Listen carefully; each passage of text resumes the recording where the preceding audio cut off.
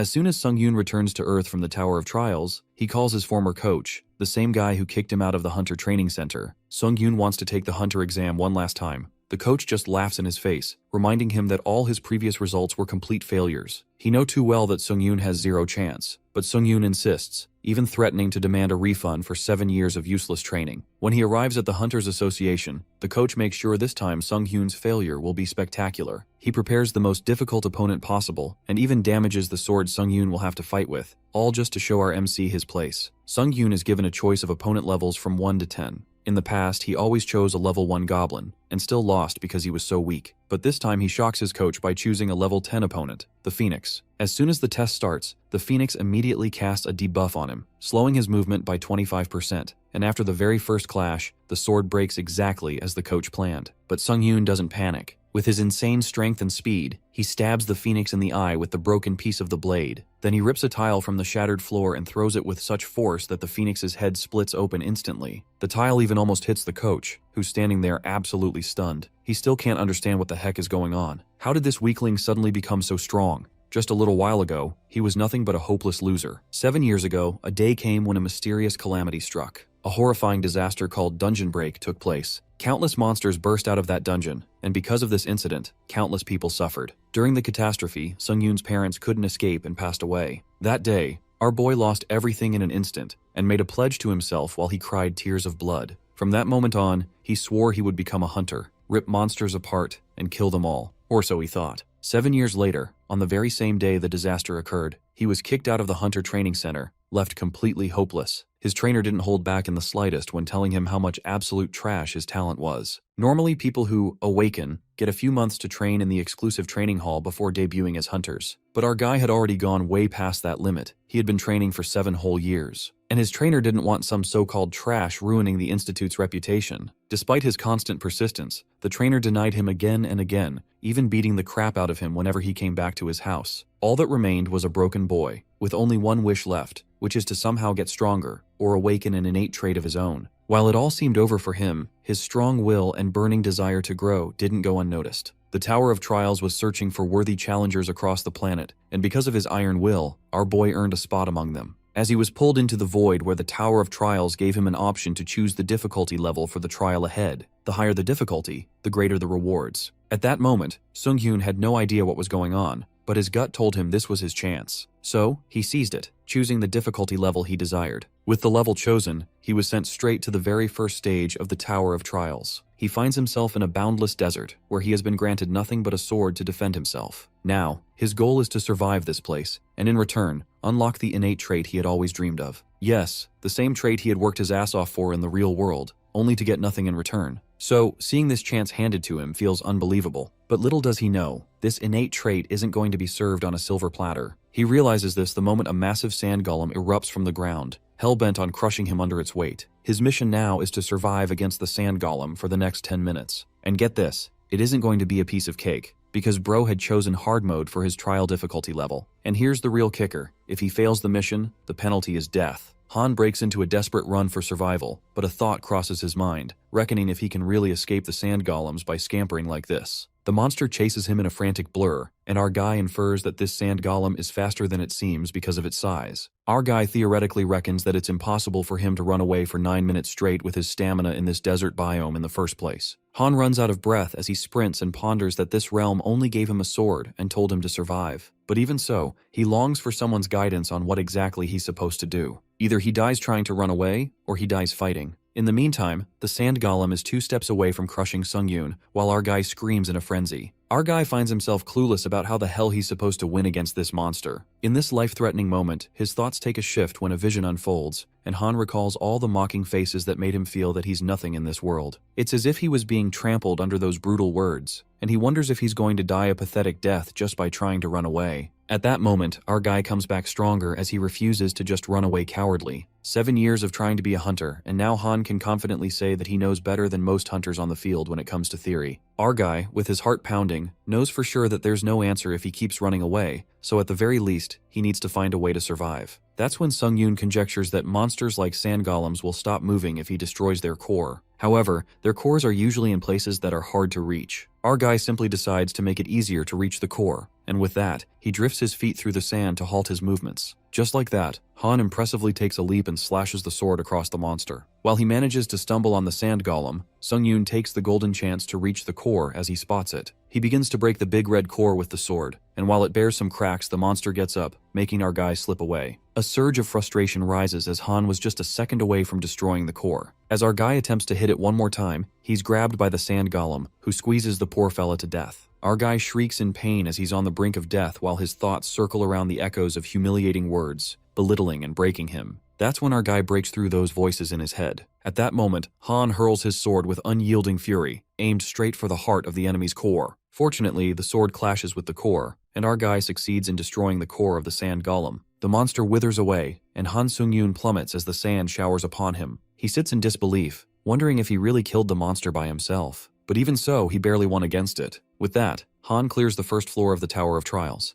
and with blood dripping from his body, he couldn't be happier that he survived. As a reward, he unlocks unique traits, obtains 1,000 points, and earns a skill, Fast Recovery, as a bonus. The rewards leave Han bewildered because it all seems so surreal. He never got a reward even after 7 years of grinding efforts. Instead, the only things that he got in return were scorn and mockery. After that, he unlocks a unique trait, and Sungyun is titled with the trait Necromancy. That's when it occurs to our guy that he can become a hunter too. But all of this is possible if he survives. Suddenly, a gust of red aura reappears, and Han notices that it's the fog where the sand golem died. It turns out that his new skill, Necromancy, gets activated, and now he can choose to absorb the sand golem's spirit. Our guy processes that this black fog is his unique trait. Nonetheless, he decides to absorb the monster's spirit, and the fog violently hurtles towards Han, making him scared. Han absorbs the spirit of the sand golem, which increases his efficiency by 7%. Strangely, that red orb of energy gets engulfed into our boy's body, making him freak out. Since our guy can feel the spirit inside him, he comes to realize that he can store it if he absorbs it. Han uses the spirit energy to increase his stats permanently and feels a surge of energy filling his body. This makes our guy barely able to process the miracle unfolding before him, since his stats have really increased, because never once in 7 years was he able to raise his stats. But now, Sungyun is finally able to raise his stats permanently with the help of this unique necromancy trait. A wave of stunned joy washes over him when he realizes that he can become a hunter now if he returns to the real world with this skill. Shortly after that, the system informs Han to move to the waiting room. The moment our guy enters the portal, he collapses since he lost too much blood, and his injuries get worse than he thought. Suddenly, a green gust surrounds Sungyun,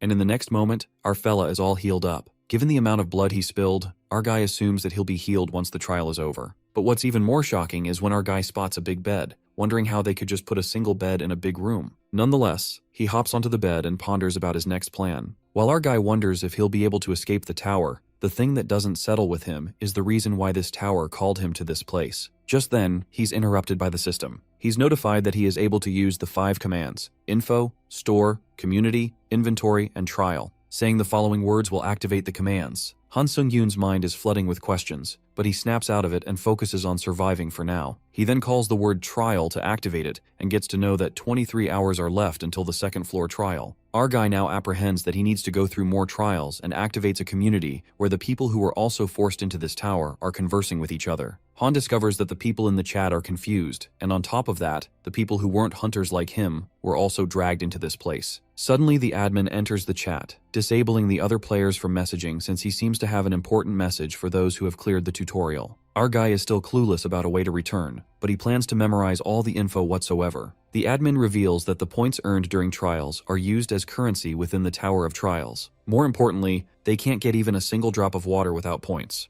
Lastly, the only way to earn points is through trials. While this sounds like a true survival game, Han learns that he needs to do everything he can to get used to the rules within the tower. Otherwise, he dies. The fact that he can't even get water without points means that, in order to earn points, he needs to keep clearing the trials. With that, the admin exits the chat after giving a shocker, and Sungyun feels disgruntled since he thought he'd return and be a hunter, but he's snapped by reality. Our guy then peeks at the longsword and opens the store since this weapon isn't enough to survive. After getting a new weapon, Han starts training while contemplating that all the hunters lost their stats when they entered the tower, but he assumes that it should be easier to learn skills that they've learned before. For this reason, our guy can't seem to forget that he's not on the same starting line as them, who are already hunters. Han gets pumped up as he trains with all his might just so that he can catch up to them. The fire of hard work eventually drains him out as he collapses on the floor, panting. but in a second, all of his energy is restored. Thanks to the healing effect of the waiting room, he can train effortlessly. Just as our guy feels inspired to train for the next trial, his stomach rumbles with hunger. Our guy then scrolls up to the inventory to get something to eat and is only left with 40 points for buying water and stuff. He feels lucky to get those additional points, or else he wouldn't have even dreamt of getting a shield. It appears to be 17 minutes until the next trial begins, and Han realizes that even the chat that was confused is quiet now that it's time to clear the second floor. But a hint of doubt lingers in Sung-yoon's mind as he's uncertain if he will survive again or not. He shakes off that feeling and gets adamant to survive no matter what. Just like that, the trial starts in 10 seconds, and our guy gets teleported to the second floor of the tower, which turns out to be a forest this time. The subject of this trial is to assassinate the orc tribe leader within a given time limit. Our guy finds himself standing on a cliff where he can clearly sight the orc village. A strike of terror runs through him when he witnesses a tribe of giant orcs. But what terrifies him more is that they want him to jump into the swarm of orcs and defeat the tribe leader. After that, Han Sung-yoon musters up the courage as he trudges down and hides in the bushes to watch over the orcs. Normally in dungeons, if there's a guard amongst the orc tribe, then there's also a hunter. Our guy finds it difficult to even win against one orc hunter, but the problem is,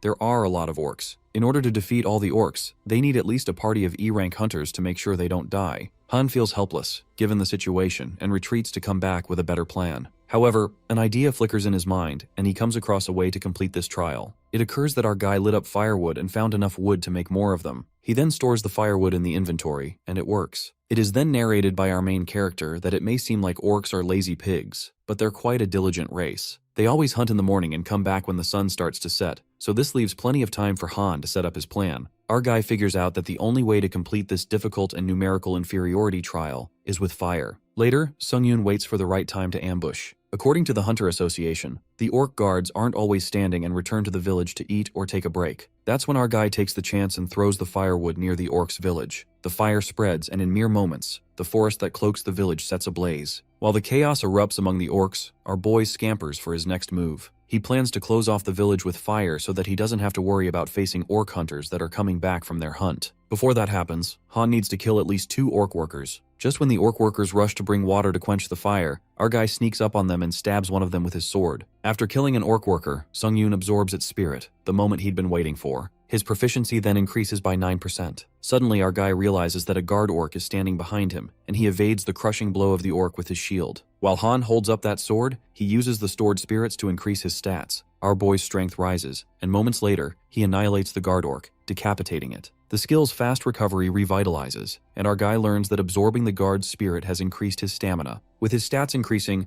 Sung-yoon feels confident, because if this continues, the danger of fighting a guard will go down significantly. The determination is apparent, and our boy reckons that there are 3 orc workers, 1 guard, and an old clan head. Our boy knows for sure that if he manages to take down the guard, then he'll have no problem defeating the old clan head. On top of that, Han feels high-spirited after absorbing the guard spirit since wiping out the workers isn't threatening at all. Just like that, our guy attacks the orcs, and after killing the workers, he notices that the guard orc has separated from the clan head, which means it has given up on guarding it. Simply put, this guard orc is the last obstacle he needs to overcome. Our guy slashes through the monsters, tearing them apart, and after killing most of them, he's left with the guard. Suddenly, the clan head creates a fire attack and strikes Sung-yoon. The blaze tears through the air, wild and unstoppable, but Han's shield saves him from the flames that could burn him to a crisp. That fire is stopped by the shield while the head orc is relieved that he's finished off the perpetrator. Promptly, the dust settles, and our guy appears alive with his clothes burnt and his shield bearing marks. It turns out that Han accomplishes an achievement to endure the fire, and with that, the skill fire resistance is created. With his new iconic skill, these orcs are now dead meat as anger flashes across Han's eyes, ready to assassinate them. Our guy confronts the head clan and mercilessly chops off both of its hands. The orc screams in agony as the blood spills, and it immediately runs inside the tent. Just then, Han Sung-yoon walks in and witnesses a sight that leaves him staggered. He finds the head orc protecting its children, who are scared to death, making Han realize that these monsters also value their family. The sight triggers a memory when our guy recalls how his parents shouted at him to run away and survive when they were attacked by the monsters. They protected him and died. After that, the little orc pulls out a knife to attack Han, but our guy thinks it's so stupid and bangs his sword's end on the head of the orc. Sung-yoon presumes that even if he becomes a ghost, he'll make sure to cut the monster's bloodlines. Just like that, our guy assassinates the leader of the orcs and completes the second floor of the Tower of Trials. In the waiting room, Han Sung-yoon's shield can't be used anymore because of the damages it endured, but thanks to this, our guy made it out alive. This time it was a close call. and our guy opens the chat to check up on others. However, he learns that most of the members have died. While Han thinks it's brutal, suddenly his eyes snap in shock when he stumbles upon a member's message that says he found a way to return to Earth with his question voucher. Our guy is totally taken aback and activates information, one of the 5 commands. It occurs that Han can use a question voucher to get a reply from the moderator, and each time he enters a new floor, he'll get a question voucher. It is revealed to us that by sharing the information they've found through the question vouchers, the chat room's atmosphere has naturally turned into a place to share what they found. This is the main point of the chat room. The crucial part of info is that there's a temporary return stone for sale that one can use to return to Earth for a couple of days when they complete the 5th floor. Furthermore, there's also info beyond the 7th floor.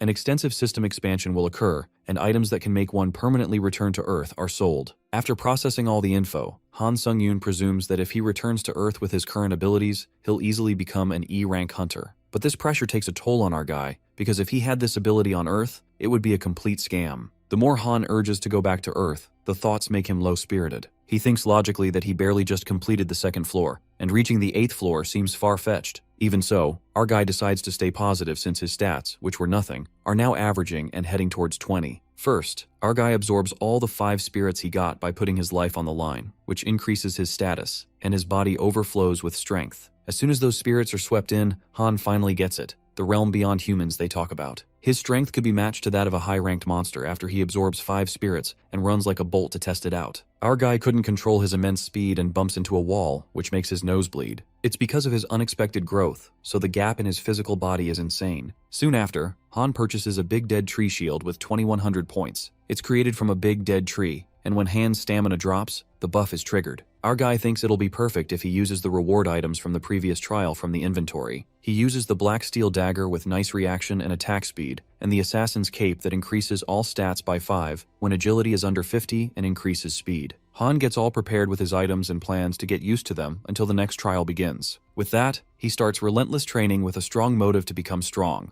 enough that no one can approach him. Hours later, Sung-yoon enters the 3rd floor of the tower, and the subject of this trial is a duel. Our guy finds himself in a cave and gets notified that the Guardian of Darkness is about to enter. Han braces himself since, like the sand golem, that monster can come from any direction, so better be prepared. The timer ends, and the Guardian of Darkness emerges from the shadows. Even our guy can't sense a single movement of that monster. To our surprise, that monster catches Han off guard when it ambushes him and stabs him in a split second. The Guardian of Darkness appears more dangerous than expected as it smirks while our guy groans in pain, disoriented by the sudden occurrence. He's then instructed to defeat the Guardian of Darkness, the doppelganger, who moves like Han's shadow. Han Sung-yoon struggles to defeat the Guardian of Darkness and activates his skill, Fast Recovery. Our guy realizes his spine would have been cut if he hadn't moved, but then he notices something. Sung-yoon observes the position of his opponent, which is the same as his, and notices the doppelganger is copying his moves. Our guy decides to figure it out by clashing with it once, and succeeds in attacking him, but then he learns that it can use a healing skill. In an instant, the Guardian of Darkness leaps onto our guy with the exact same moves Sung-yoon pulled off earlier. Han grasps the situation quickly and decides to use his own skills to take his enemy down, but is left stunned when it attacks him, and somehow, the doppelganger manages to grow stronger in a short time. Han Sung-yoon uses the assassin's cape,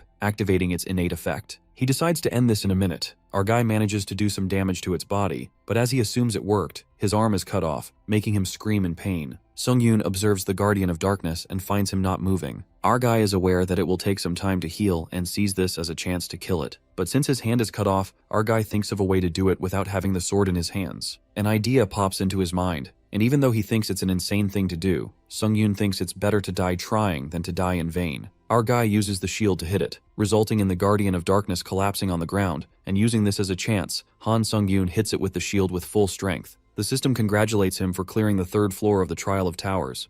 Upon entering the 4th floor's waiting room, Han Sung-yoon has been healed of all debuffs and injuries. As he tests it out on a wall, he's glad he healed perfectly and ponders about the spirit of doppelganger he earned in the cave after clearing the 3rd floor trial. He believes that the spirit is incomparable to the other monsters he faced. Meanwhile, the system notifies him that his trait, necromancy, has reached 100% proficiency. With his rank being improved by 1, Sung-yoon reaches necromancy level E and finds out he can absorb their skills. In addition to that, our guy now also has an additional effect from which he can randomly obtain one of the awakened skills of the spirit when absorbing the spirit of death. Our guy realizes that's how he managed to obtain fast recovery after experiencing near death. being well aware that skills aren't easy to get. Not expecting to have a broken trait like this, Han Sung-yoon decides to test his fate. With that, he enters the community of the 4th floor and feels at home, waiting in the lobby. As our guy is about to swipe the screen, he sees the information given about the next trial, which is an integrated trial in which they would have to work as a party. Sung-yoon sees the comment of one of the competitors, stating that the competition among the hunters would mean killing each other, leaving our guy stunned.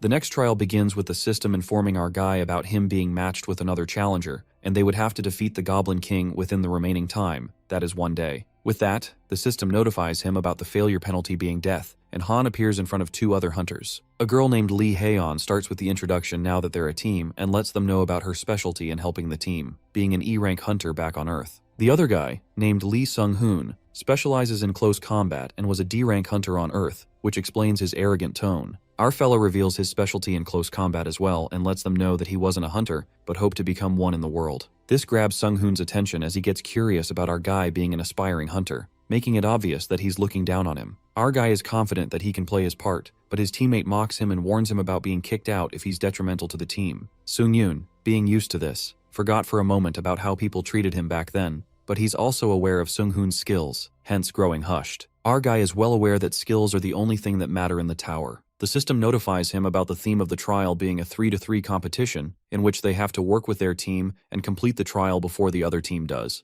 And with that, the doors of the castle open. Lee struggles to take down the goblins, wondering how the hell they're moving in such an organized way, and calls out the newbie, who's our guy, yelling at him to fight. While our guy complains about him not even paying attention to his surroundings, Lee Haeon announces to help him after she's done with her spell, but is interrupted when Sung-hoon screams at her, ordering her to buff him right now. She reveals her supportive spells are all used up, not knowing what to do when Sung-yoon steps in and informs her that he is going to help his teammate since he needs his help. Haeon tries to stop our guy but fails, concerned about who's going to watch her back, and as she turns around, she is left speechless to witness all the goblins dead. Sung-hoon loses his cool as he fails to defeat the goblins and blames the newbie for his failure. He's about to get hit when someone appears in front of him and kills the goblin. Turns out, it's Han Sung-yoon, who orders him to stay back since he's just getting in his way as his aura now changes completely. Defeating all the goblins, he slices them like butter and accomplishes the title of a goblin hunter. Our guy pulls an Uno reverse on that big guy and says that he's a fucking bother right now. With that, Han Sung-yoon goes like the clappers and slices the goblins into pieces. Lee Sung-hoon's jaw drops when he astonishingly stares at Han cutting through the enemy like a phantom wind. The spirits of goblins linger, and our boy senses that they can't see his unique trait, sword energy, so he can easily absorb them. He then absorbs the souls and increases his stats. Sung-yoon also gets to know that one of the skills possessed by goblins is also being absorbed. That skill turns out to be a ranger's knowledge that can widen his field of view, and it'll be easier to see approaching enemies. At that moment, our guy experiences the sight of a goblin and smirks, knowing that he has hit a jackpot. The team meets up, and that incompetent bastard Lee approaches Han and says that the newbie got lucky going against the weak goblins. The guy laughs nervously to hide his scary ass. Our guy cuts to the case and announces that he'll lead and give commands from now on for the party's better efficiency. Han humbles the D-rank bastard with his death glare real quick and asks Lee if he's got a problem. Lee obediently agrees and asks what's there to do besides that. Sung-yoon then orders him to protect the girl hunter Lee Haeon and instructs that girl to continue guiding them from the back. Haeon gladly agrees, and they resume their search. Just like that, our hero flashes through the battlefield and slaughters the goblins. He keeps absorbing the souls of dead goblins, which repeatedly increases his proficiency. It is known that 14 hours are left till the 3rd trial ends. Later, the team keeps walking when Lee Haeon gets suspicious since goblins appear periodically, but now it's strangely quiet. Suddenly, Han witnesses something and scampers towards it.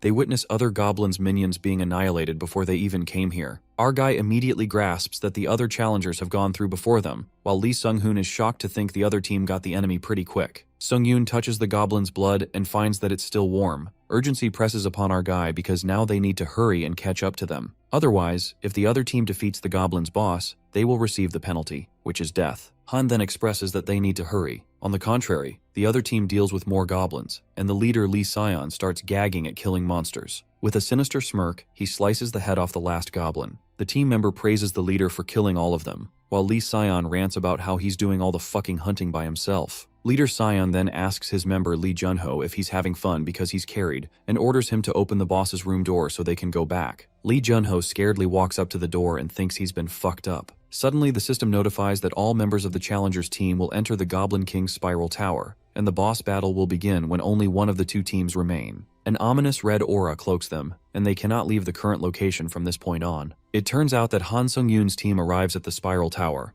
Witnessing that the other team is alive as well, Lee Seon finds it annoying, while our guy informs his team members that he'll fight against them alone. Our fella asks Lee Haeun to give him only an agility buff, but the girl hunter raises her concern since she knows that Sung-yoon is strong. She saw his strength with her own eyes, but still, hunters might be more frightening than monsters. Han understands and agrees to let her know if it gets dangerous. He plans to leave the backup to Haeun if that happens. After the girl increases his agility, our guy strides towards the enemy. Well, our main character is giving Assassin's Creed vibes. He's so cool. As he's walking, Sung-yoon presumes that he's better than an average hunter and has killed more than 30 goblins. While Lee Sion's team braces themselves, our guy flashes towards his opponent, certain that he can do it. Our guy exudes a fierce aura that even scares the shit out of Lee Sion, who hides behind his member Lee Junho like a coward and commands him to use his shield with all his power. Just then, Junho activates an open shield, and a protective barrier enfolds them. However, Han, with his awe-striking strength, iconically breaks through that barrier with his sword, bursting it open. While the other team is bombarded with the shattered barrier, our guy takes this chance and slashes through two of the guys at once. Now he's left to fight against Lee Sion. A few moments later, the battle continues. Sung-yoon and Sion keep evading the blows and striking each other. As their swords clash, our guy senses something peculiar. Han knows for sure that he's more skilled than Sion, but this guy keeps blocking his strikes in a strange manner. Our guy then plans to use more of his strength to find the mystery behind this and ambushes Sion, attacking from behind to finish him off. However, in a surprising turn of events, that guy senses Han's ambush as if he had eyes on the back when he incredibly dodges the strike with his sword. That's when our guy notices Sion's glowing red eyes and gets to know that he can see the path of his sword. But Sung-yoon comes up with a mind-boggling plan when he throws his shield towards Sion to block his vision so that he can no longer use his skill. Sion's vision gets jammed by the shield, followed up by Han, who attacks him as soon as his vision is clear. However, in that split second, our guy stabs Lee Sion and kills him. With that, our guy accomplishes a special task with additional rewards. After our guy brutally kills the challengers, Haeun notices Han's hand quivering as blood drips from it, and she asks him if he's okay. Gloominess overtakes Sung-yoon's face, but he responds that he's fine. Lee Haeun apprehends that our guy must have been shocked since he killed a human. After all, she thought he'd be cold and strong. Nonetheless, with no time to grieve, Han plans to proceed with the boss fight straight away and asks Haeun and Lee Sung-hoon, who are also ready to do the same. In the meantime, our guy gets done defeating the trial's goal, the Goblin King, like it's a cinch, leaving Lee to believe that he's a monster. After that, they complete the trial of the 4th floor, and as a reward for completion, all of their stats increase by 4, followed by an instant acceleration skill as a bonus reward. Lee Sung-hoon moves to the lobby first, and while our guy wishes Haeun a safe return, she says something in return. The girl hunter oversteps and affirms to our guy that he only did what he needed to do, referring to killing humans. She lets out that it was something someone had to do, and if Sung-yoon wouldn't have done it, she would have, for the means of survival. Our guy smiles upon hearing this, and Haeun sends him a friend request. The girl thanks Han since they won the 4th trial because of him, but finds it a little upsetting since she didn't get any rewards. Haeun blushes and asks our guy to look for her when he returns to Earth later, adding that she's from the White Silver Guild. With that, the girl leaves and our guy turns red. Since he's left alone, our guy is left to make a decision on whether he's going to absorb the human souls or not. Our guy narrates that when he first found out he could do this, he put it off because he knew that if he did it, then he would have crossed a line and couldn't go back. A smirk spreads across his face, reeking of malice, and that's when he makes up his mind. Han thinks rationally and concludes that he'll get stronger. He won't kill people to achieve that unless the situation demands him to do it. Han proceeds to absorb the human soul, driven by a fierce motive. It occurs that Sung-yoon's dream of becoming a hunter brought up his other internal desires. The Tower of Trials gave him a chance, so there's no way our guy is letting this chance slip away. Our guy has his burning desire to keep progressing through this tower. After that, Han enters the lobby of the 5th floor where the system expands. Trial totalization has been created, a system that will grade every challenger's rank. The system asks our guy to enter a username, and he goes with the Hunter. In the challenger's rank panel, the first 5 positions are held by SS rank hunters. Our guy finds it intrusive and wonders if he's also in the rankings. He scrolls up and surprisingly comes across his username that's ranked 16th. Sung-yoon is taken aback by his rank since it's a lot higher than he expected. The system, on the other hand, elaborates that the challengers in the top 50 will be called pioneers. They will obtain benefits on the 8th floor, and if these players remain pioneers until the 8th floor, they will obtain a privilege called Yahello. Han wonders if this is some sort of skill and knows that he'll figure out what happens when he gets to it. our guy absorbs the 3 human souls, and as the energy is howling, Sungyun feels like he's really surpassed the limits of a human. Later, Han purchases a return stone that can be used to return where he came from for 3 days. Our guy then decides to test it and see if he can bring equipment with him. Using the stone, Han returns back to Earth, and his powers are now on a whole other level. Player Han's wish to return to Earth gets accepted, and after consuming the return stone, our guy returns to Earth as he plummets into a portal. Our boy comes back to his residence, and he has to return to the Tower of Trials in 3 days. Moments later, Sungyun opens his eyes and finds himself in his room. He's left surprised and admits that he's really home. Before anything else, our guy prioritizes his sleep because, comparing this bed to the waiting room, it's heaven. But then a pungent stench crawls up his nose, and Han realizes that he stinks real bad and needs to wash up. As he gets up, our guy discovers the weapons from the tower he brought just in case, and it turns out that bringing weapons from the tower back to Earth really works, which means the other players can also bring their items back to Earth. Our guy then decides to move quickly since he's got a lot of things to do within 3 days. It is then revealed to us that when people start returning to Earth, items will also become plentiful, and the price for the hunter supplies could plummet. Sungyun presumes that he needs to sell the dagger before the price drops, and peeking at his notes, he remembers he originally wanted to apply for a hunter exam test and take the exam when he next returned to Earth. It appears he's going to be busier than he thought. In the center, the director of the White Lotus Hunter Training Center, Hwang Manhwa, receives a call from our guy Han Sungyun. Han makes the director recall who he is, and there's no way Manhwa would have forgotten him. Manhwa urges to send the membership fees online to Han, but our guy refuses since he doesn't need a refund. While the director corroborates if he can keep the fee, our guy asks him a favor in return. Hwang doesn't permit him to use the training center for practice, but Sungyun cuts to the chase and asks assistance in taking the hunter exam. Director Hwang remembers that Han failed the test last time and tells our guy not to forget his overall ability results. It was rank F, the lowest possible score. Hwang mocks our guy for not having any traits or skills, but Sungyun intrigues his interest by saying that he would pay the membership fee. Well, the director seems speechless since our guy agrees to pay the money, so he doesn't have any intention of refusing. With that, Sungyun closes the deal and requests Manhwa to help him take the hunter exam today. Later, our guy takes a bath and sees himself in the mirror. His body seems to be in shape now that he's progressed a bit, but Han yanks out of thoughts as he flatters his body since the hunter test has been scheduled for later, so he better hurry. Just like that, Sungyun barges out of the apartment, contemplating the ordinary life he always longed for without any humiliation and complexes,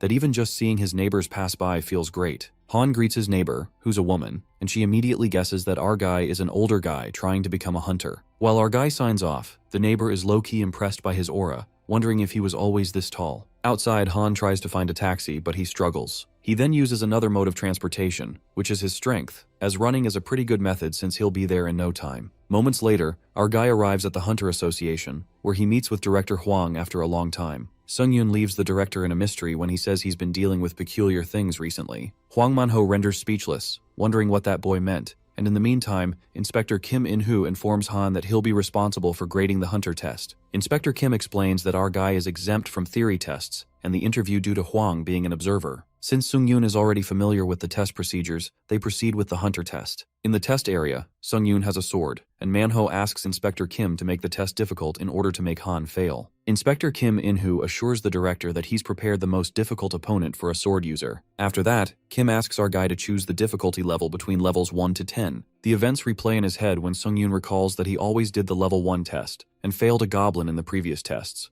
only because he was weak. Meanwhile, Director Hwang is certain that Han's going to choose one. Things take a drastic turn when our fella chooses level 10 for difficulty, making Hwang's eyes snap in shock, and he calls him a crazy bastard. Soon after, the hunter test begins, and Sungyun is put to hunt down the phoenix. As soon as the phoenix roars, Han's movement decreases by 25% due to the ability Predator's Roar. That's when Han also notices that his sword bears cracks, and shortly, we get to know that bastard Hwang Manhwa messed up with his weapon to make sure our guy fails this test. While Hwang is certain that this bastard Han could never win the test, he brutally wants to show Sungyun when he doesn't know his place and starts acting out. On the contrary, Sungyun confronts the phoenix, who seems to be soaring his way while he stands stiff. The next scene begins with Director Hwang's point of view, where it is revealed to us that he passed the hunter exam. When he first became a hunter, he felt like he was the best, gushing with pride and joy. However, the gap between his colleagues gradually started to grow, and in the end, he couldn't catch up, so he gave up. In the world of hunters, being born with talent is everything. At least that's how the world works. Hwang Manhwa accepted this harsh reality and stopped working hard. He justifies that it's not just him, everyone does that. The director urges to see Han Sung-yoon's downfall and wants him to give up because he feels inferior to someone who's persistent and works hard.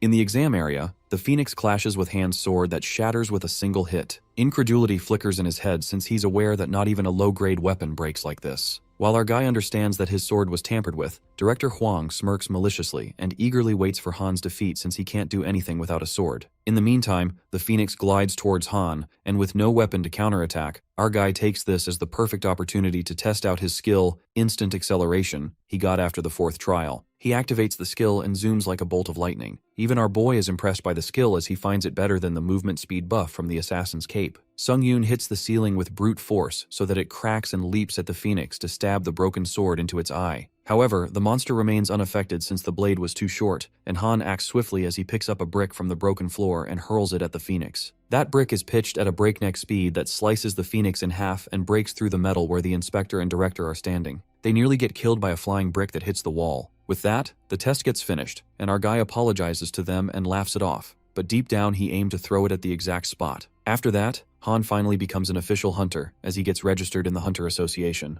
Now that he's a hunter, our boy can enter a dungeon and sell items as well. On the contrary, Director Hwang is boiling with rage as he asks Inspector Kim to explain the recent occurrence, not to mention that he also asked Kim to fail Han in 10 seconds. The inspector finds it funny and affirms they did the best they could. As per Hwang's request, with Han's abilities, they made the test so he couldn't pass. That bastard director persuades Kim In-hoo to at least lower his rank to A. I mean, the director is such a dumb fuck. Bro got mad at our protagonist just because he worked harder and didn't end up like him. Nonetheless, the inspector couldn't lower it anymore since Sung-yoon killed a monster in a test that would at least set him at D rank in freaking 10 seconds. While that sounds jaw-dropping, Inspector Kim clarifies that if he gave Sung-yoon a D rank, he would have gotten a complaint from the association. As Hwang Manho is utterly jealous of Sung-yoon, he forces Kim to change the rank whatsoever when shortly, our guy enters the room, flaunting his hunter's license. Inspector Kim congratulates Han, who walks up to the director and asks if something happened because he doesn't look well. The director nervously wishes him and addresses him as Hunter Sung-yoon. It appears that Han Sung-yoon is here to seek retaliation for all the times he's been humiliated by the director's words. Tension crackles in the air when our guy breaks the ice and reminds Director Hwang that he was a C rank before he retired. The director asks where this conversation is headed while Sung-yoon makes Manho remember how he called him a failure the other time. Abruptly, Hwang loses his shit when he runs to smack Han, and it turns out our guy's provocation worked well as expected. With that, Han effortlessly evades the punch coming from the director, and as a counteract, our guy smacks Hwang straight in the gut, calling it self-defense. Han ends it with an iconic slap across the director's face since this was the payback. Hwang got his ass kicked real bad as he bleeds, but he's more stunned to think how a mere C rank can have this much power. After that, Inspector Kim offers Sung-yoon to be an exclusive hunter for the Hunters Association. Kim In-hoo informs Han that the salary is a minimum of 1 million won, persuading that it's an offer that he won't be losing in the end. Our guy is shocked at how high the salary is, and Kim justifies it's because they saw Hunter Sung-yoon's potential. At that moment, Han humbles Director Kim real quick when he discovers that he meddled with the test difficulty, leaving the director staggered. Despite that, our guy assures Kim that he won't make a problem out of it, but he clears up that he can't be in a contract with someone he can't trust. Just like that, Han Sung-yoon dramatically tosses Kim In-hoo's card and walks away. 2 days later, in the real world, the rumors about the strange phenomenon, Tower of Trials, spread quickly where hunters have been summoned. Our guy learns that everyone knows about the Tower of Trials. Plus, Han sold the equipment at a decent price and used the 3 days productively. Now that it's almost time, Han will soon return to the Tower of Trials. With that, our guy gets teleported to the tower and is thrilled to feel the pleasure of being able to grow again. Our guy smirks and thinks he'll be busy when he returns. Eventually, Han is back at the tower, and as expected, he is able to use his items freely both in the tower and in the real world. The items brought back from Earth, Han put these in the inventory. Without cutting off some slack, our boy gets warmed up and prepares for the 5th floor trial. Just then, Sung-yoon is welcomed by an achievement known as the First Returner, and the skill Eyes of Truth is created. The skill Eyes of Truth gets activated, exuding purple aura, and using this magic power allows him to view the details of anything, even determine the truth of a person's words. Our fella strikes it rich with this skill as he realizes that not only can he view the details behind items, but also determine if someone's lying. Han calls it unexpected luck. After that, our boy purchases a thunder sword and a secretive hunter's shield at a heavy cost. Although it's expensive, Sung-yoon looks for the good sword's bonus effects, which is when he hits the opponent, they will have a 10% chance of being paralyzed. Sounds like a nice prerogative. He then gets ready for the 5th floor trial since it's been a while. Han enters the 5th floor of the Tower of Trials, and the title of the trial is Hunt, with the remaining time of 1 day. The condition to win the trial is to defeat the wolf person, the boss of the Wolf Gorge, and the penalty of failure is the player's death. Sung-yoon arrives at the 5th floor and is amused to see that he's surrounded by a herd of wolves. Our guy goes in for a feast and starts slashing the monsters, but he feels that they're too weak. Suddenly, a wolf bangs into something big, and it turns out to be giant wolves 10 times bigger than an ordinary wolf. The giant white wolf roars and devours the little wolf, ripping it into pieces. That's when Han feels thrilled, since this is how a trial of towers should be like. With that, the white wolves leap towards our guy, and now that the situation has become fun, he incredibly slashes the monsters with his thunder sword like a freaking maniac. Even our guy thinks he's gradually becoming insane, given how strong he's become. After Han effortlessly wipes out the wolf monsters, his skill Hunter Dagger and Fast Recovery rise to E and D rank. But our guy presumes that the Hunter Dagger skill he got on the 3rd floor is growing slowly, and thinks of getting a new sword skill. He then lets the wolves attack him, and eventually annihilates them all. With this, Sung-yoon's 3rd hunt is over, and he infers that the sword paralysis effect didn't happen as much as he thought it would. He then starts absorbing the souls of plenty of dead wolves, increasing his proficiency to 16%. Our guy is surprised to see his necromancy skills proficiency increasing nicely, and if he keeps at it, he might be able to grow his unique trait. He then moves forth and senses that he's getting closer to the center of the Wolf Gorge. As he goes deeper, our guy witnesses brutally annihilated white wolves, which makes him wonder if there was a territory fight. But analyzing their injuries, Han supposes they were made by a sword, which means these monsters were killed by someone insanely powerful. He also notices traces carved on walls, and to unravel the truth, our fella activates the skill Eyes of Truth, and learns that these are traces of D-rank aura, made from a very proficient aura which created a clean slice in the wall. However, Han is still baffled since there are many things he's unaware of. Our boy finds it a little unsettling as the ominous aura creeps in, and suddenly, Sung-yoon senses that energy is close by and runs after it. He dashes with full speed to catch up with it, and what he witnesses there leaves him totally astounded. It appears that someone mysterious is fighting the Wolf Gorge. Eventually, that creature defeats the wolf person, hence the passing conditions of the trials have been met. That's when the system analyzes the cause, and Sung-yoon gets to know that an intruder has been detected in his trial. The trial's goal gets modified, and our guy is given a new command to kill the interdimensional intruder. Han now confronts an intruder who's an armor knight that came from the other dimension. Our guy takes a little time to process this, and realizes that the Tower of Trials exists in other dimensions as well. Sung-yoon is left in disbelief by the strange occurrence and wonders what's going on. Unexpectedly, that armor knight speaks to our player in a mocking tone, amused that he's still alive, for a measly barbaric challenger from another dimension. The armor knight assumes that it's because Han Sung-yoon is the owner of the trial and demands an answer from our guy. The knight calls him a barbarian and thinks he's scared of the horror of death. Upon hearing this, our guy smirks nervously as he's a bit scared and presumes that this armor guy is not normal. Sung-yoon did not consider the possibility that an intruder might try to steal his trial objective, but he's relieved that he didn't fail the trial immediately. Meanwhile, the armored intruder thinks that Han's sheer terror has robbed him of his wits and decides to let his sword do the talking. With that, our guy braces himself as the fight is about to begin. As the armored player runs forth to attack Sung-yoon, our guy hurls the dead wolf in his way. While the intruder gets distracted as it slashes the wolf, Han seizes the chance to ambush and goes for the attack. However, our guy fails miserably when his thunder sword doesn't penetrate that player's heavy armor. Our dude's futile attempt to cut through the armor and cleave it in half is left undone as he discovers that's not how it's gonna be. At that moment, the intruder's sword unleashes a dark aura, and as soon as it strikes Sung-yoon, he drifts away with brute force. Our guy gets smashed into the ground to the point that one of his wrists gets twisted. Han's arm bleeds, and the armored player is impressed that his aura is blocked. But still, that arm of his is more useless than if he had severed it entirely. That's when our guy gets worked up and frantically asks the intruder who he is, since no one mentioned anything like this to him. The armored player steps forward, and is not surprised that the primitive ape is ignorant of trial invasion. It's just as he suspected, referring to Sung-yoon. With a broken arm, our guy is now utterly helpless, and questions the intruder why the hell he had to invade his trial. The intruder states that lamentations will not avail him. This is simply the way of the tower. He decides to grant mercy to Han Sung-yoon for a swift end to his suffering. Just as the knight aims his sword at Han, our guy hysterically stops him and asks him to reveal what trial invasion is. The intruder sees no harm in it, seeing as Han's death is inevitable. The armored knight reveals that trial invasions are one of the functions added to the system from level 8 onward. A player may purchase a trial invasion token at the store to interfere in another challenger's trial. That's how the armored guy invaded our fella's trial. Sung-yoon seems to be flooding with questions, and asks the knight to elaborate on what he meant by saying this dimension is more primitive than theirs. Our guy conjectures that the intruder player is from another world, and the armored guy agrees with it. Suddenly, our boy rises and activates his skill Eyes of Truth to see if this intruder is lying or not.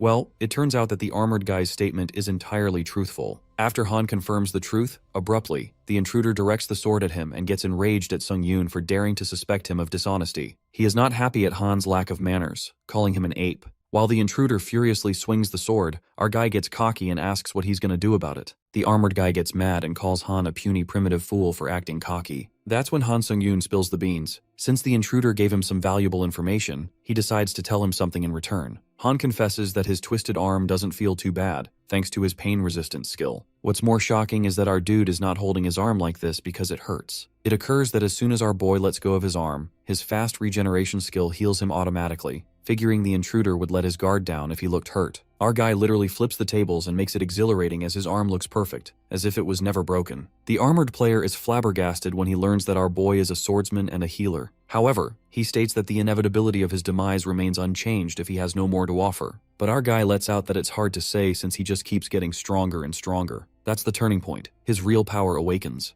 Han Sung-yoon's power shines through when he uses all the dead souls in possession to increase his stats. The energy overflows, and his strength drastically increases. Han keeps intriguing the armored guy, who learns that our guy is also capable of strengthening himself. At that moment, things get serious when our guy activates item skill using the assassin's cloak, instant acceleration, which increases his movement speed by 15%. This leaves the intruder in absolute shambles when he wonders how a freaking level 5 player can possess so many skills, calling it nonsense. With that, Sung-yoon fights with the armored guy as their swords keep clanking. The fight seems intense as none of them back down easily. However, the intruder player meets a stumbling block since the difference in dimensions is limiting his true stats. Our guy witnesses that the armored guy is using his dark aura again, and he dodges the sword strike from an inch as it nearly hits Han. The intruder makes an insanely strong comeback as he dashes with crazy speed, while our guy senses that this aura skill is a high-level ability that could do some serious damage. But luckily, Sung-yoon's stats are certainly higher than his now, and he knows he can avoid any killing blows. But the problem is that damn armor on his sword.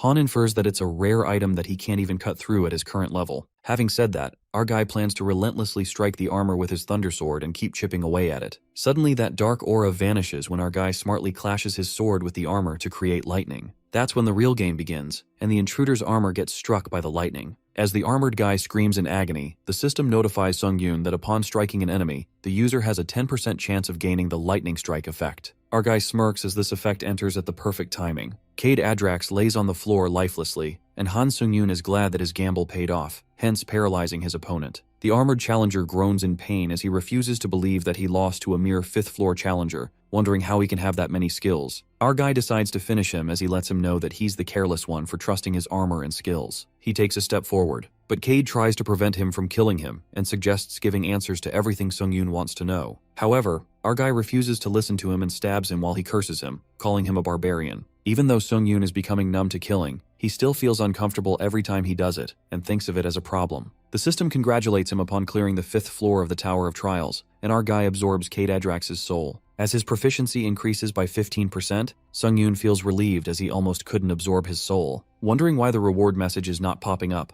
our guy is notified about the difficulty of this trial not being proportional to the rewards. The system reveals all the rewards being modified and the skills he just obtained. That is the 3 lacerations, along with 75,000 points as a completion reward and an additional 3,500 points. Sung-yoon's C rank is now replaced by an A rank, and our guy is happy about it as he now knows how strong the intruder knight truly was. Our guy is notified about entering the lobby of the 6th floor with all his injuries and status abnormalities being restored, and his information being updated on the leaderboard. As Sung-yoon opens the inventory, he decides not to let his guard down due to the existence of dimensional invasions. Pondering if he should save his question voucher till he reaches the 8th floor, Han decides to use it anyway. The system instructs our guy to write his question down, and an administrator will answer his questions. Sung-yoon, who's still confused about what a floor invasion is and whether or not he can be alerted as soon as an invasion occurs. The reply arrives in an instant after the question is sent, revealing that a floor invasion is a system where you can invade a challenger's trial when it's within the first 10 classes. However, you cannot interfere with special trials such as a combined trial, and this is a system you acquire on the 8th floor, meaning he cannot use it currently. Our guy learns that this is a climbing breaker and learns that he cannot receive information about this on his current floor. However, a question voucher will be consumed, since only the first part of his question received a reply. Sung-yoon is shocked to find out that a question voucher isn't that powerful at all, but he's glad it didn't get consumed. With that, our guy decides to use the items he got from Earth and opens up the inventory, using Kroken's Magic Tower's restoration box to restore the secretive hunter's shield. The performance exceeds his expectations, and Sung-yoon uses a cleaning stone as he remembers how he thought it was a waste of money until he uses it, feeling embarrassed. Time until the 6th floor trial is 1 hour 12 minutes. Therefore, Han decides to take a look at the trial leaderboard and the community board. On the 5th floor leaderboard, our guy is ranked at 3rd, and this leaves him in shock since he has gone up a lot from rank 16. Sung-yoon wonders if he's getting closer to obtaining the benefit of a continuous pioneer and decides to check what he got when he reaches the 8th floor. The system bombards our guy with notifications about selling a psychological skill that helps a lot with murder and pillaging. Plus, if you have a psychological resistance skill, you will be able to achieve things related to murder, pillaging, and betrayal, as well as receive great rewards. Upon reading the current chats, Sung-yoon sees the argument between two challengers about achievements related to murder. Our guy feels the situation to be full of chaos as he sees the disorderly way of things and wonders what's happening. As he ponders about this psychological resistance skill that is being actively sold right now, Sung-yoon thinks it's the same as a double-edged sword. However, the effect of it negating psychological shock is everything. Our guy knows damn well that by using this skill to erase psychological pain, one will never have any problems. When someone informs him about the bastard who gave them information on the 4th floor changing his name to Princess Sooty, although it's a competition among the hunters, our guy thinks that they are, in fact, saying that they should kill him. Sung-yoon remembers the challenger that screwed up the mood in the 4th floor lobby, as he feels he did that on purpose to make everyone feel competitive. Our guy decides to remember this name for now, and then the system asks him if he would accept the 6th floor trial with difficulty level hard and the objective of the trial being conquering within 50 minutes of time. Pass conditions are to capture one of the surrounding tiles within the time limit, and fail conditions, on the contrary, are the challenger's death or time running out. Rewards for the trial consist of a randomly picked box B, and the penalty of failure is death. Sung-yoon is then transferred to the 6th floor, which looks like an ocean, and is notified about his teammate's allocation being complete. The system suggests cooperating with his teammate and completing the trial. Our guy, who has been waiting, looks concerned when his teammate doesn't come out, but then a spear appears right on top of him as he instantly moves aside, grabbing the spear. A guy also comes out along with the spear, and it seems like he was attacking Han on purpose, making him wonder what and why he's doing that. The guy justifies his actions by stating that murdering a teammate is the easiest way to obtain achievements, while Sung-yoon doesn't like the idea of it. His teammate calls our guy a bastard for acting all hypocritical, reminding him to look around him before he pretends to have a conscience. Flashbacks of people being betrayed by their teammates appear, and the guy laughs mockingly at Sung-yoon, calling him a hypocrite. Two challengers exchange greetings, and one of them pretends to combine their strengths with one another as they witness how the hunters are betraying each other. Just as the challenger thought he got a loyal teammate, his teammate stabs him, knowing he can't get a hold of his sword while he's shaking hands with him. By playing this dirty trick, the challenger gets the title of the achievement that is Dirty Murderer, with his durability increasing by 1. Moving back to Han, who has been listening to his teammate yap about him being a hypocrite, etc., our guy is welcomed by a sudden attack from his teammate, who sees this as a chance to increase his achievements. Our guy effortlessly dodges and attacks his teammate simultaneously while he was not expecting it. Sung-yoon acquires the achievement named Traitor, and his strength increases by 1 while he thinks of his teammate as a weakling. Thinking about the words used for this trial as a special trial or a combined trial, our guy thinks it's no different from an event. Han believes he's lucky if he can get a skill from this amazing event, but he decides not to go out of his way to kill other hunters. However, he also won't ignore the ones who attack him. A challenger uses an iron dome to protect himself as he believes this trial is made for someone like him, who knows how to use water attribute magic. But he's instantly proved wrong when Han Sung-yoon appears on top of him and tries to break the dome. The challenger seems pretty confident about his shield, revealing it's a bulletproof iron form while he curses our guy. The situation takes an unexpected turn of events, and Sung-yoon breaks through the dome, kicking the hunter in his face, making him go flying back as he hits the ground with a thud. Even though our guy is aware that he got a bit too cruel, he thinks it was necessary to put fear into the challengers. Han Sung-yoon does want achievements but doesn't want to commit unnecessary murders,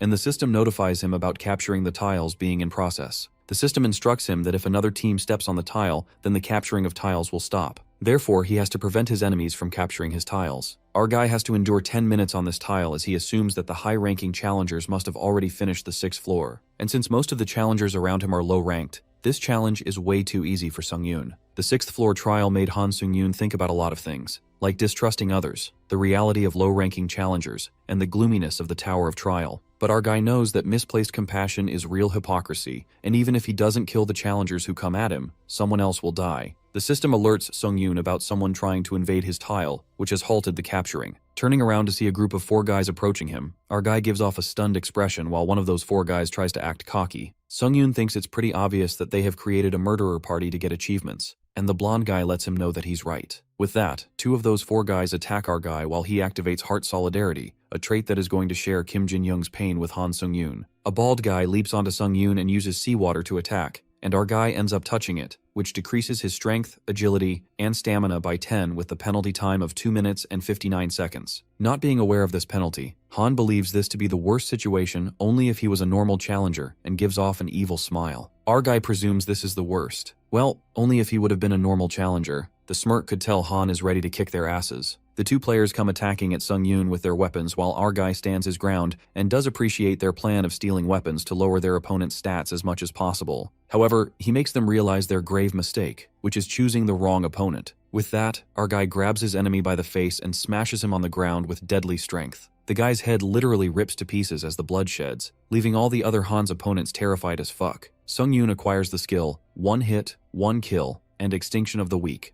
The skill, Extinction of the Weak, as the name suggests, is rather amusing since if any of the user's stats are higher than the opponent's, the user's strength will increase proportionally. Shortly, a bald opponent attacks Han, calling him son of a bitch. However, that player calls upon death because his stats are lower than the user's, hence activating Han's new skill, Extinction of the Weak. The opponent strikes, but the terror kicks in when our boy evades the attack and drops a kick right into that fatso's face, making his nose bleed. He then ends the opponent by landing a fierce kick on his bald head, crushing him. This blow lands Sung-yoon to acquire the achievement, Merciless Murderer. With only 2 opponents left, our guy strides towards them. The other guy suggests to the blonde player that they should attack Sung-yoon together. However, that blonde bastard mercilessly chops off one of his legs, making him slump in sheer pain. As the player screams in pain, our guy could also feel it since they're sharing the pain, but fortunately, it doesn't deal him actual damage. The only issue appears that this pain is hindering Sung-yoon's movements. Meanwhile, the poor boy shrieks in suffering and calls that blondie a fucking bastard, questioning if he still calls himself a bloody human. That blonde player brutally stabs that boy in the gut. Since they share the pain, our guy could feel it too and struggles to move forth. The blonde bastard warns Sung-yoon to go away, threatening him to go away, or else he's going to slit the idiot's throat, the one who got his leg cut off. On the other hand,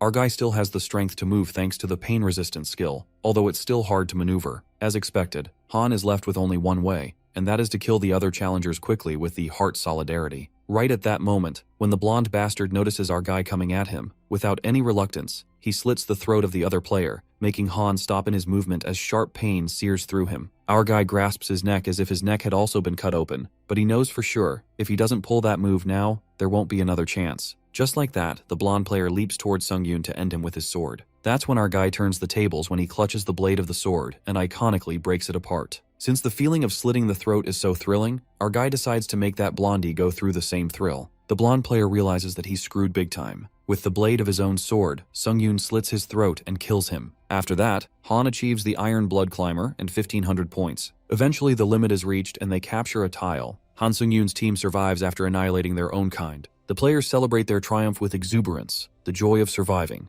On the other end, our guy wonders if it was someone's instigation that so many people started to get murder achievements in the beginning of the trial. Whatsoever. In the end, those who won were the ones who remained a team. Of course, there were exceptions. The players who killed the others convinced themselves that they did nothing wrong. Instead, the ones at fault were the bastards that got killed. Quite ironic, isn't it? Our guy glares at his hand drenched in blood and believes that in other people's eyes, he must be looking like a monster for killing humans so ruthlessly. With that, they complete the trial of the 6th floor, and a random gacha box is sent in the inventory as a reward followed by 8,000 points. As the player moves to the lobby, Sung-yoon absorbs the souls of dead players, making his unique trait Necromancy reach 100% in proficiency. Our guy's trait then upranks to D. Just like that, Han moves to the lobby of the 7th floor and gets to know that he can view his achievements. In the panel, he's able to see all the achievements he has acquired in different ranks. Our guy realizes that the S-rank achievement, which is the first returner, wasn't an ordinary achievement after all. He then decides to look into the details, and under each achievement, he gets rewarded differently. That's when Han learns that murdering people did get him a lot of achievements, and on top of that, when he gets them, he also receives a variety of rewards like skills, stats, and points. Just then, our guy stumbles upon the random gacha box and is taken aback, thinking the reward from the 6th floor is quite ambiguous. He does not get too carried away since he assumes the item will be in the range from F to B rank. Nonetheless, Han decides to get whatever there is in the box and proceed to absorbing the souls. But what happens is totally unexpected. The light flashes from a box, and a little green creature jumps out of it. Our guy is left baffled and wonders if he has to catch this little thing. Without much thought, Sung-yoon begins the catch hunt and chases after the green little monster. After struggling a bit, he manages to grasp the monster. However, it bites Han's hand with its sharp fangs.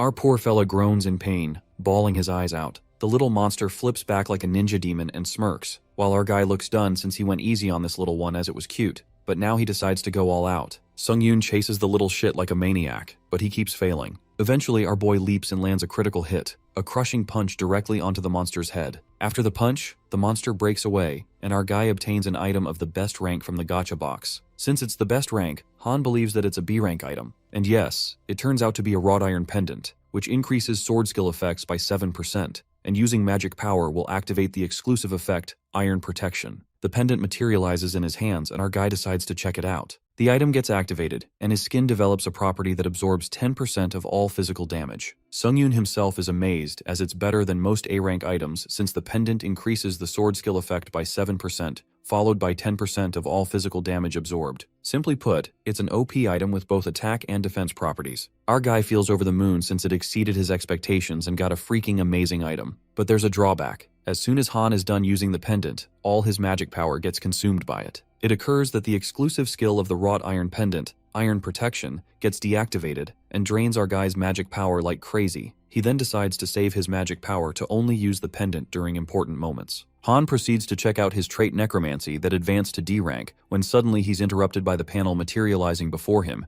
asking if he wants to enter the trial of the 7th floor. This leaves him confused since they need to wait in order to challenge the next trial. Han whatsoever is all for it. However, he wonders if this is the same for everyone. He then opens up the community where the players are discussing the sudden removal of the waiting time for the trial. But surprisingly, the players, instead of causing mayhem, think about the benefits that will be doubled if they enter the tower faster with no prep time, since it's useless. Sung-yoon discovers that everyone's wait time has disappeared, and no one really fussed about the fact that it had been removed. They aren't really interested in the pioneer benefits, and just seem to want to go home. Our guy presumes that's maybe because they're all low-rank challengers, so it changes nothing for them. Besides, what surprises him more is the atmosphere that's completely shifted from the 6th floor. Sung-yoon believes that the murdering maniacs are all staying quiet since the next trial is an individual one, so there's nothing to gain by standing out. Nonetheless, our fella decides to be more cautious of these murdering maniacs, given that they killed their teammates without hesitation, which just shows they're heartless fuckers. More importantly, Han gets determined to increase his unwavering skill and takes a peek at his necromancy trait status. He notices that the basic effect becomes a little more specific. Previously, it felt like only Sung-yoon's basic stats were being enhanced,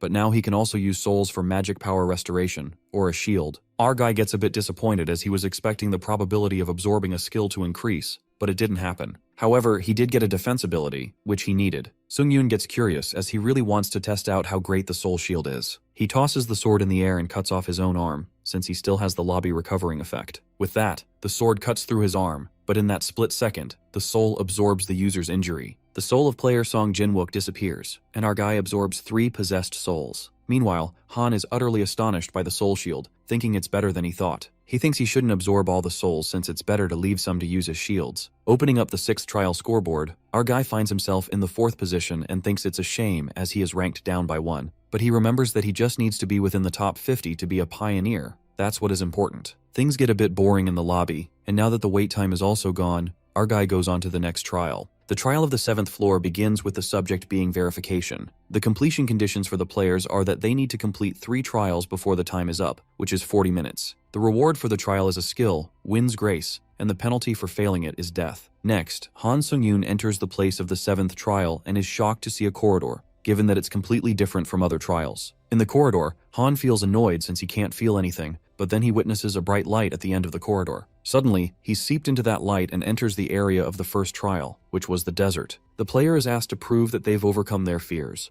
Our guy then enters the desert, the place where it all started, when promptly, a humongous sand golem materializes from within the sand. Han realizes that his gut feeling was right all along. This area is a reproduction of the tutorial trial, which means that this trial is making him go through 3 trials he's already passed. Confident that now he can defeat the sand golem with eyes closed, our guy anticipates that he'll be able to go to the 8th floor quickly if he passes this. In the meantime, the monster emerges, and our fella smirks as the trial has been leveled up. The sand golem appears 3 times bigger than it was before. The giant sand golem attacks Sung-yoon, who's thrilled to fight the big fella. Our boy leaps around the monster, but strangely enough, he doesn't see a core stone, which is the vital point of the sand golem. He ponders on the possibility that the core stone must be deeper in its body because of the size, but these thoughts disrupt Han's focus as the sand golem catches him off guard, trapping him in its hand. Our boy, being stronger than before, bursts out of that giant hand with his magic power and thinks he has no choice but to slice up the monster. He then begins slashing the thunder sword across the sand golem, but slicing sand with a knife doesn't sound like a nice idea to him. Nonetheless, our guy adamantly aims to find that core and destroy it. However, Han realizes that he unintentionally made the sand golem angrier and fucked up things a bit. The giant golem bastard gets frantic as it decides to literally make a puree out of our guy by crushing him to death. The sand golem takes a leap to end Sungyun while our guy is scared to death. He starts scampering away, knowing that dodging this big asshole isn't a problem,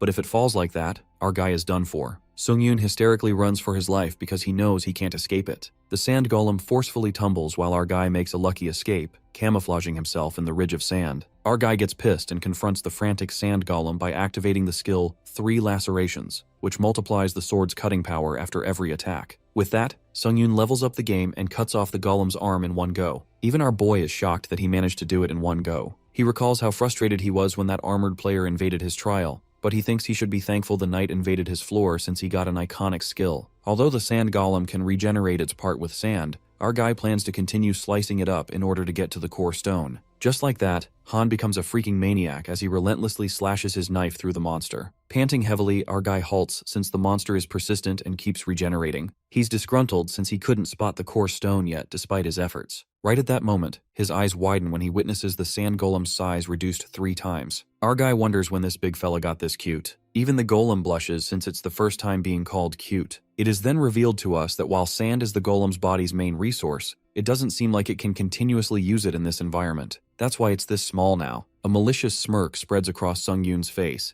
and our guy asks the golem to get on the diet with him. The trial is a piece of cake due to the golem's size, and Han leaps toward it, slicing that sand golem into pieces like a lightning bolt. Shortly, our boy finds out the core stone to be on the golem's back, realizing that it was too hard to slice its thick body. Han reckons that it took him 10 minutes to find the core, and since the total time of the 7th floor trial is 40 minutes, he better hurry. Suddenly, the golem throws a punch at Han, but our guy evades smoothly, thinking this fella got quicker after the diet. Our guy finds it amusing and wants to play with the sand golem for a little longer, but he's short on time. Han gets at the back of the monster and destroys the core stone by piercing his sword, and it shatters into pieces. Just like that, player Han Sungyun proves that he has overcome his fear, and the first trial ends. As soon as the first trial ends, our guy gets swept into the portal right away, and he doesn't even get the chance to take the sand golem's spirit. Unfortunately, after trying, Han fails to absorb the dead golem's soul and feels hella frustrated. With that, he enters the second trial zone, and again proves that he has employed his wits. Our guy arrives at the zone and is astounded to see that it's the orc village from the level 2 trial. He finally gets convinced that it is the recreation of the previous trials. The orc village is enfolded in flames, and our guy spots the orc hunters. Sungyun presumes this is what must have happened after he burned the entire settlement. The orc hunters witness their own kind's annihilation, and that's when their eyes burn with rage like a vengeful storm.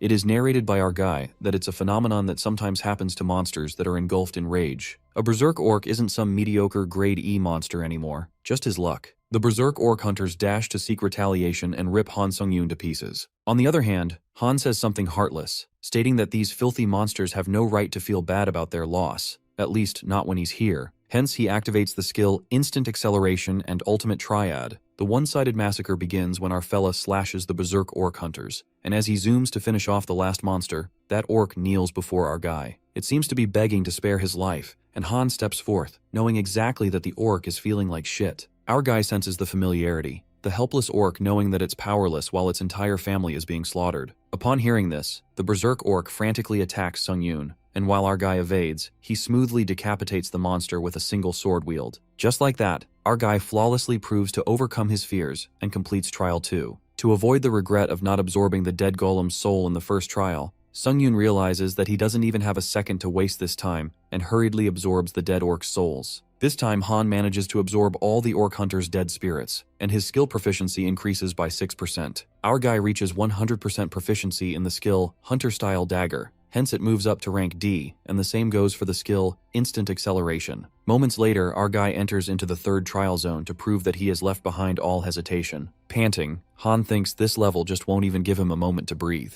But this time, the trial zone leaves our guy perplexed. The zone turns out to be the place from the occupation from Trial 6. He tries to make sense that the two trials were the recreation of the previous trials, so he was assuming the third would be the same. Han notices that the layout's a little different, and considering the second trial had nothing to do with using his wits, our guy calls himself a moron for expecting the tower to use common sense. He then opens the inventory and drinks the potion of life, regaining his stamina and magic power by 20%. Our boy gulps down the potion and feels the energy surging through him. After that, Sung-yoon carelessly tosses it into the water, thinking nobody cares about polluting this tower anyways. Just as Han jumps over the rocks, the water springs forth in a frantic manner, making our guy halt in his movements. Our guy is shocked to witness all this commotion just for littering, looking done with this bullshit. He instantly activates instant acceleration and dashes at crazy speed. While running, Han presumes the other two recreations followed the same rules as the actual trials, which means to get through this third trial, he has to find the red occupation tile. Till then, our guy reckons that he just needs to avoid the water, and now that he's faster than the waves, he doubts it'll be able to catch up to him. But the overconfidence gets the worst of him when the water rumbles and bursts from the tile that Sung-yoon's on, making him stumble. The system materializes and notifies that our guy has been doused by the trial of water. Han Sung-yoon is fucked up this time since all his stats decrease as he got hit by the water,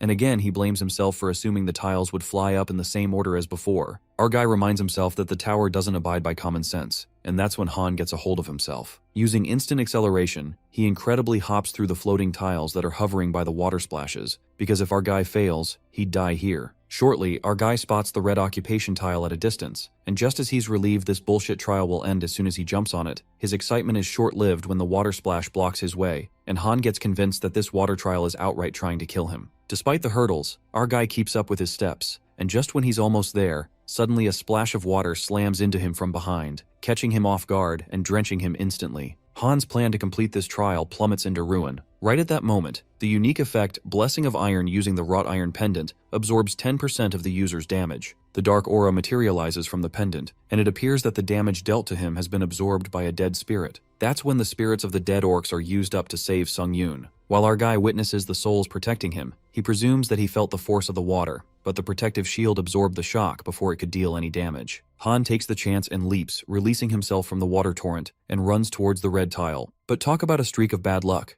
The skill instant acceleration deactivates as the time ends, hence deliberating Han's speed. Our boy is screwed up real bad because all his magic energy gets drained out, and he's seriously done for if this speeding skill deactivates. At that moment, Sung-yoon immediately absorbs an orc's soul that replenishes his magic energy. Our guy could feel his strength coming back, and he leaps towards the red tile that's just an inch closer now. But fate has other plans when a water torrent cascades, but this time, our guy does not back down. He's done with this shit and slashes his way through the water. He then takes the leap and jumps across that stream of water, but instead, he's sent soaring into the air right onto the top of the red tile. Our guy screams at the top of his lungs as he's experiencing a fearful plummet. He then crashes onto the red tile and gets his ass saved, thanks to the soul's shield. Our guy gives a deadly stare to the water torrent since he nearly got fucked and died. Finally, this hell of a trial comes to an end, and our boy completes the third trial. But the water seems to have some personal issues with our fella, as it bids him farewell with a last splash of water that soaks him wet. Sung-yoon looks done with everything and curses this ludicrous trial,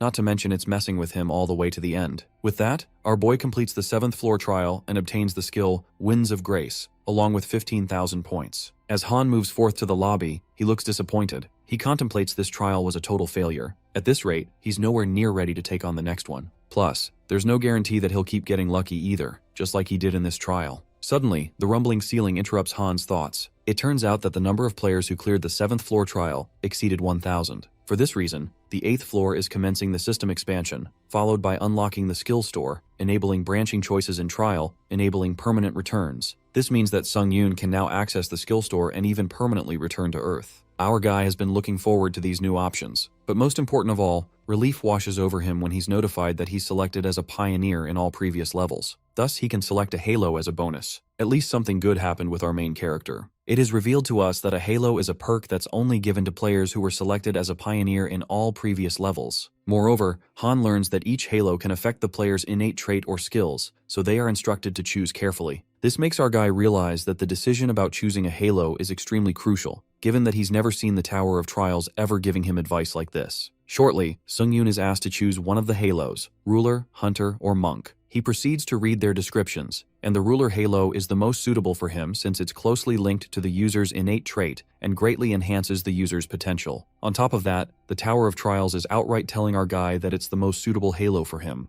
But getting curious, Han looks at the two others, and the hunter halo doesn't sound so bad either, as it's closely related to increasing skills and stats, followed by effects which greatly accelerate the growth of stats and skill proficiency. But the monk one sounds like a dud, so Han respectfully passes on this one and is left to choose between either hunter or ruler halo. It seems that our boy had already made up his mind when he chose the ruler halo that evolves his innate trait based on this halo's unique effect. The options are based on the player's current abilities. There's a summoner that allows the user to expand absorbed dead spirits to raise powerful undead warriors, and the two other options are sword mage and artisan. Our guy simply chooses the summoner since it suits him the best, and it's added to his innate trait necromancy. After that, the unique power skill synthesis gets created, and a new status window materializes before Sungyun. At last, our guy gained a halo and feels overwhelmed as the dark aura seeps in. Han then checks out what skill synthesis is and learns that he can combine two skills as desired to make new ones, finding it totally incredible. This doesn't end here when our guy is given to select two skills from the opening list, and Han gives it a thought, believing that he should fuse those skills he doesn't use very often. Our boy then chooses elitism and swift charge and synthesizes these two skills. After it gets completed, a light flashes from the panel, and our guy is left stunned as his eyes snap open in shock. The skill Juggernaut is created and is granted to Han Sungyun. It allows the user to break the invisible restraints, such as those imposed by a skill or an innate trait, on a condition that a user's magic power must be higher than the caster who cast the invisible restraint. Our guy gasps in disbelief and gets to know this is what skill synthesis actually does. He thought he'd be lucky to get a grade E skill, but instead, he ended up with a grade D skill that's seriously overpowered. Sungyun finds this power very amusing, so he gives it another try, and this time, he selects Ranger Aptitude and Burn Resistance. He synthesizes the two skills and wonders what it'll be this time. To his surprise, Han is granted a grade E skill Powerful Sight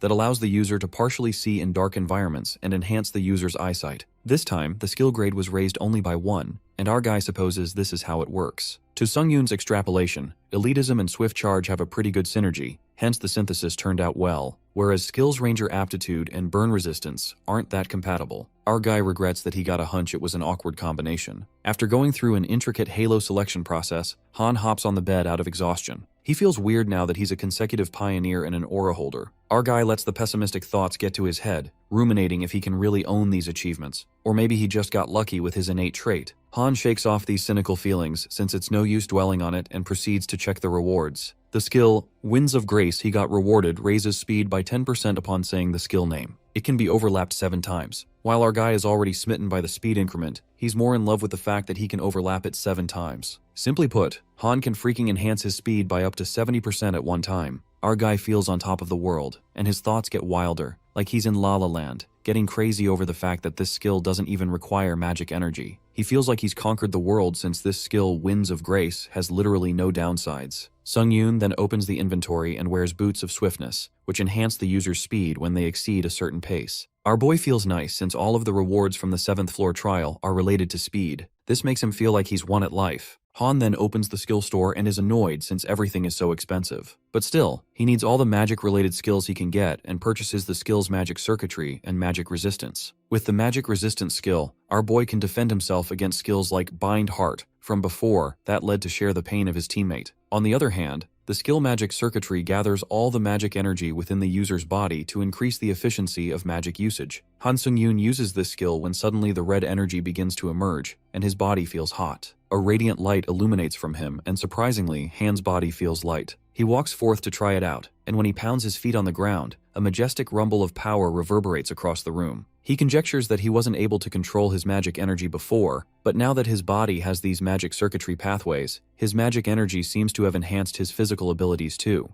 Our guy smiles at his other smart purchase. After that, Han gets curious to learn more about the Summon Undead, the skill he's gained, but he then leaves it for the next trial. Our guy takes a deep breath and decides whether he should take the next trial right away or return to Earth. The next scene takes us to a guy, Cheolwan Lee, who's put up a party recruitment board for a sudden gate appearance. However, no hunters seem to volunteer. Lee is anxious since nobody has signed up yet, and shortly he's approached by a bunch of hunters who snicker at him for having no luck finding party members. The Fatas hunter suggests Cheolwan hand them the gate entry permit. Unless he starts exploring the dungeon before the limit, his entry will be automatically withdrawn. Lee is done with these assholes, but he remains persistent and refuses to give the entry card. The bully hunter tells him not to be a moron and shows how many hunters are waiting to enter the dungeon, but none of them wants to join his party. The bully hunter gives Lee a reality check, revealing that he is grade E, so no one would form a party with a low-level riffraff like him. The other hunters also scoff at the boy, muttering it's a real punch in the gut, and agree with the bully hunter. Suddenly, someone asks that boy if he's still looking for party members. Well, that guy turns out to be our boy Han Sung-yoon, a C-grade hunter. Our guy asks Lee if he's qualified to join,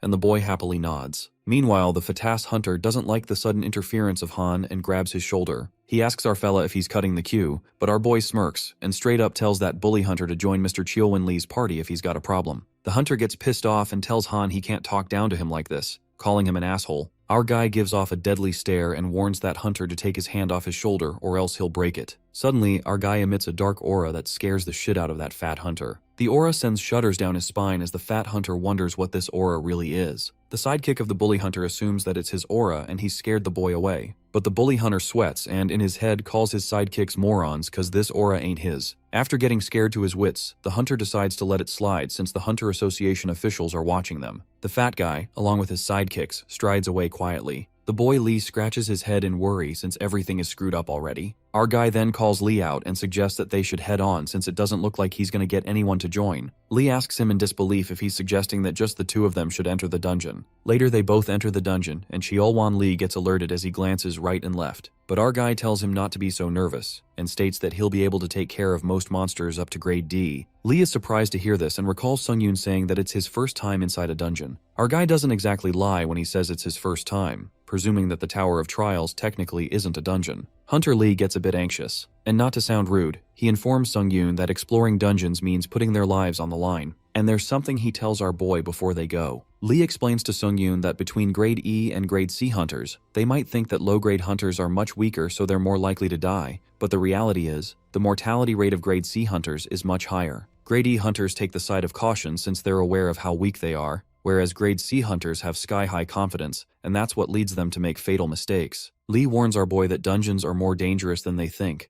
and frankly, seeing Sung-yoon's confidence is making him worry even more. While our guy understands why he's worried, Hunter Lee takes the role of the leader. Although he may be a low-grade hunter, he has plenty of experience. Our guy doesn't feel so sure about this, since he'd feel better if he led from the front. Nonetheless, Han agrees, and Lee takes the lead for both of their safety. They start going inside, and our guy decides to see how Lee does for now. Shortly, they encounter a lizardman monster, and Lee gets tense as Lizardman is a skilled weapons user, so it's going to be a tough battle. Cheolwon plans to distract the monster and instructs Han to attack its weak point when he gives the signal. Our guy nods and decides to see how an experienced hunter like Lee handles things. In the meantime, the lizardman leaps forward to attack Lee, and while we all expect this boy to fight back, this dumbass begins swishing his sword and tries to shoo it away like it's a freaking cat. Han, standing at a distance, is baffled as he notices that this dumb fuck Lee is scaring the monster away. Our guy seems to have no time for dilly-dallying since he used a temporary return, so he only has 3 days on Earth, which he can't waste on a single lizardman at the very start of the dungeon. That's when Han Sung-yoon steps in to cut out the bullshit and lends a helping hand to Lee. While Hunter Lee lets out that he'll get hurt if he charges like that, our guy uses instant acceleration and zooms like a rocket. In an instant, our guy slices up the lizard man, making the blood splatter. This leaves Lee slack-jawed while Han poses incredibly and thought he'd help since he's in a rush, hoping Lee would understand. After witnessing that fight, Cheolwon nods, as he has no problem with it. Our guy then makes another suggestion, and Lee nods immediately, as if Han's the boss. Our fella then decides to take the lead from this point on. Just like that, a large number of lizardmen start emerging, and our guy breathtakingly slashes through them, stabbing them to death like it's a breeze. Lee is rendered speechless when he witnesses Han annihilating the monsters, thinking it's nothing more than a one-sided massacre. He just can't believe what he's witnessing, anticipating that this might shake up the entire hunter industry. Meanwhile, our guy yanks out the crystals from the dead monsters. They are magic crystals, gemstones that can be used in metallurgy or alchemy. Han extracts many crystals and stores them in Lee's backpack. Cheolwon then apologizes to our guy and wishes he could help more than just carrying things. The boy lets out that he won't even complain if Han takes the bigger share of the reward. As they are busy talking, suddenly a lizardman ambushes our boy. The moment it's about to stab with the sword, our guy evades the futile attempt smoothly and flings the lizardman upwards with brute force. The monster gets crushed after smashing into the wall, and that even causes the rocks to topple. Sung-yoon then suggests that they should talk about the reward once they are out, or they might get themselves in trouble if they don't focus. He promises to keep Lee safe as best as he can. With that, Han absorbs the dead souls of the lizardmen, and while all the souls are being absorbed, our guy pretends to yawn to avoid suspicions. After all the souls seep in, Sung-yoon isn't quite happy to see a 0.7% raise in proficiency, assuming that grade D monsters won't help with proficiency at this point. Just then, a gate materializes, and Lee can't believe they made it to the boss battle gate. He contemplates that he has never dreamt of attempting the boss battle. In fact, he would be over the moon with clearing the dungeon halfway. But as long as he sticks with Sung-yoon, Lee believes that they might actually clear the entire dungeon. Moments later, our guy asks Lee if he's ready to enter the boss battle gate. The boy advises Han to take a break, but our guy is ready to go as well. With that, they enter the gate and witness a Lizard King, as expected. The Lizard King stomps towards them while Lee asks Han how he's going to take this thing down. The boy yells at him to think of a plan or something, but our guy looks chill about this as he responds that he doesn't really have a plan. Well, this is exactly the kind of cocky attitude Chaewon was talking about. Sung-yoon is surprised by the Lizard King's incredible speed that doesn't suit its size, but our guy can easily match its speed. The Lizard King attacks Sung-yoon, and he goes flying back and smashes into the ground. This leaves his teammate worried sick for a moment since he thought he was dead. Our guy recovers from the damage and believes that it should obviously be this difficult in order for him to test his new skills properly. Seeing the Lizard King's chair damaged, Han feels it's overshadowing something bad, and at the same time, the Lizard King lets out a purple light, which triggers the skill slow movement. All of Sung-yoon's movements start slowing down by 25%, but before that could have happened, our guy activates the skill Forceful Breakthrough, which enables him to have more than twice the amount of magic power than the user of the slow movement skill has. All effects of slowness from all movements negate,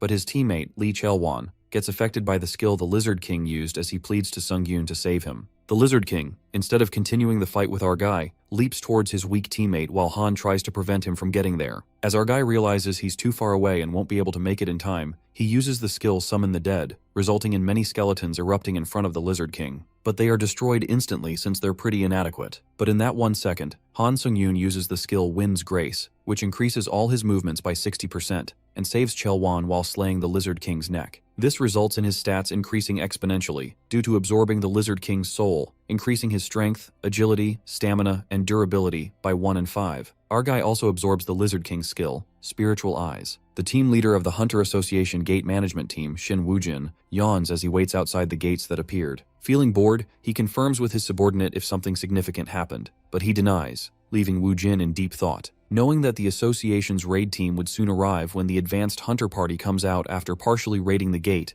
and would finish it by defeating the boss, Shin feels rage since he's from the same association, but his team doesn't get any commissions. He feels jealous of the raid team. His eyes sparkle when he remembers that if the advanced team clears the gate in one go, then his management team will receive a bonus, but he's aware that it's only possible if they have an A-rank hunter. Just as he's thinking about it, Han, along with his teammate, appears out of the gate while it's announced that the third gate advance party has finished their raid and are coming out. Woo-jin finds it unusual for the raid to be completed so quickly, but after seeing only 2 people coming out of the gate, he assumes that they probably came out after barely clearing 1/2 of the raid. But as the team leader sees the color of the gate turning gray, which indicates that the boss room raid is done, he rushes in front of Sung-yoon as he finds it hard to believe. Shin Woo-jin introduces himself as the one who's in charge of the urgent gates that have appeared in the park, and Lee Chaewon interrupts him, asking him if he's perhaps here to purchase the gate's ownership. Agreeing with Lee, Shin decides to make an offer to the two of them, but Chaewon backs off as he knows that's something he can't decide since our boy raided the dungeon all by himself. This leaves the team leader speechless for a moment, and he believes that if he raided the dungeon all by himself, then he must be an A-rank. But our guy interrupts him, letting him know that he's a C-rank. Our guy believes that's not important and decides to get to the point, asking Woo-jin how much he wants for the gate's ownership. The team leader calculates in his head and announces that the team management would like to purchase it for 1.2 billion won,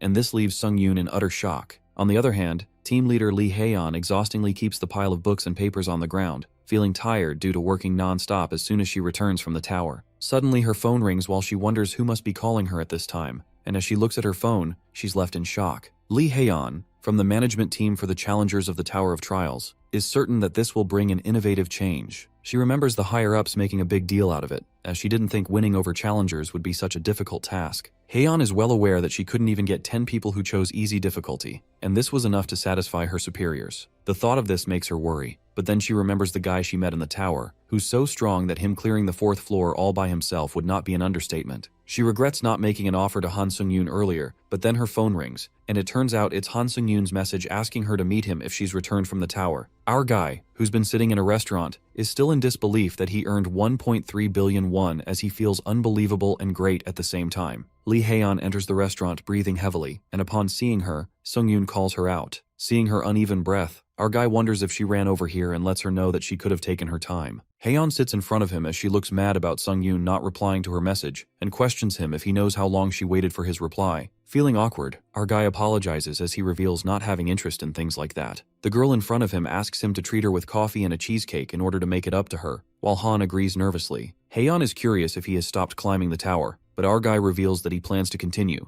and the reason he contacted her is because he has a favor to ask. Han Sung-yoon tells her that he needs a guild, a place that will let him enter the towers as he pleases and raid the dungeons, but he has some conditions. The first condition is the authority to decline summons from the guild. The second condition is the guild's non-involvement in his activity inside the tower. And the third and last is the authority to use the guild's dungeon whenever he pleases. After putting his conditions on the table, our guy asks her if there's a guild that can agree to these conditions, while he feels the mood change in the environment, which makes him wonder if he asked for too much. Haeyeon states that the conditions our fella told her are impossible because if he looks from the guild's perspective, they don't gain anything. Just as he believed that he asked for too much, Haeyeon holds his hand and offers him to join her White-Silver Guild, and she will make his impossible conditions possible. We see Han Sung-yoon lying over a moving truck as he remembers raiding dungeons, selling items, and joining a guild all in one day, feeling productive about it. He thinks about the one thing that's left in order to join the guild, and that is to clear a C-rank dungeon by himself in order to prove that he's skilled enough for Haeyeon's superior to accept him. She explains that the authority to freely use the guild's dungeons can't be just given to anyone. This leaves our guy deeply unsettled as he processes her words and realizes that only a minority of people can reap the benefits of the White-Silver Guild's dungeons, and for that they either have to be a rising star or a hunter that the guild expects a lot from. After thinking for some time, Han requests Haeyeon to prepare a C-rank dungeon for him to clear. In Uijeongbu Nogyang District, Chunbo Mountain, we see our guy lying over a moving vehicle while he ponders if he should run from there to warm up. With that, Sung-yoon sprints with lightning speed, which results in intense air resistance. Meanwhile, Haeyeon is busy preparing a C-rank dungeon as she goes to reserve a raid gate in an hour's time,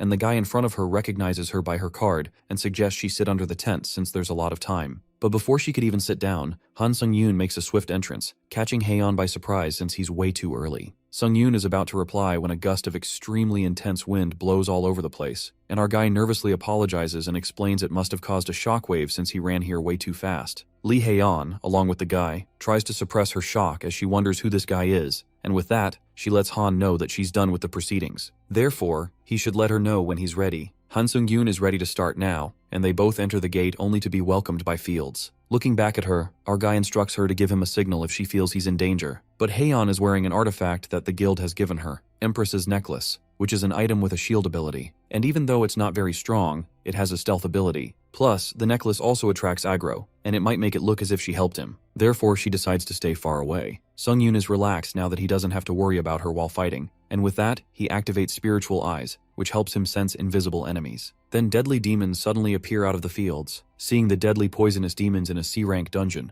Haeyeon alerts our guy about this being an irregular dungeon. Meanwhile, Sung-yoon kills all 3 of the demons. This leaves Lee Haeyeon amazed beyond comprehension as she knows that this isn't normal and is glad that her decision wasn't wrong. Han uses his sword, and its lightning effect activates so rarely that he forgets he has it. With that, he clears the vicinity by killing the last demon and lets Haeyeon know. Lee Haeyeon couldn't believe her eyes, seeing our guy clear the boss room in under an hour, and solo at that. What's even more surprising to her is that this is an irregular dungeon. Plus, the deadly poisonous demons aren't monsters that can be taken lightly, and they're one of the monsters that C-rank hunters are recommended to kill in a party play. Observing his potential, Haeyeon believes that Han Sung-yoon is going to grow even more, to the point where he can't be compared to him. Due to all possessed souls being used, Sung-yoon's stats increase, and his strength, agility, stamina, magic power, and durability increase. Our guy assumes the dungeon boss will not pose much danger and decides to enter the boss room along with Haeyeon. She finds it a bit strange that they can't feel the monster's presence to this extent, and is interrupted when the monster appears right on top of them, going straight for her. All of this happens in a blink of an eye, but Han Sung-yoon saves Lee Haeyeon by carrying her in his arms when she alerts him to look behind him. The monster lets out blue flames and destroys the place, but our guy rushes to a safer spot and lets Haeyeon know that he moved them there without her consent since it was dangerous, asking her to understand him. Haeyeon reassures him, and our guy decides to finish it off. The management team leader offers him her buff skills, but Sung-yoon refuses and jumps down. Our guy activates the skill Instant Acceleration, and due to the exclusive effect of Fast Boost, his movement speed momentarily increases. Along with that, he uses the skill Wind Grace, which results in increasing his movement speed by 70%. With 3 lacerations, Sung-yoon slays the dungeon boss, Demon of the Blue Fire of Destruction, while he's confused as to who this monster is. They both walk out of the boss room when Haeyeon expresses that she wasn't expecting him to clear a dungeon of this level so quickly. With that, she announces that he has passed the test and now can use the White Silver Guild's dungeon. Our guy is glad to hear that when the black-haired girl takes the conversation off topic and tells him that when they are first called to the Tower of Trials, the difficulty they select isn't too important. For those who have good scores on their easy difficulty levels, their later trials slowly become more challenging. Similarly, for those who elected hard difficulty, if their scores aren't great, they can change their difficulty level to easy. The point is, when they consider these principles, just like how Sung-yoon did, he achieved such overwhelming success despite his ranking in the Tower of Trials being amongst the top 50, which means his difficulty is probably deadly. Haeyeon explains her point and tells him to be careful because she wants to accompany him and see him grow over the years, and this confession leaves our guy in shock. Sung-yoon, who's been sitting on top of a tall tower and is busy eating an apple, gets a system notification that he's going to return to the Tower of Trials in 5 minutes. Thinking about how busy he has been for the past 3 days, our guy is glad since his stats increased a fair bit,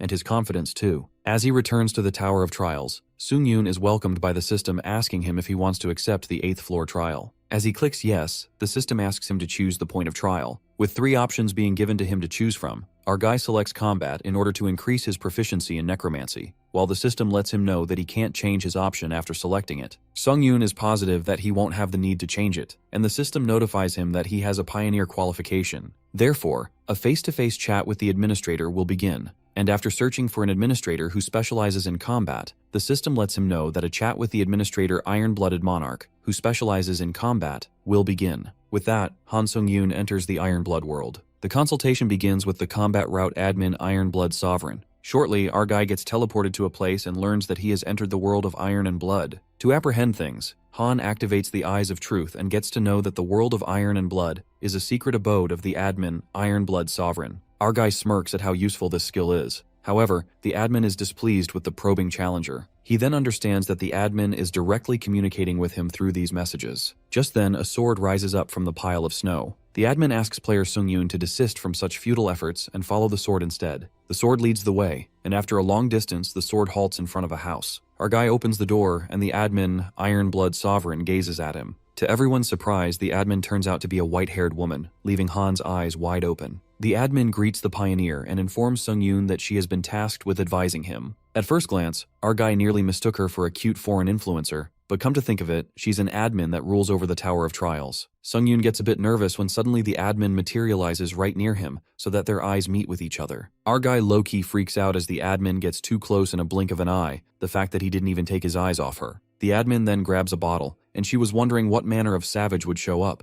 but she's surprised to see our guy who seems as normal as they come. While Han asks her if she knows who he is, the woman reveals that she knows him indeed, and compliments his feats during the level 4 trial. As she pours the drink into the glass, Han curiously asks her if she's been watching his trials this entire time. But the admin confesses that she only watches it through the leaderboard, since they have no way of directly observing the challenger trials below level 8. Upon hearing this, our guy appears shocked, and judging by his face, the admin assumes that Sung-yoon is under a misconception of sorts. She clarifies that administrators of the tower are neither gods with the power to do as they wish, nor the absolute rulers of the tower. It would be more accurate to describe them as servants of the tower. As such, Sung-yoon has nothing to fear from her. Since she serves the tower, she cannot harm him in any way. Now, putting the idle chit-chat aside, the admin tells him that this consultation is a perk provided for his benefit, and he can ask anything that piques his curiosity. Han figures out that it's the truth since he doesn't feel any hostile intent from the admin. In that case, our boy asks her what this consultation is about exactly. The admin answers that it's a perk granted to pioneers to satisfy their curiosity directly with an admin. Han then asks that during the level 5 trial, he was almost killed by an invader from another world. He expresses curiosity and asks why he came to him specifically when he could have invaded someone from his world. The admin feels that answer might disappoint him and proceeds to reveal that upon invading a trial level taking place in another world,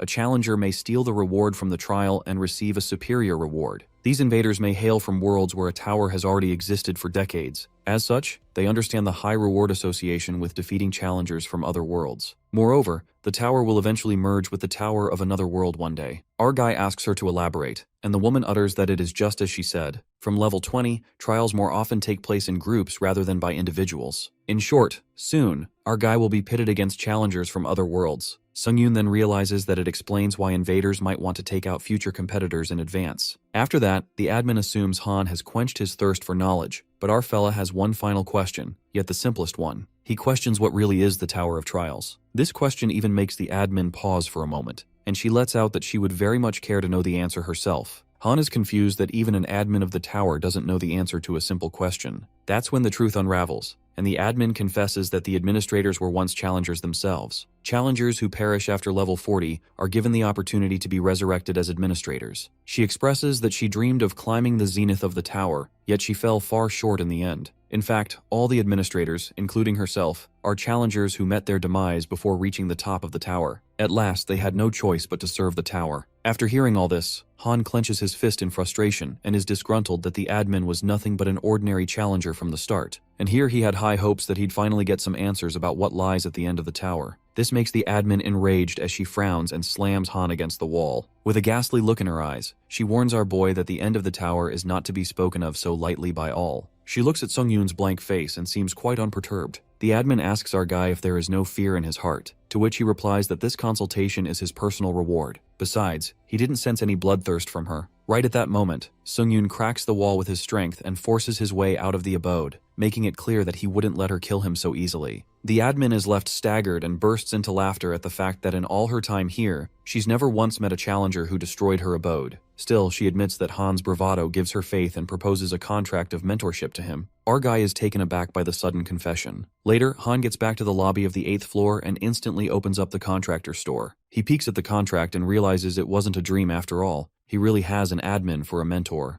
Our boy remembers what the admin said about not being the one to cast aside challengers with skill and grit. He's then asked to sign the mentorship contract, and Han taps yes. Our guy now has access to the contractor store and the use of the special points. All his stats increase by 1 as a special contractor reward. The admin enjoyed their time and wished to meet Pioneer Han again. Han then opens up the category powers in the store and sees the list of 3 powers. Our guy wonders if these powers are different from the unique power he got from level 8. But first, he decides to check the other pages and is denied access. He will be permitted access from the level 10 lobby. This means Sung-yoon can only see the 3 powers for now. The power, Iron Spirit, an A-grade skill that increases proficiency growth rate by 2.32 for all weapon skills. Power Lord of Winter, which temporarily increases stats in cold environments. And lastly, Power Clear-headed, that allows the user to make rational decisions under all circumstances. Our guy doesn't see anything special and thinks he should just gain more SP for the time being. Whatsoever, he decides to purchase the Power Clear-headed, since this power will help him think clearly even at the worst times. He hopes the power lives up to its name, and it's probably best that he raises his chance of survival by even a little bit instead of biding his time. After all, who knows, he might face another invader trial. After that, Han proceeds to go for the 8th trial, and its subject is eradication. The trial objective is to defeat the lich responsible for summoning the skeletons. With that, our guy enters the trial and is left flabbergasted when he witnesses himself standing on a cliff with countless skeletons in his sight. Han tries to process, and it's obvious that the skeletons have outnumbered him. But this doesn't really affect him as he's ready to take them all out. With that, our guy plummets into the sea of skeletons, and is more relieved when he figures out these skeletons can't even put a dent in his armor. Then begins the skeletons' massacre when Sung-yoon slashes their heads off and their bones scatter. While our guy slices his way through these skeleton bastards, he thinks they'll need something stronger than skeletons to beat him. But Han gasps with disappointment at the fact that his skill proficiency only increases by 0.08 when he kills a skeleton. The crumbling continues, and our guy is convinced that he won't be raising his skills in this trial, so he just gets it over with. Suddenly, a voice reverberates, asking who dares to wreak havoc in his sanctuary. Han senses that it's coming from a distance, and he summons the undead skeleton soldiers in his possession that wipe out the leftover skeletons. Even our boy is surprised and concludes the skeleton soldiers might be lousy enemies, but they sure are useful to have on his side. He then leaves them to it and goes to take care of the boss. Han leaps upward and activates the skill Wind of Grace, increasing it by 60% and even using the speed of the magic boots. With plenty of speed boosts, our boy soars at ludicrous speed, and with the castle in sight, he discovers where the skeleton boss is. Han confronts the Skeleton King, who gives him a deathly glare and is quite infuriated at a mere mortal's boldness to intrude upon his sacred sanctuary. The king opens up the book to cast spells to make Sung-yoon pay a heavy toll for his impudence. That's when giant titans emerge, and our guy notices that these monsters are as strong as the sand golem. The Skeleton King expects our guy to be scared shitless at the extent of his folly. However, Han chooses to be cocky and provokes the king by asking if he doesn't have anything stronger to throw at him. Our guy says he'd be disappointed if this is all the king has got. He smirks like a villain and pulls out his dagger. The Skeleton King simmers with anger at the humiliation and calls Sungyun a foolish mortal, for his loyal guardians will tear the insolent mouth of his to shreds. The Titan monsters frantically stomp their way to crush our fella. Our guy activates the instant acceleration and decapitates the monsters in a flick. In the blink of an eye, Han slashes through those monsters and gets closer to the king,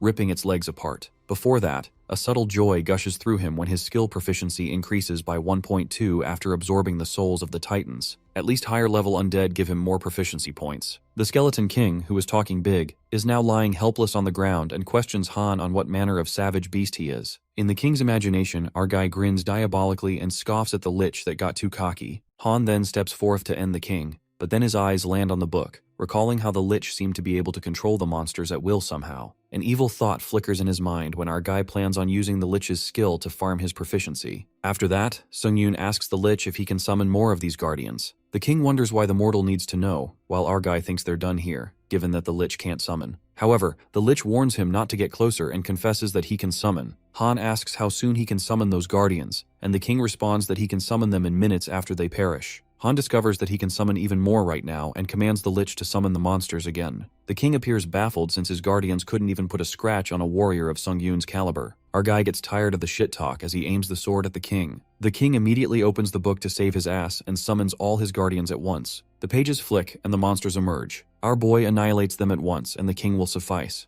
However, Han lets the lich know that they're just getting started and asks him to recall his skeletons that are still standing and use that energy to summon guardians instead. Our guy torments the king as he flounces the sword at him to make him work. Later, the endless slashing of monsters continues, and the poor lich is sucked to the bones, wondering for how long he will endure such torment. While the lich is regretting his life decisions, our guy, being the savage beast he is, makes it clear that they're only done when he says they're done. Han relentlessly slices up the monsters, and with each kill, his proficiency increases. Moments later, his innate trait necromancy reaches 100% proficiency and increases by 1 grade, which means now his necromancy trait is at grade C. Our guy smiles at this, while the lich states that Sungyun is the true monster here, and the devil himself looks upon him with disgust. The Skeleton King curses our guy's name forevermore, even in death. As the poor lich laggardly withers away, Han learns that the king's bones are cracking every time he summons a guardian. Hence, he's on the brink of death. With that, our guy strides closer, hoping the lich would last a bit longer. But unfortunately, it's time that he wraps things up. The king calls him a repugnant human, and Han chops its head off, killing it instantly. He then receives an achievement, The Devil May Weep,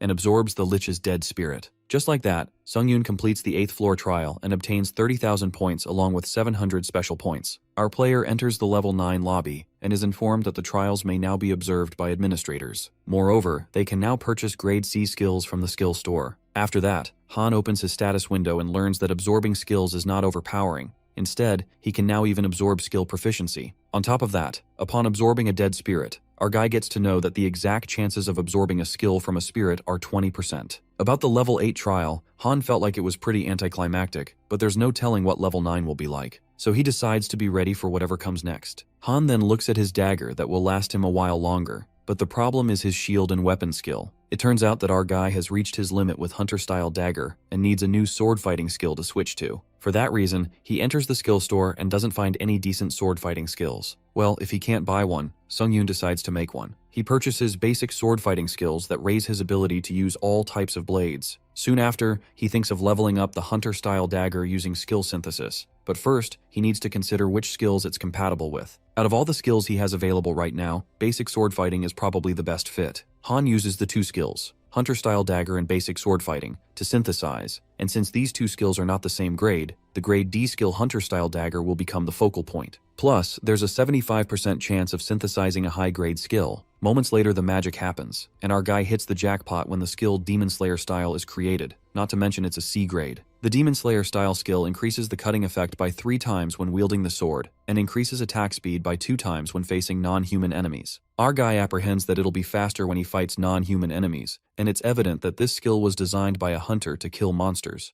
Han then decides to try synthesizing some of the skills he has left, but the tension creeps in. But our fella tries to tell himself that gambling is a vice, and looks up at the skill compatibility and skill rate first. After testing out the skills, Sungyun stumbles upon Ashen Blood and is amazed that it raises his regen ability 3-fold, and it feels like cheating already. Plus, it even reduces 40% pain whenever he takes damage. But unfortunately, he can't test this skill in the lobby since the lobby heals the damage anyway. Our boy then ponders that he's come a long way from when 100 points was a lot to spend. With that, he lifts the lobby's automatic healing function by deducting 50 points. Now that he's used up all the dead spirits in the 8th trial, Han supposes the protective shield shouldn't kick in. He raises his sword and pierces it into his hand multiple times. Thanks to the skill Ashen Blood, Han's arm heals up in no time, and our boy is amazed because he basically has a way of recovering from physical damage without needing to go back to the lobby now. In addition to his new healing ability, he still has his dead spirit shield, which means he doesn't need a shield anymore. But our guy still keeps the shield since it's got sentimental value. He then opens the community, but finds nothing worth reading from the looks of it. Now that Han doesn't even have time to wait, he thinks there's no time for dilly-dallying and goes on to the next trial. The level 9 trial theme is Arena, and the objective is to kill all the monsters inside the arena within the time limit. The reward for the trial is the skill Call of the Wild. Suddenly, a notification alerts Han Sung-yoon that the 9th floor is currently unsafe, and reveals that this trial has been invaded by a challenger from the martial arts world. The invader has seized the objective of the trial. Our guy ends up at the 9th floor trial and encounters the martial arts invader who seems to have wiped out all the monsters. The old man introduces himself as Seonhak Bayek,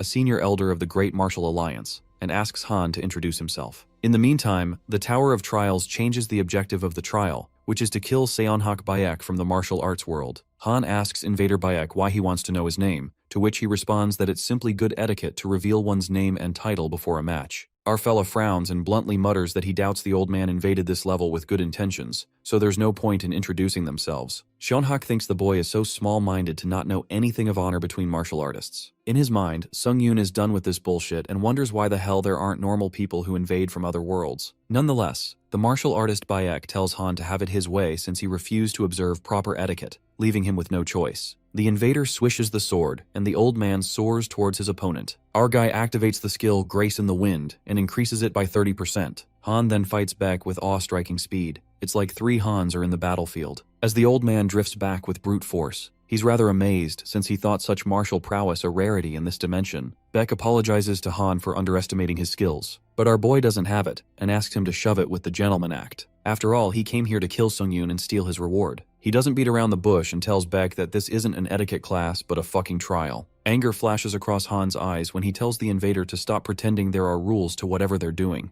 concluding that hypocrites make him hella sick. After hearing such things, the old man is offended and figures out that warriors of Han's world see neither rhyme nor reason. With that, a jolt of power gushes through Seonhak Bayek, and he bids our boy farewell, addressing him as a nameless warrior. The dark energy cloaks the place and bursts out like a wrathful force. Right at that moment, the panel warns Sung-yoon that the enemy's innate trait Swordshine has shrouded his vision for 5 seconds. 5 seconds are enough to rip someone to pieces when he's completely defenseless. Our guy is thrown into panic when he can't see anything. Han Sung-yoon activates the skill Magic Resistance, which decreases the duration of sight impediment, the invader's skill. He then activates the skill Third Eye to detect an attack from outside the visible range. That's when Han detects the sword that nearly pierces through him from the front. Fortunately, our guy manages to dodge that attack as the sword brushes against his shoulders and past his hair. As 5 seconds pass away, Bayek's skill Sight Impediment is terminated, and Sung-yoon is able to see his opponent. Our fella activates the skill Ashen Blood, and relief washes over him because the old man almost got him there. Invader Bayek, on the other hand, is staggered and asks the nameless warrior how he sensed his movements. Our guy then uses the skill Grace of Wind, which increases by 50% and makes a stronger comeback. The tension hangs heavy in the air as their swords clash with each other. The fight gets intense as they strike each other. Han spins and lands a kick, but the invader evades and attacks with his sword. But our guy twirls, and at that moment, Seonhak Bayek grabs Han's hand and halts his leg movement with the sword. The old man calls out our guy for his peculiar tricks, while Sung-yoon pauses, presuming that Bayek is tougher than he expected. His curiosity peaks when he wonders how their stats can be on the same level when clearly our guy is much stronger. Sung-yoon then attacks, and Bayek warns him, saying he shall hold back no longer. The old man again uses his puny trick and uses the innate trait Swordshine, shrouding his vision for 5 seconds. Our guy is fucked up again and activates the same skill he did before to see through the mist. But Han struggles to keep up with Bayek's attacks since his attack speed suddenly gets so much faster. He then activates the skill Blessing of Iron, using the wrought iron pendant, and his skin absorbs 10% of all physical damage. But these skills don't seem to do much, and Han is grabbed tightly by his opponent's magic skill. Shortly, the invader's skill gets terminated, and the mist disappears. At the right time, our guy drifts back as Beck wields his sword and takes the least damage, as only his arm cuts off. Han Sung-gyun smashes away with crushing force and bites his own hand to activate the healing skill. He heals his arm, and the invader calls this another puny trick. Baek lets out that he fancied Han as a gifted martial artist at first, but now he sees that his little bag of tricks is nothing but a borrowed boon. Han, clenching his fist, tells the old man to speak for himself, and is aware that he got his innate trait from the tower. Our guy returns like thunder after silence and activates the skill Grace in the Wind, escalating it by 70%. Sung-yoon advises the invader not to be such a hypocrite, while the invader bastard thinks that the nameless warrior will insist on continuing with his gimmicks and blabs about a true swordsman who does not rely on stolen abilities. I mean, this old bastard is flaunting the tower's innate trait like he was fucking born with it, and is calling out our main character for using stolen powers. What a dumb fuck. Our guy seems to have enough of this bullshit when he charges at Baek with the dagger, but he blocks it with the sword, asking Han if he has no honor. Sung-yoon responds that apparently he does not, and asks the old man how it feels to die from a parlor trick. Even Baek struggles to hold the attack due to Han's power. The scene then takes us to Seonhak Baek's point of view, where he narrates that he has invaded dozens of trials in dozens of worlds. It was with this very sword that he cut down countless otherworldly players. Those who were hailed from planet Earth were often lacking in every aspect to the point that it was likened to a pot of honey left unguarded. More like treasure that didn't need to be won over. The fact that players of Earth could not even touch a single strand of hair on his hand depicted how useless they were. Not only that, his innate trait, Sword Shine, blinded his foes and allowed him to defeat them in a single stroke. At least until now, this trial invasion would have been the same, but things seem to be going south. Baek's distraction gives our guy a chance to attack, and he manages to slit the dagger through his hair. The old man's hair streams down, liberated, caressing the shoulder. Our guy finally manages to draw some cuts on Baek's face as the blood drips. At that very moment, several admins show up on the panel and are impressed by player Han Sung-yoon, showing their interest. However, the martial artist invader couldn't take this when jealousy speaks through his face, and he furiously uses the skill 2 birds 1 stone, increasing his speed by 2 times. The old man literally activates all the skills he possesses just out of spite. The invader exudes a fierce aura,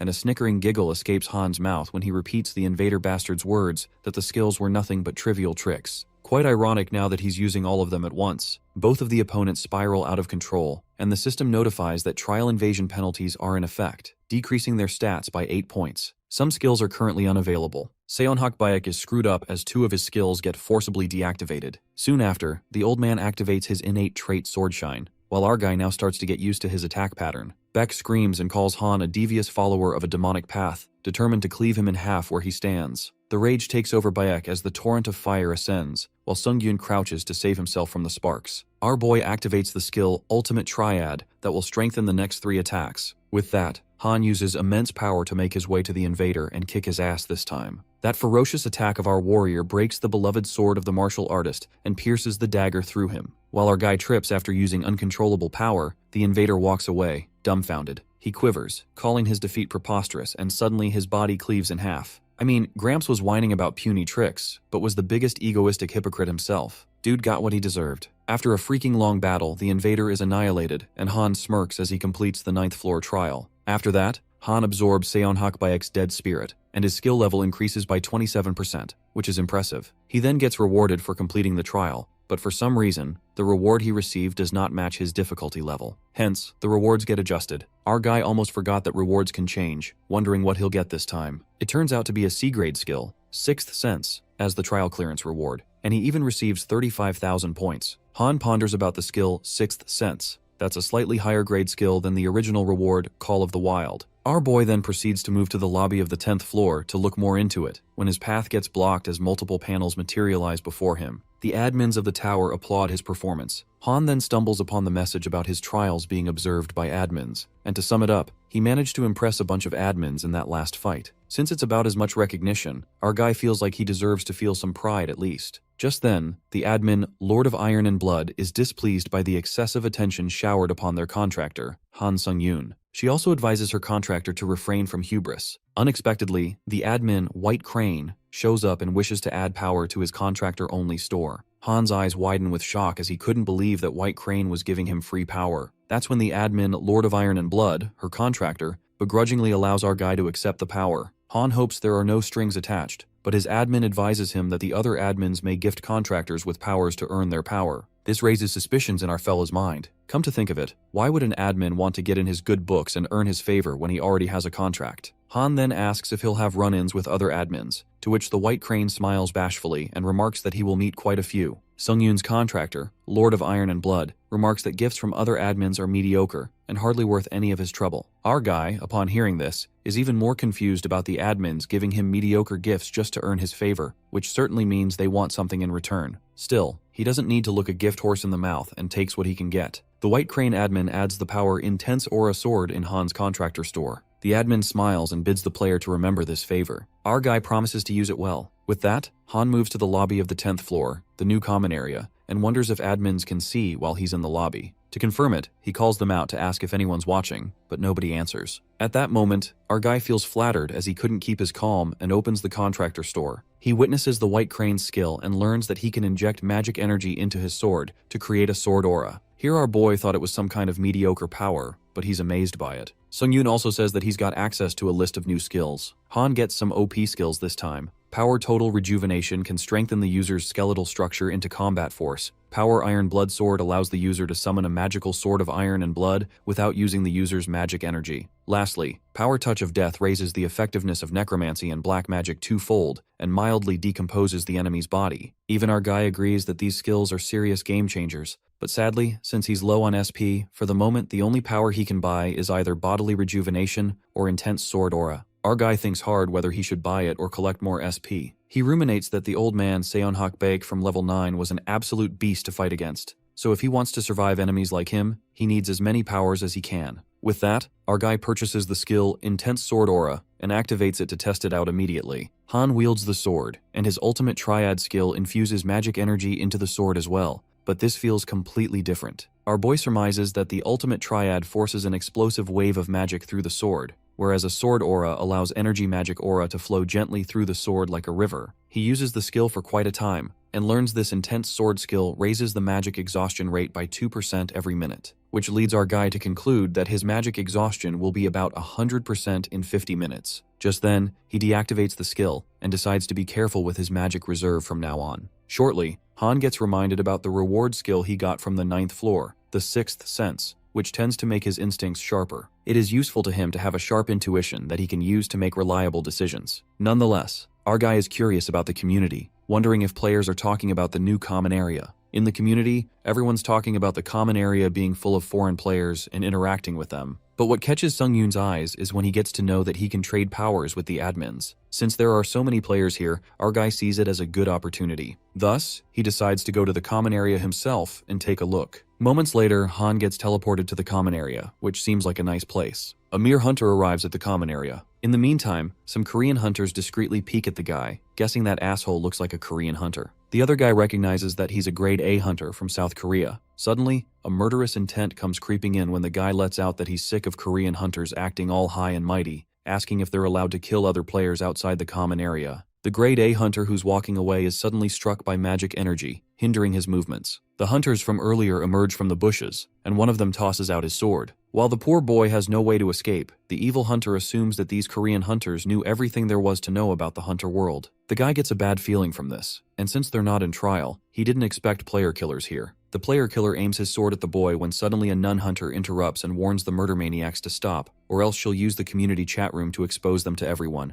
The bastard player rises up and agrees on one condition. He asks that girl hunter to take her clothes off, ending it with a malicious smirk. This killer bastard tells them to put down every item they have and do as they say, so they might let one of them live. The murder maniac's preposterous intentions are obvious, while the girl hunter freaks out at their obscene demand. The guy decides to do it forcibly, and just as he approaches his hand to take off her clothes, someone comes walking from behind. It turns out to be our boy, who doesn't care to bother with what's happening around him. As he's walking away, the killer bastard gets curious to see Han in a cloak and calls him out. Our guy takes off the hood, and the killer guy supposes that Sungyun is a Korean too. Right at that moment, the evilness drips from their faces, and they make their life's biggest mistake. They attack Han all at once. Well, Han hoped to pass by quietly, but he's got no choice now. With that, our guy uses the skill Juggernaut, and surprisingly, he uses his new skill Intense Sword Aura, and a magic sword emerges out of the blue. Sungyun then tells the killer guys to remember they're the ones who started this mess and gets ready to kick their ass. Our guy loses his cool and activates instant acceleration. He dashes at the speed of light, and by the next second, he slashes the killer player's sidekicks across the neck with his dagger like a freaking child's play. Han smirks like a true villain and bolts towards the killer freak, who hides his ass by drawing an ice shield. Our guy whacks the ice shield to break through it and shatters it instantly. A strike of terror runs through that coward killer player who begs for mercy and asks Han to spare his life. But our guy doesn't spare a useless life and stabs that dagger through his throat. After killing the 3 bastards, Han absorbs their dead souls and increases his proficiency by 6.4%. The girl hunter apologizes to Sung-yoon as she wanted to help him, but the fight was over before she knew it. While she heads back, the boy asks Han if he's a ranker, to which he nods. At least he's always been in the top 10 on the leaderboard. The boy is happy to cross paths with Han and shows him gratitude since he would have been dead if he didn't come along. Our guy says that it's nothing and warns him to be careful on his way, but he's not really a goody two-shoes. Han helped this boy just in case those thugs were going to attack him next. As our fella is about to depart, the boy stops him and makes an odd request. He requests Sung-yoon to let him keep these thugs' corpses. The boy elucidates that if Han lets him keep them, on top of saving his life earlier, he agrees to give our guy a power for free as a token of thanks. Of course, our guy couldn't miss out on a free power. After that, the guy uses his skill devourer and consumes those dead bodies. As promised, he sends one of his powers to Sung-yoon, and the power appears to be Wings of Steel that gets added into our guy's contractor store. Han couldn't be happier to have another power in his bag. The boy then mentions that the skill he sent Han lets him summon wings that attach at his back and allow him to levitate. Our guy assures him that he'll put it to good use, and low-key, he can't wait to try this new power in the lobby. Meanwhile, the admins fight over Han Sung-yoon as everyone tries to win his favor. The Lord of Iron and Blood expresses her displeasure at those who covet her contractor. Our guy is baffled to see that all this fuss is because of him. But judging by how eager admins are to fight over players, Han gets convinced that there must be something they want from them. Knowing he'll find out about it sooner or later, our fella proceeds walking to the common area along with the hunter guy. On the way, the boy explains to Han how the common area is divided into an arena, an auction house, and the casino. He further reveals that so far there are 3 other worlds that have invaded trials in their world, called Ares, Murim, and Kallion. Challengers from Ares seem to follow some kind of knightly code. Challengers from Murim are similar, but they're a little more aggressive. Whereas Kallion is home to different species such as elves, fairies, and beastkin. Upon hearing this, it occurs to Han about the 2 invaders he encountered. The Black Knight was from Ares and White Crane was from Murim. While our guy is surprised by his information on the other worlds, the boy smiles and reveals that he used his questions to find out as much as he could. Later, they arrive at the common area and the boy hands Han his business card just in case. But our guy is utterly shocked to find out that this guy is a team leader under the Association Challenger Management Team. With that, they enter the common area, which seems to be bustling, and the boy looks kinda hyped up. He informs Sung-yoon that he's headed to the auction room, while our guy smirks, revealing that he's heading to the arena. Moments later, our boy enters the arena, which looks more like arcade games, and there's a sense of thrill that fills the place. The admins fondly reminisce about the past when they see the arena, and are deeply excited by the passionate energy filling the arena. Sung-yoon then finds himself a seat and the arena system gets activated. Our guy is asked to select either bets or duels, and he presses the help button. It is revealed that the arena is divided into bets menu and duels menu. Upon selecting bets, the players can bet points on duels between other players. They may win or lose points, depending on the outcome of each duel. Our guy then apprehends that the people earlier were watching their bets unfold. On the contrary, upon selecting duels, they may engage in combat against other challengers for a prize. Each player is notified of their opponent's leaderboard and real name once they agree on the duel. Lastly, a duel can be held with a prize on the line, such as a power or a skill. It is also known that players will be teleported to the Colosseum for a mutual combat once the duel is made. Simply put, the arena system is all about the prize on the line for the duel. In that case, our guy looks up to the players to see if anything catches his eye. On the other hand, the hunters in the arena are obsessing over the hunter Catherine, the Inferno Witch, who happens to be in there. The players are fascinated to see such a cutie from the States in real life. Meanwhile, Catherine Bennett struggles to find a decent player for a duel who has guts, wondering if her record keeps putting everyone off. She bets more challengers would duel with her if the number of wins were hidden. Bennett seems to be in the 6th rank on the leaderboard with 17 wins in total. Even the admin Master of Flame scoffs at the display of cowardice, and Catherine couldn't agree more that this place is filled with scaredy cats. The boredom nearly gets her, and as she's done wasting her time at the arena, a notification makes her turn around. It turns out to be a duel request from our boy Sung-yoon with 0 wins in the duel. Catherine is impressed by this newbie's bold move to challenge her for their first duel and smirks. She then accepts the challenge and enters the Colosseum. The opponents face each other, and Catherine likes Han's gallantry to choose her as his first duel opponent. Nonetheless, the duel begins, and the girl gets cocky when she advises our guy to think of this duel as a learning experience. The fire magic emits from her, and Bennett activates the skill Birth of Fire, creating a giant flare of fire that chases Han.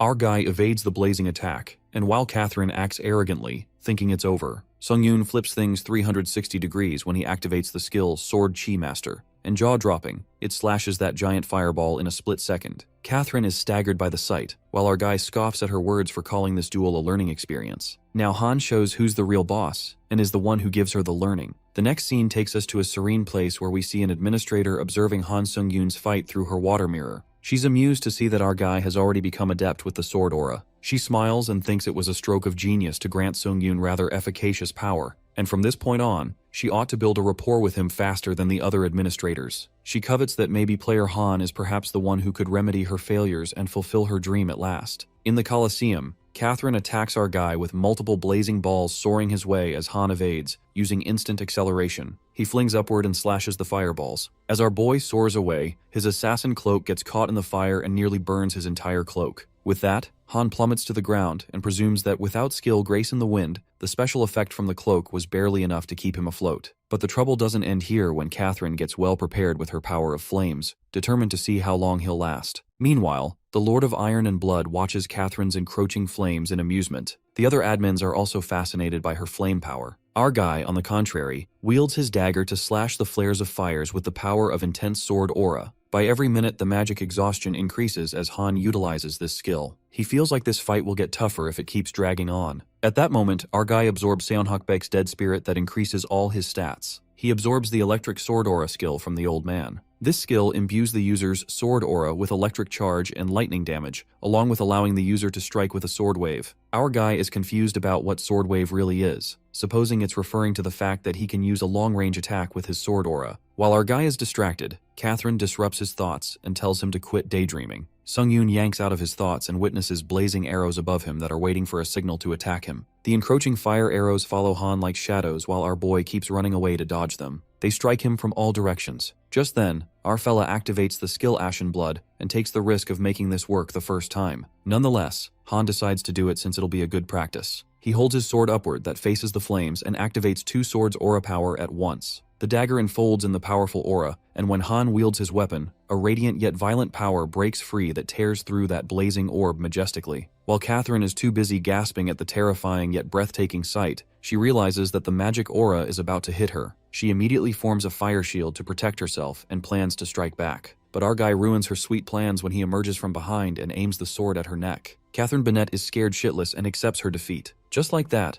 the player Catherine concedes defeat and Han wins the duel along with a grade C skill, Gale Force. Our guy then returns to the arena and is amused since he took Catherine on as a light practice for using his sword aura, but she turned out better than he expected, not to mention she burned his cloak to a crisp. He then decides to make note of her name and peeks at the new skill he's got. But it appears that our guy gets scammed since the skill Gale Force is only for stabbing. Our guy peeks at his score and gains a win, but he's only getting started. Sung-yoon goes on to his next duel with Yuji Uwaki, who's 11th on the Japanese server leaderboard. As the duel commences, Yuji lets out that he was looking forward to facing the third best player in Korea, but he mocks our guy real bad, calling him a weakling dressed like a bum. But Han scoffs at his foolish words and Yuji appears pissed. Our guy finds it hilarious that they both were thinking the same thing, and the Japanese player twitches and abruptly attacks Han with the spear, calling him an asshole. Sung-yoon nearly gets killed by the unpremeditated attack and apprehends that it's the standard on the Japanese server. Inside his mind, Han Sung-yoon chuckles as he boasts that he's become pretty overpowered. He low-key ridicules Yuji Uwaki for being the 11th best player in Japan, proudly admitting that this feels like a cakewalk to him. And to our surprise, his condescending aura gets the best of him, and Han takes it too far when he purposely pierces his dagger through Yuji as blood spills. The guy suffers from an untenable amount of damage. Just like that, our guy wins the duel like a walk in the park. The smirk says it all, and Han welcomes his opponents to the skills buffet. One by one, our guy relentlessly defeats his opponents like swatting flies. This even earns him a title of Master Duelist. The scene then switches to the Murim, Central Plains, the world of the martial artists. There, the servant informs his young master about the demise of Great Elder Seonhakbaek. According to the last update from the Great Elder, he discovered a new connection to a dimension called Earth, to which he was intent on mounting a trial invasion. Abruptly, they are interrupted by something that dashes towards them frantically, and the stomping echoes nearer. That's when a dragon-like creature emerges. The young master, who was meditating, confesses that it's been 5 years since he suspended his ascent of the tower. The sword moves into the owner's hand like a tamed pet, and the young master flips smoothly. In a single move, he pierces his sword onto the monster's head, killing the giant beast instantly. The servant is taken aback to see how his master made easy work of a divine beast with such might,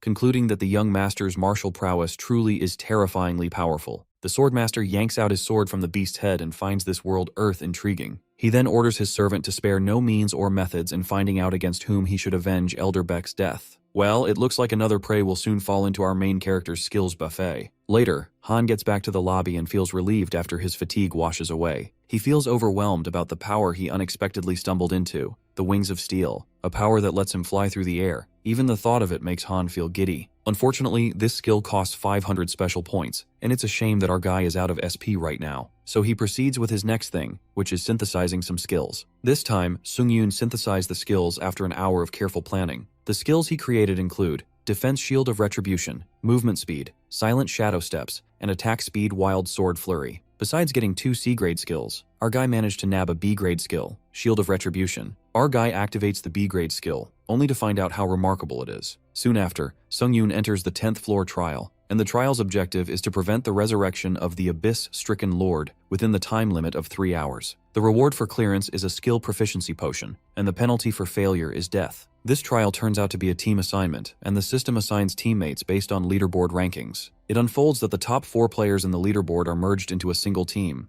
entailing rank 1 player, Kim Seung-hoon, rank 2 player, Chun-seok-oh, rank 3 player, Han Sung-yoon, and rank 4 player, Suda Princess. The pre-trial period of 30 minutes starts. The Tower of Trials gives this pre-trial to foster teamwork and coordinate to defeat the boss monster. The rank 1 player Seung is intimidated by a group trial, and Chun-seok, who's the second in the leaderboard, is excited to see him since he's back to taking on trials again. Meanwhile, our guy now gets to know the top 2 players, assuming they must have met each other before in another trial. While Kim and Chun-seok are chattering, suddenly the blonde player, ranked 4, frantically gestures at our guy, revealing that he saw him in level 4. Kim Sung-eun figures out that rank 3 and 4 have met each other before, and judging from the blonde guy's reaction, he gathered that it wasn't pleasant. Strangely, the blonde player quivers in fear and confesses that Sungyun is the huntsman they met in the group trial on level 4. He also remarks that our guy is a murderer who uses killing achievements to gain power. It is then revealed to us that Sungjun Kim, also known as Suda Princess, is a compulsive liar, so deceiving others was simply second nature to him. This guy stirred up fights using any means possible and reaped the rewards amid the chaos. So he basically stole the rewards by tangling everyone into a fight. That was his chosen method for survival. Even in the unfamiliar world of the tower, he found his propensity for deception to be just as effective. Nonetheless, the admin False Clown grins and guffaws at contractor Sungjun Kim's conceit. The admin's vibe surely goes well with the evil, conceitful Suda Princess. While our guy could sense the devilish intent from that guy, Suda Princess presumes that he's caught Han off guard, given his reaction, and plans to push them a little more. The blonde guy, using his devious means, accuses Han Sung-yoon of slaughtering his own teammates in cold blood. Our boy finds this ridiculous, and as he tries to speak something in his defense, Kim Seung-hoon summons his weapon and accentuates that a solid team of 3 is better than a divided group of 4. Rank 1 player makes it clear the trial can't be taken lightly and asks which one of them is telling the truth. Kim concludes that the one who lied will be eliminated. The tension crackles in the air, and our guy surmises that if things go sideways, in the worst-case scenario, he'll have to fight all 3 of them at once. Right at that moment, Chun-seok-oh steps in as a real game-changer. He acts as the only sensible player, and given that Suda Princess has met ranked 3 hunters on level 4, Chun-seok switches it up on him and infers that Sungjun must know the huntsman's real name. Rank 2 guy is a literal genius when he traps Suda Princess in his own deceitful game and makes him recall that the nickname system only came into effect at the level 5 lobby. In that case, as long as Sungjun knows the hunter's real name, they can be sure they've met before. But Suda Princess's cockiness kicks in, and he confidently reveals the hunter's name to be Cheolman Lee. The guy is diabolically insane and gets convinced that there's no way to prove anyone's identity in this place. Oh, Chun-seok addresses our guy as Cheolman, asking if he has anything to say. That's when the tables turn, and Han pulls out his hunter's license, thinking it's beyond ludicrous. A sense of relief washes over Sung-yoon, feeling glad that he mistakenly bought this after he returned to Earth. Our guy reveals his real name, while Suda Princess is frozen in sheer shock. Now that things are coherent, Kim Sung-hoon knows who he should eliminate. Even the admins mock his unconvincing deceit and enjoy the outcome of his pathetic nature. The irony that the admin, Messiah of Lies, called him pathetic is just hilarious. Seungjun is screwed up big time, but our guy interferes and appreciates rank 1 player Seunghoon's offer, but our guy insists on taking care of this himself. Han lets out that he's pretty pissed off right now, and Seunghoon leaves him to it. On the other hand, Suda Princess wonders if he's going to fight one-on-one, but the malicious intent creeps in when he presumes that he's made a bad impression on the other 2. but he can still kill this moron Sung-yoon. This way, they will have no choice but to let him live since they don't want to risk taking on a 4-person trial with just the 2 of them. Suda-princess grins evilly, while our guy is amused by the story he just made up and assumes that Seung-joon will take accountability for his words. But the cocky blonde guy doesn't take this shit and lets out that all he has to do is survive. Suda-princess opens his magic book to use the powers and clarifies that Sung-yoon's not the only one here who can fight. The blonde guy uses swamp spirit's tendrils to coil around Han's feet that slither up his legs. However, our guy breaks through them in an instant with the magic resistance skill. As our boy soars towards that bastard, rank 4 player finds it annoying that Han had an anti-magic skill. Suda-princess activates a shield, and as it clashes with Sung-yoon's sword energy, the ground rumbles and bears crack. The fight looks intense, and the first-ranked player thinks it's best to keep their distance, while Chun-sok is fascinated by the good view of the fight. But Sung-hoon has enough of his whining and drags poor Chun-sok away from the fight, who bawls his eyes out. On the other side, rank 4 player shoots multiple encroaching magic orbs at his opponent. Our boy evades them flawlessly and lands a deserving punch right into Blondie's guts. The boy drifts away, but he snickers and deviously makes the huntsman become his prey. Our guy then looks behind him and witnesses charged magical orbs, making him wonder if they are the orbs Sung-joon shot at him earlier. Right at that moment, those magical orbs descend in a torrent of lightning that strikes directly at Han, while rank 4 dude gets his hopes up high, thinking it serves that asshole right. However, his eyes snap open in shock when Han appears unaffected and activates the red shield, the new skill, Shield of Retribution. The shield takes the damage, and our boy asks Suda-princess what's the matter since they just got started. Well, our bro really bout to hit him with the Uno reverse card. Seung-jin is thrown into shambles when he witnesses his spell getting blocked so effortlessly. Our guy chases that deceitful bastard who hides away like a coward, but Han insanely slashes through the rocks just to find him. Meanwhile, as this continues, rank 2 player Chun-sok asks Sung-hoon if he's heard about player Han Sung-yoon. Kim Sung-han apprises that he does not recognize Han from the hunter rankings. While Chun-sok conjectures if he hasn't heard of Sung-yoon, then it means that he wasn't even a hunter in the outside world. The rank 2 player wonders if it is even possible for a civilian to get this powerful. Sung-in finds it practically impossible for anyone other than top-ranked hunters like themselves. But what's even more shocking to him is that this is not even the full extent of Sung-yoon's strength. The rank 1 player even dwells on the possibility that player Han Sung-yoon might be on the same level as him. This leaves Chun-sok quite shocked as bro Sung-hoon rates Han this highly. Even so, Chun-sok lets out that Han fella is 2 tiers below him on the leaderboard. That's when Seung-han reveals that it's only speculation, but it's possible that Sung-yoon was unlucky with the teammates assigned in the group trials, which means that this dude's abilities were massively underestimated. On the contrary, our monstrous main character finds Suda-princess from the rat hole and rips the dagger through his arm. The blonde guy screams in pain as blood streams down his arm, while Sung-hoon, who's been observing their fight, finds it astonishing that Sung-yoon took down his opponent without killing him and made it look easy too. Suda-princess gets put in his place real quick and gets the test of his own deceiving morals. He begs for mercy and manipulates our guy into thinking that they won't be able to complete this trial without him. His lies seem so real again when he tries to convince his teammates that this tower won't let them pass this trial with one person missing. Sung-yoon turns out to take advice from his 2 teammates, but they tell him to decide as he wishes. At that moment, Sung-jin bastard takes this chance and strikes the sword towards Han. But our guy escapes it somehow, like he saw it coming, and that's when he loses his cool. Han runs forth to stab his dagger but slashes Sung-jun's magic illusion. The blonde guy dashes back and activates his unique skill, Last Surprise, that raises all his stats by 10.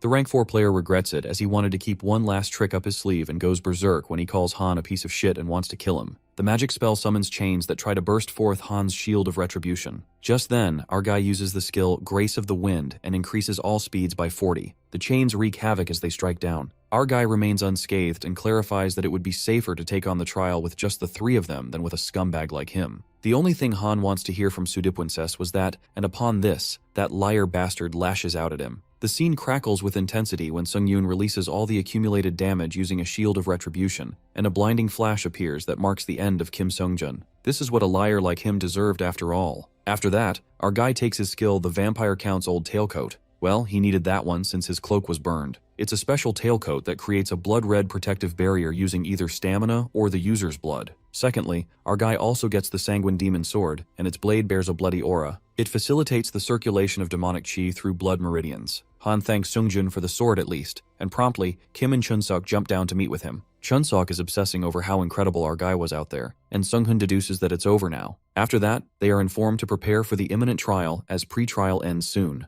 The 3 of them get moving, and as they walk forth, they pass by a massive horseman statue. Oh, Chun-sok speaks his wild thoughts and hopes that the statue does not spring to life or something, but Kim Sung-hoon states that it's entirely possible since it's the Tower of Trials, not Night at the Museum. At that moment, our guy dubiously peeks at the statue and could feel the ominous vibe creeping in. Later, they arrive at the place of trial that's lightened up by blue crystals, where they witness 3 more creepy statues tied by chains. They find themselves standing in front of a headless armor statue and believe that it's the abyss-stricken lord himself. That's when the 10th trial begins, and the system alerts that the abyssal guards will spawn. The players must stop the resurrection of the abyss-stricken lord. Suddenly, the place begins to rumble, and the abyssal guards come to life as they break through the chains and surround the 3 of them. Seung-eun is all up for a nice warm-up while our guy advises them to aim for the guards' heads. Han elaborates his logic that they need to stop the guards from reaching their lord with the head that they are carrying on their backs. Since this sounds easy and simple, Player 1 suggests they each take 1 guard, and with that, the 3 strongest hunters confront the statue guards. The guards stomp with their heavy steps and a big-ass sword. Seung-eun plans to take the guard in one go with his sword aura and swishes his sword towards the enemy. However, the guard makes our guy drift back when it swings its sword. Our guy suspiciously glares at the abyssal guard and realizes they're not exactly walkovers. He then wonders how the others are doing. Kim Seong-han is fighting a guard which seems to have a similar weapon as him. This dude is also smashed by the statue's brute force. As the guard scampers towards the Abyss Lord, a loud exploding sound is heard, and rank 1 player makes a comeback as he bursts out of the rubble with his magic weapon. Kim Seung-han figures out that all these guards are boss-level monsters and warns his teammates not to let their guard down. Oh Chun-sok speaks through the hat and makes fun of Kim as he got caught by the guard just now. Chun-sok settles that hat on his head, and he doesn't want to pull it out because it cramps his style. This guy appears serious for the very first time, and now that the guard made him wear this ridiculous thing, it's good as dead. The second-rank dude creates an iconic magic bow and arrow. He shoots 3 arrows that burst like bathing bombs, but the guard evades them and leaps towards him. Oh Chun-sok guesses that charging long-range caster is the textbook tactic, at least if he was just an ordinary mage. Watching the first 2 players in their element, Han Seung-yoon gets to know that they're like the weak challengers, and this gets him all fired up to fight even more fiercely. Finally, our boy can just focus on his fight. With that, Han dodges the sword strike of the guard that hits the ground. The rocks fling upwards, and our guy spins in a classic way to kick those rocks directly in the guard's direction. Seung-yoon activates the Wind Grace skill and increases all speed by 50%. But strangely, he runs past the guard, and it turns out that he steps on the guard's shadow. He uses the skill Silent Shadow Steps to increase attack speed for blade weapons by 10%. Just like that, Seung-yoon jumps high and slashes his dagger charged with electric aura, tearing apart the guard's mask. On the contrary, player Kim Seung-han uses lightning strikes to destroy the guard's mask, and Oh Chun-sok incredibly pierces his weapon that cleaves the guard's head in half. Unexpectedly, those 3 statues get away, and Seung-hoon infers that it's because their lord's head has been smashed to pieces, so they won't be able to revive it anytime soon. They seize the chance to strike while the iron's hot and leap towards the statues. As they sprint after those guards, suddenly a rumbling sound distracts our guy. It turns out that those cunning abyssal guards were running towards the statue from the entrance that was riding on the horse. To everyone's imagination, that statue comes to life, and with the help of the guards, it makes a leap to reach the Abyss Lord. That horse guard flips the tables when it jumps from the horse with a mask to put on the Lord's head, while Seung-hoon runs as fast as he could, and our boy gets too late since he won't be able to reach on foot. At that crucial moment, our guy uses the last card up his sleeve, and using all his strength, Han yanks that dagger with crushing force that hits the mask, breaking it into pieces. Chun-sok calls it a nice shot, while the horse knight shouts in disbelief and wears the crown that had fallen from the mask. The horse knight appears enraged and puts on the crown. What it does next leaves everyone in absolute shambles. The horse knight slits its own throat, and the players scamper to stop this disaster. They get too late as the knight tears its head apart and puts it on the Lord's head. As the hunters jump in for an attack, a violent cascade of energy hits them, and the conditions get fulfilled when the Abyss Lord gets resurrected. Our guy is left speechless, and now their special objective of the trial is to defeat the Abyss-stricken Lord. The system nullifies all the damage with the power of invulnerability. They also get to know that this boss monster can only be hurt by a challenger with higher average stats than itself. Han Seung-yoon wonders what kind of power the boss monster even possesses. Meanwhile, the Abyss Lord summons a sword and exudes a dangerous aura when it holds the sword. The Lord's sword strikes the ground that literally could rip one to pieces since the ground breaks apart, and all 3 of them drift away to escape the deadly power. Our guy is utterly staggered, and he's really curious to know what kind of overpowered ability it is. The fact that they can't even hurt it makes Han question himself. How the hell are they supposed to take it down? In the meantime, the boss monster leans closer to Seung-yoon. While our guy tries to run for his life, the Lord swishes his sword that nearly pierces him, but our boy gets away with the least damage. Han blames himself for dragging his feet, and when he peeks at the abyssal guards, something clicks in his mind. After that, Kim and Chun-sok come running to Han, asking if he's alright. The first-rank guy briefs that they need to find a way to take down the boss monster and plan to take out the guards first. Out of the blue, Han asks for a favor and asks his teammates if they can keep the boss busy for a while. But Seung-han finds it illogical since the boss will be impervious to damage. so certainly it's more efficient to use their time to get rid of the guards first.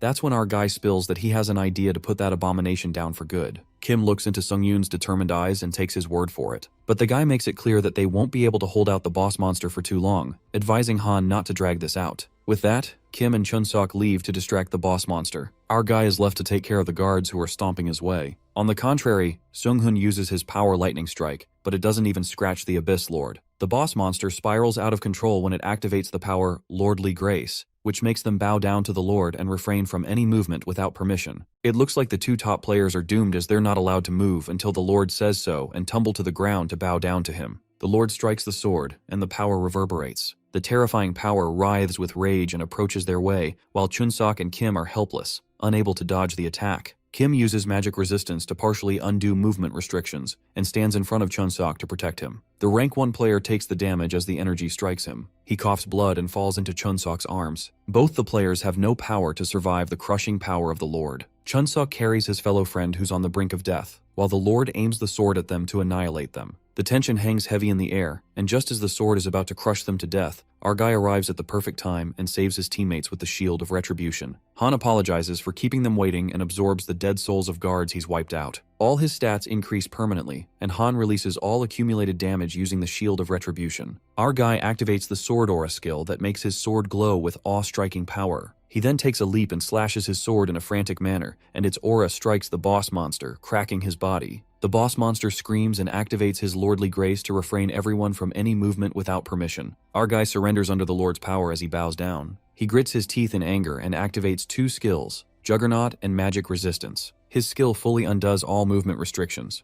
Our guy incredibly breaks through the Lord's power, and this alone makes 3 of his skills, Juggernaut, Magic Circulation, and Magic Circulation, increase to a higher grade. The Lord counterattacks with his sword, and our guy grins like a psycho as he saves himself with the shield. Even he himself thinks that he's in actual danger for once, and yet he can't stop smiling. Actually, Han knows the reason for that. It's because he wants to win. Just like that, our guy fearfully jumps into the mouth of danger and relishes the challenge of becoming stronger. It's a primal desire that burns inside his soul. Meanwhile, Chun-sok is talking with brother Kim and asks if he's watching Sung-yoon fight because that dude might be the real deal. Kim Sung-hoon, being the top ranker, feels odd to be watching the battle from the sidelines for once, but still they ought to congratulate Han. Kim admits that our guy has certainly earned his way to the top of the rankings. On the battlefield, the vibe is intense as the Lord's deadly power tries to burst forth the Shield of Retribution, but it's all part of Han's plan when the Shield of Retribution reaches the maximum damage accumulation. Our guy risks his life as he plans to shrink the shield blast's range so that the damage output will be as concentrated as possible. That's when our guy releases all the accumulated damage using his shield. Han Sung-yoon grins diabolically when he uses the skill Grace of the Wind and increases all speed by 70%, completing the overlapping status. The skill fully overlaps, and along with that, Han increases his speed for blade weapons by 10% using the skill Wild Sword Flurry. Just like a true monster, our guy slashes the sword across the boss monster's head, decapitating it in an instant. Finally, Han destroys the Abyss-stricken Lord, the target of the trial. It appears the admin, Lord of Iron and Blood, is smitten as she watches her player's potential, and believes that it may be boundless. It is then revealed to us that ordinary players who dare to ascend the tower prepare themselves so stringently as if to eliminate even the mere hint of danger, and painstakingly climb the levels one by one while wasting their precious time. Player Han Sung-yoon, on the other hand, is the total opposite. He embodies an extraordinary talent that would be a rarity in any dimension. It's as if he's possessed by some preternatural will to become stronger. Well, that's exactly it. According to the Lord of Iron and Blood, the dilemma is that as time passes and Han ascends higher, the other administrators will certainly begin to take interest in him. So the admin ensures that her bond with Sung-yoon cannot be outdone by her rivals, so that she may achieve her long-awaited ambition. Well, the burning desire to achieve her ambition is similar to our main character. Han Sung-yoon defeats the Dark Monarch, hence completing the 10th floor of the Tower of Trials, and a potion for increasing skill proficiency is sent to his inventory as a reward for completion. Along with that, our guy obtains 60,000 points, 1,000 SP, and an additional 1,000 SP as a reward for completing. Since Sung-yoon contributed the most in the special task, he obtains a great number of SP points as a reward for the special task, and our guy is happy with the additional rewards. Chun-sok is beyond shocked as he wonders how Sung-yoon did this, and our guy reveals to him that he had a skill he was able to use and got lucky with it. Sung-hoon points at Sung-yoon as he admits that he has surprised him in many ways, and decides to talk about this in detail later, after he sends our guy a friend request and heals his wounds. Challenger Kim Sung-hoon and Oh Chun-sok send our guy a friend request, and with that, they part ways. Since more than 1,000 people have completed the 10th trial, system expansion will now begin, and the category Dimensional Travel is added to the store, with which Han Sung-yoon can now travel to other dimensions. Our guy assumes that the system means he can travel to places like Ares or Murim by dimensional travel, but he believes it's suicide. The system notifies him that an administrator's observation domain and interference domain have extended to Earth's dimension, which means he can now converse with an administrator in the lobby and is able to go to the administrator's territory and make additional contracts respectively. However, the system warns him that only one additional contract can be made, and it will be restricted after the contract has been created, but he can terminate the additional contract anytime. Our guy thinks deeply about it for some time, but then decides to organize the things he got from the 10th floor. Firstly, a potion for increasing skill proficiency, and upon consumption, it can increase the proficiency of the skills by 20%. As our boy consumes the potion, it is asked of him about the skill he would like to choose to increase his proficiency in,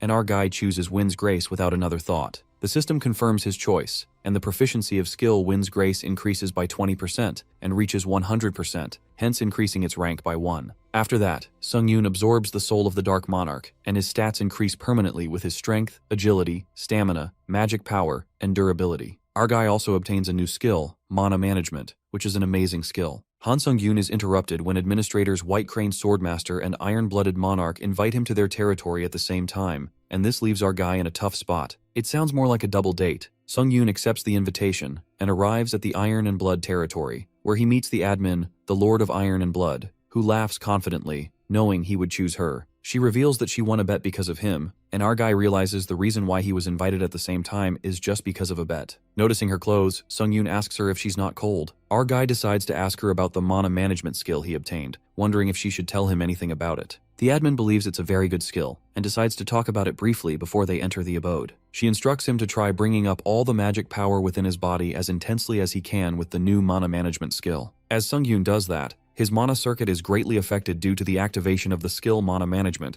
and is forcefully increased by it. A ridiculously powerful amount of mana takes over his body, and our guy tests it out, which results in strong winds, due to which the piece of thin clothing covering the administrator's body is blown away, and Han Sung-yoon witnesses this. After that, when they both are eating, the white-haired woman expresses disbelief about Sung-yoon being such a devious guy. Our guy gets flustered and tries to explain that she's mistaken, but she laughs and tells him to try activating his magic skills one by one with mana management when he has time, and as his understanding about the skill increases, it will lead to each of his magic skills leveling up. Han is confused as to why she called him, and asks her if she's aware of the system expanding when he entered the 11th floor lobby, to which the admin reveals that she can come here without the tower. Furthermore, she reveals that's not the reason why the interference domain was added, but the real motive is so that admins can actively nurture their challenger. When our guy fails to understand what she means, the Iron-Blooded Monarch decides to show him and uses interference domain, hence gifting the challenger with an authority, a new authority of Iron-Blooded Sword that has been engraved in our boy's soul. Feeling overwhelmed, our guy asks her if she can give authorities out like that, and the admin refuses strictly, leaving Han confused. The white-haired monarch believes she's done enough for the tower to do this, but Han fails to understand why she's helping him so much and choosing him. That's when the admin confesses that she sees potential in him and explains that administrators are rewarded for nurturing their challenger. But the motive isn't positive, and they're actually just investing in their challenger because of their own earnest wish. Sung-yoon wonders what an earnest wish is, but before they could continue, the admin White Crane Swordmaster invites him again to his territory, not once but multiple times. The Lord of Iron and Blood decides to end the conversation upon seeing an impatient fellow and bids our guy farewell. Sung-yoon accepts the invitation and is moved to the administrator's territory, the forest. Our guy looks around him and finds the place to be perfect for his training.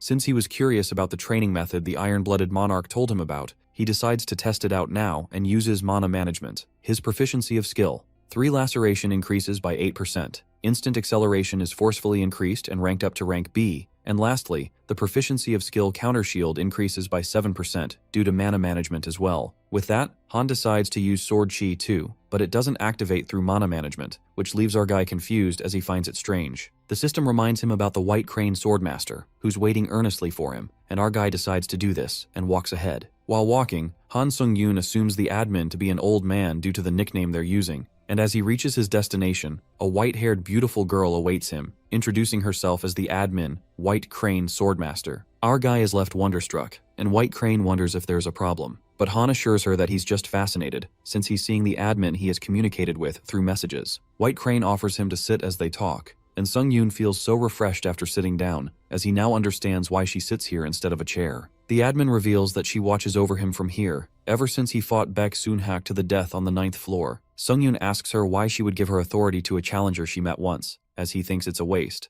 But the pretty girl strongly disagrees with him and believes that he needs to understand his worth accurately. Furthermore, she reveals that the great elder Baek couldn't achieve lightning sword chi even though he once was a great swordsman in Murim, and he lost a portion of his strength when entering the tower. Therefore, she believes that defeating a challenger like him is a great achievement. With that, she also reveals that she's the one who was contracted with Baek, so there's no need for our guy to deny it. This leaves Han Sung-yoon speechless as he assumes that she might have a grudge against him. But the White Crane Swordmaster interrupts his thoughts as she tells him not to bring the mood down and that he was just an easy challenger to earn points. The administrator lets him know that she's made contracts with many challengers before, but has never invited a challenger here, except for Sung-yoon. With that, she straightforwardly offers him to make an additional contract with her. Our guy is curious about what benefits he will receive if he does what she says, and she lets him know that if he agrees, she will make him the administrator White Crane Swordmaster's disciple. When Sung-yoon asks her for further elaboration, she explains that an administrator can only appoint one disciple in their life, and being called an administrator's disciple in the tower means you have formed a special contract. Also, challengers who are disciples are able to purchase all authorities of that administrator. Upon hearing this, Han Sung-yoon is shocked as he realizes how important a disciple contract is and thinks about the iron-blooded monarch, who didn't even explain this to him, even though our guy is her disciple. Sung-yoon tells her about the additional contract being terminable anytime,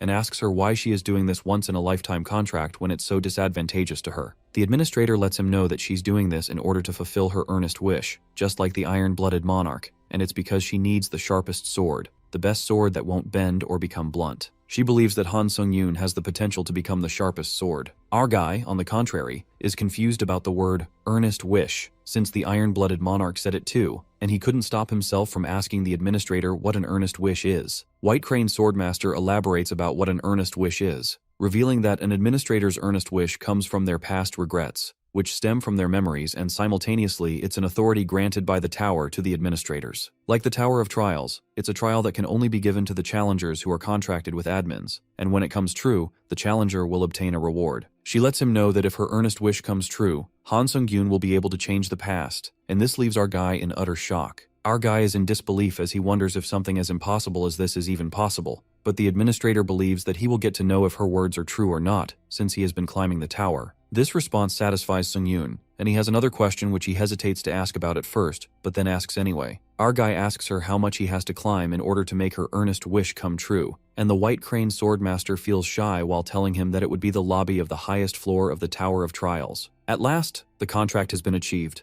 and the administrator is overjoyed over the great decision our guy made, as she claims that he won't regret it. Han Sung-yoon is now acknowledged as Administrator White Crane Swordmaster's true disciple, and due to the disciple's benefit, the effectiveness of authority and skills of the Murim dimension will increase by 10%. Plus, the mana has increased by 3 due to the disciple benefit, and with that, our guy is now acknowledged as a disciple of 2 administrators, and as a benefit of being a disciple. Our guy feels like he can't let go of a chance where he can instantly get stronger, but his thoughts are interrupted when the pretty administrator asks him if he's heard anything else from the iron-blooded monarch about the person who is looking for him. Sung-yoon refuses, and the admin's head hurts as she wonders what Ironblood is thinking because it definitely looks like she trusts our guy completely. White Crane Swordmaster states that she trusts him, however, she must tell him something, but it's going to use all of Han Sung-yoon's question vouchers as she asks him if that's okay. Sung-yoon doesn't have a problem with that since he's just been saving them up and doesn't really have a use for them. Challenger Han has used all of his question vouchers, and the administrator reveals that in the Murim dimension, there is a great power called the Murim Alliance, and Baek, the person our guy killed on the 9th floor, held a high position as a High Elder of the Murim Alliance. Due to that, there is someone who's looking for our guy in the Murim dimension, and this info leaves our hero in denial because he definitely does not want someone from the Murim Alliance looking for him to kill him. But the administrator assures him that instead of that, the Murim Alliance is currently in a clutter because of the battle for the High Elder's vacant position. As our guy wonders who is the person that wants him dead, the pretty white-haired girl lets him know that it's the sword dragon from a Namgung family in Tokyo, Shinjuku,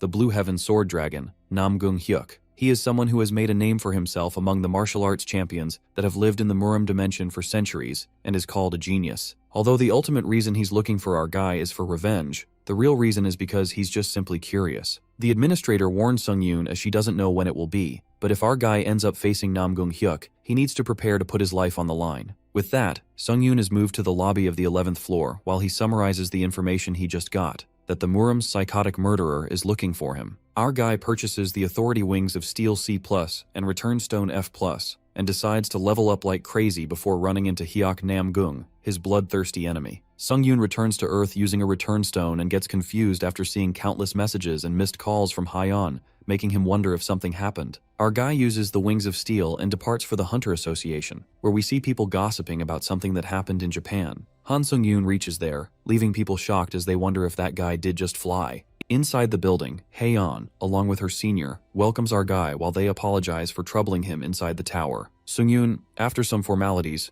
asks them if something is wrong since they called him so urgently here. Haeyeon breaks it to him about something big that just happened in Japan, and since she was worried that our guy might end up flying there alone after hearing about the incident, that's why she called him here. The senior, instead of telling Sung-yoon about it, decides to show him the body cam footage since the situation is pretty bad. This footage is of a Japanese hunter that's been shared with them by Japan, and the location is Shinjuku, Tokyo. The senior informs that the Japanese Hunter Association had detected a strong wavelength from a gate and sent a team composed of 7 A-rank hunters to the scene, and in result, the human that came out of the gate murdered 6 of the A-rank hunters in a few seconds. Although it's been speculated that he's an otherworldly challenger who has invaded Earth's dimension, Sung-yoon suggests all hunters should go and support Japan, but the senior interrupts, saying that in an unparalleled situation, almost all countries try to protect their hunters. Therefore, they are blocking their hunter resources from being dispatched to Japan. It's the same for their country, hence the hunters cannot be sent to support Japan. With that, the senior shows the body cam footage of the only survivor of the 7, where we see the Blue Heaven Sword Dragon Namgung Hyuk telling the world that he has come back to avenge Baek Sunhak.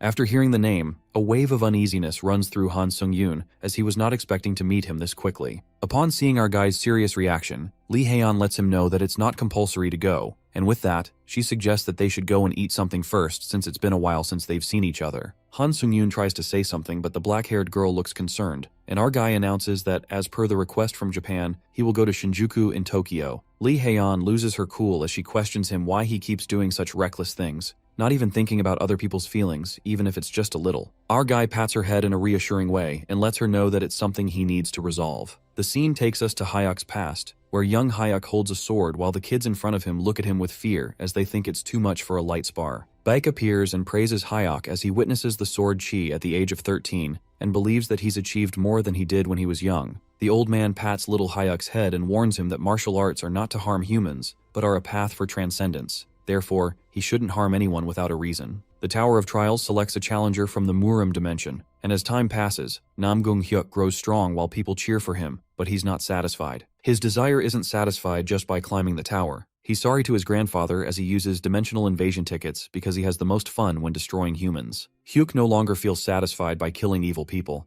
and going around Muram to kill people is not allowed, but he thinks that a guy named Han Sung-yoon might make this fun for him as he smiles evilly. Han Sung-yoon reaches Japan, and a lady shows him the way inside the room, escorting him through the way. Upon entering the room, our guy sees Cheon-suk and Sung-hoon already there, while they are glad to meet him again after the 10th floor. Our guy was expecting to see them since he heard from the association, and wonders if this is everyone who's gathered in response to Japan's support request. Sung-hoon reveals that an additional challenger from America will arrive soon, while our guy calculates in his head that the otherworldly challenger that appeared in Shinjuku is an unknown monster that might defeat all of them. Therefore, it would be great if the challenger from America is strong. Turns out, the challenger from America is Catherine, and Sung-yoon is speechless to see her for a moment, while the lady wonders if those two have met each other already. Han Sung-yoon reveals that they met in the tower for a moment, but Catherine sulks, not wanting to meet him like this, while our guy wonders if there's another way she wanted to meet him. Catherine argues that she wanted to meet him in a more normal way, and Sung-yoon believes if they didn't meet in a normal way in the first place, then how would they meet normally now? As they both argue, Sung-hoon confuses it for a couple fight, but our guy strictly refuses it as he uses the word never, which pisses Catherine off. The lady who showed Sung-yoon the way earlier introduces herself as the president of the Hunter Association in Japan, Ari Chika.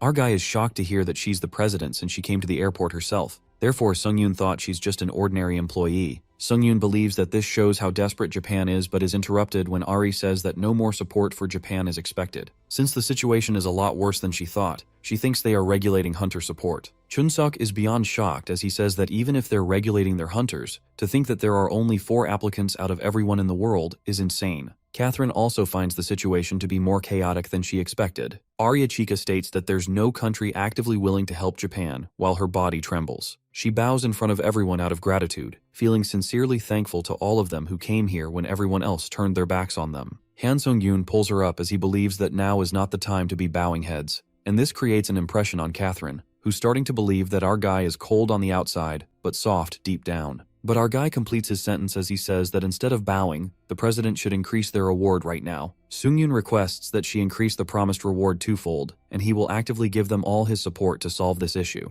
The red-haired girl, when she heard this, takes her words back as she just had a wrong impression of him. Meanwhile, Han Sung-yoon smiles cockily since he didn't come here to become a hero. Instead, he came here because of the reward and growth he will get when he kills Nam Gung-hyuk. Ari regains her composure and believes that the entity that has appeared within Shinjuku is an abnormal monster, and since they all are putting their lives on the line, she promises to increase the reward twofold. With that, she points at Catherine Bennett and claims that they have a shot at victory because the ability the red-haired challenger possesses can flip the results of the fight. One of the authorities Catherine possesses is called fire suppression. If an opponent who is stronger than her touches the fire that triggers this authority, all their stats will decrease by 10, and a random portion of their skills will become sealed. Using this authority, they can achieve victory if the enemy touches it. Han Sung-yoon thinks that they need to create a situation where Miss Catherine can activate her fire suppression. The news reveals that China's S-rank hunter Zheng, who went to Shinjuku as support, has just met the otherworldly challenger, although it seems like they're conversing. Nam Gung-hyuk asks the S-rank hunter if he's Han, but the guy reveals that he's a Chinese dude, Zheng.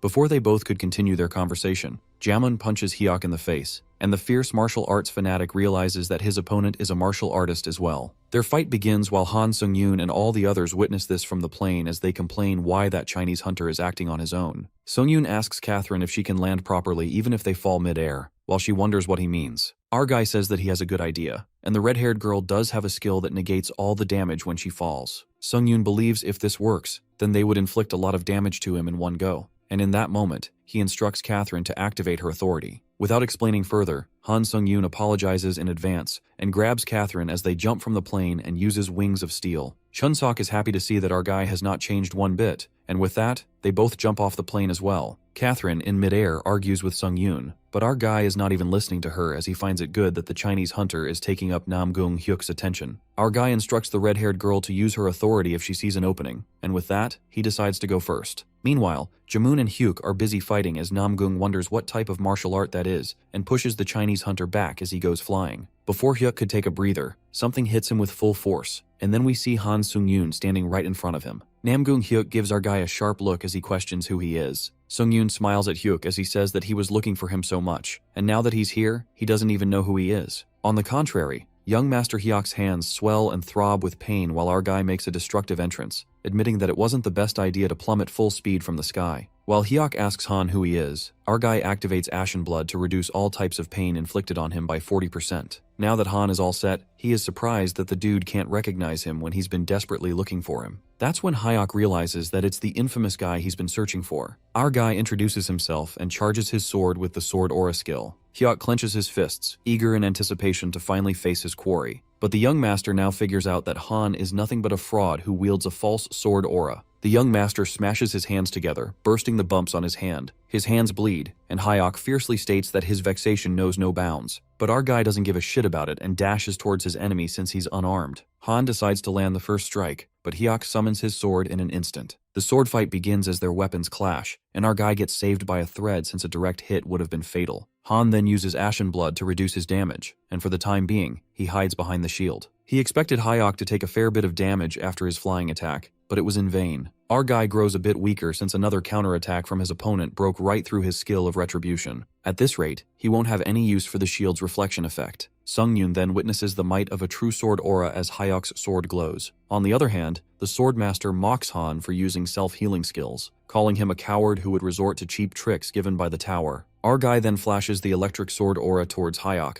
but the guy remains unaffected as if it's nothing. Right at that moment, the young master is bombarded by attacks when Kim Sung-hun and Oh Chusok ambush him, which he impeccably evades. While Hyuk is distracted, Catherine emerges from behind and strikes her curse of flames at him. However, to her surprise, her power doesn't activate, and the young master hops on a street lamp with his sword pointing skyward. The place rumbles when his sword emits a powerful aura, and Hayek clarifies that he will not have worthless pests spoil his fun. It is known to us that after numerous life-or-death encounters, the hunters all instinctively sense one thing: there is no defense against this attack. Yes, it's Hayek's sword aura that is terrifyingly powerful, enough to obliterate anything that comes in its path. The young master goes stark raving mad when he launches the deadly attack while the three of them run for their lives. That energy literally cloaks the horizon. The scene takes us to Han's flashback, where the admin White Crane asks Han Sung-yoon to consider the modest teachings a token of her appreciation. She holds his hand and gives him a simple injection of magic energy. This is how one can truly connect with the energy instead of limiting it to a single injection. As the energy is infused into Han, White Crane asks if he feels a difference. The first time, our guy only felt an influx of magic energy, but the second time, it was like the admin had somehow manifested inside him. White Crane smiles briskly and suggests to Han that he apply the energy to a sword, but she warns him to try it after he leaves the place, since he could be penalized for receiving an unfair advantage from an administrator. Coming to the present scene, Hyok's flaring power echoes across the sky, engulfing the horizon. On the contrary, our guy becomes the first self-taught sword aura user through independent enlightenment alone in the Earth dimension. The Tower of Trials applauds Han for his achievement. He receives the achievement Sword Body Unity, and with that, Sung-yoon's sword aura finally completes. Han asks if everyone is alright, and Catherine assures him that everyone's okay thanks to him. Deep down, Catherine ponders how Han neutralized Hyok's sword arc by meeting it with his own in a split second. The realization hits her that these two players are far beyond their level. The young master laughs maliciously since he expected nothing less from Sung-yoon and says that he almost disappointed him. Hyok contemplates that the more work and care that go into a sandcastle, the more satisfying it is to knock it down. Hyok strikes his sword, and as their swords clash, our guy gets pummeled. Han presumes that most of the dimensional invaders he's encountered so far have been a little arrogant, but this Japanese asshole is totally unhinged, and that triggers our guy. Our guy drifts back and requests Catherine and the others to retreat to a safe location. Han can't seem to concentrate since he has to think about protecting them like he did earlier. While Catherine refuses to leave, Sung-hoon does agree. It's hard to swallow, but Sung-yoon is totally right. Deep down, the rank 1 player feels ashamed since it's another trial in which he's of no use. Nonetheless, Kim informs Han that they'll proceed with Operation Blaze the moment they see an opportune chance. With that, Kim, Catherine, and Chuseok leave. Meanwhile, Hyok and Sung-yoon get all the time in the world to fight wholeheartedly. Their energy flashes across the whole city. Loud explosions reverberate, and while the three of them witness the intensity, Chuseok understands why Han wanted them to get away. As Bennett is relieved that our boy can go toe-to-toe with that monster, the masked player infers that it's not the case. It's subtle, but the enemy has read Sung-yoon's moves, and if this continues, our fellow will be cut down. On the contrary, our hero is battling against the odds. He hoped that mastering the sword aura would put him on slightly more equal footing with him. Han recalls what White Crane told him about Hyok Namgung's sword fighting skill being grade A, whereas his skill grade is only C. While it totally builds a huge gap between their powers, our guy presumes this isn't even a skill issue or whatever. To be honest, Hyok's strength is simply overwhelming, almost inhuman. Shortly, our guy tumbles to the ground since he used way too much strength on healing himself. As Hyok approaches him and asks if he's already given up, Han clearly knows that he won't be able to carry on fighting like this. However, in the midst of their fight, Han hits the stroke of luck when Catherine throws a potion towards him. Our guy attempts to drink it. However, a frantic kick lands on him. Well, our dude is an idiot for thinking he could drink a potion in front of a stronger enemy. Instead, that bastard Hyok gulps the potion down. Catherine is left in disbelief while Chun-seok calls that Japanese dude a total asshole and regrets not poisoning the potion. After that, Namgung smirks and believes that it's human nature to cling to hope, thinking it's the same for Sung-yoon. That potion heals a moderate amount of Hyok's stamina. He ridicules humans for giving themselves false hope about having a chance to win if they give it their all and leave this place alive. And yet, when optimism is torn to shreds, and every glimmer of hope turns into a pallor of despair, only then does this guy plan to derive joy from broken spirits. Right at that moment, Hyok becomes more monstrous, and a hellish glint flickers in his gaze. The battle continues, and they cause massive destruction with merciless force. They plummet to the ground when Hyok's eyes meet Han's. A sudden feeling of dissatisfaction runs through him. He sees as if there is still some hope left in Sung-yoon's eyes. A surge of frustration rises through him, and Hyok attacks him even more fiercely, causing our boy to crash on the ground, quivering. Shortly, Namgung approaches him, presuming that Han barely has any strength left to move. But what annoys him is that his eyes still pierce right through him. This cynical feeling leads Hyok to slash his sword across his eyes, and blood splatters everywhere. Our guy screams in pain and desperately needs stamina to heal, but he's already at his limit. Still, he plans to squeeze even the last bit of strength he has left. Maybe then he can manage one final attack. The Chinese dude monstrously leans in for another strike, while Han's damaged eyes are the major stumbling block, so there's no chance he could finish his opponent with a single strike. Our guy feels anguished about his impuissance and tries to think about what his next move can be. In the meantime, Han's friends come to his rescue and dash towards him. But our guy screams at them to stay back because he knows if they join the fight, they will be slaughtered in no time. That's when the evil sword hunter learns the reason behind Han's repulsive look of hope on his face. It was his little insect companions. Nevertheless, Catherine jumps in with her power of flames, but she fails to keep up with Hyok's unfathomable speed and gets slashed by his sword from behind. The masked player calls out Catherine and fights Hyok with his lightning power. But the inevitable happens, and Namgung attacks Kim with deadly force, slamming him into the ground so hard that it bears cracks. Blood drips from Han's eyes while the young master grabs Catherine by her hair, aiming his sword at her. The monstrous guy slightly caresses the sword on her neck, and while she screams in agony, he asks Sungyun if he can smell his companion's burning flesh. Our guy furiously asks Hyok to let her go, calling him a sick freak. The young master's face lights up with a smile when he peeks at Han's dreadful face.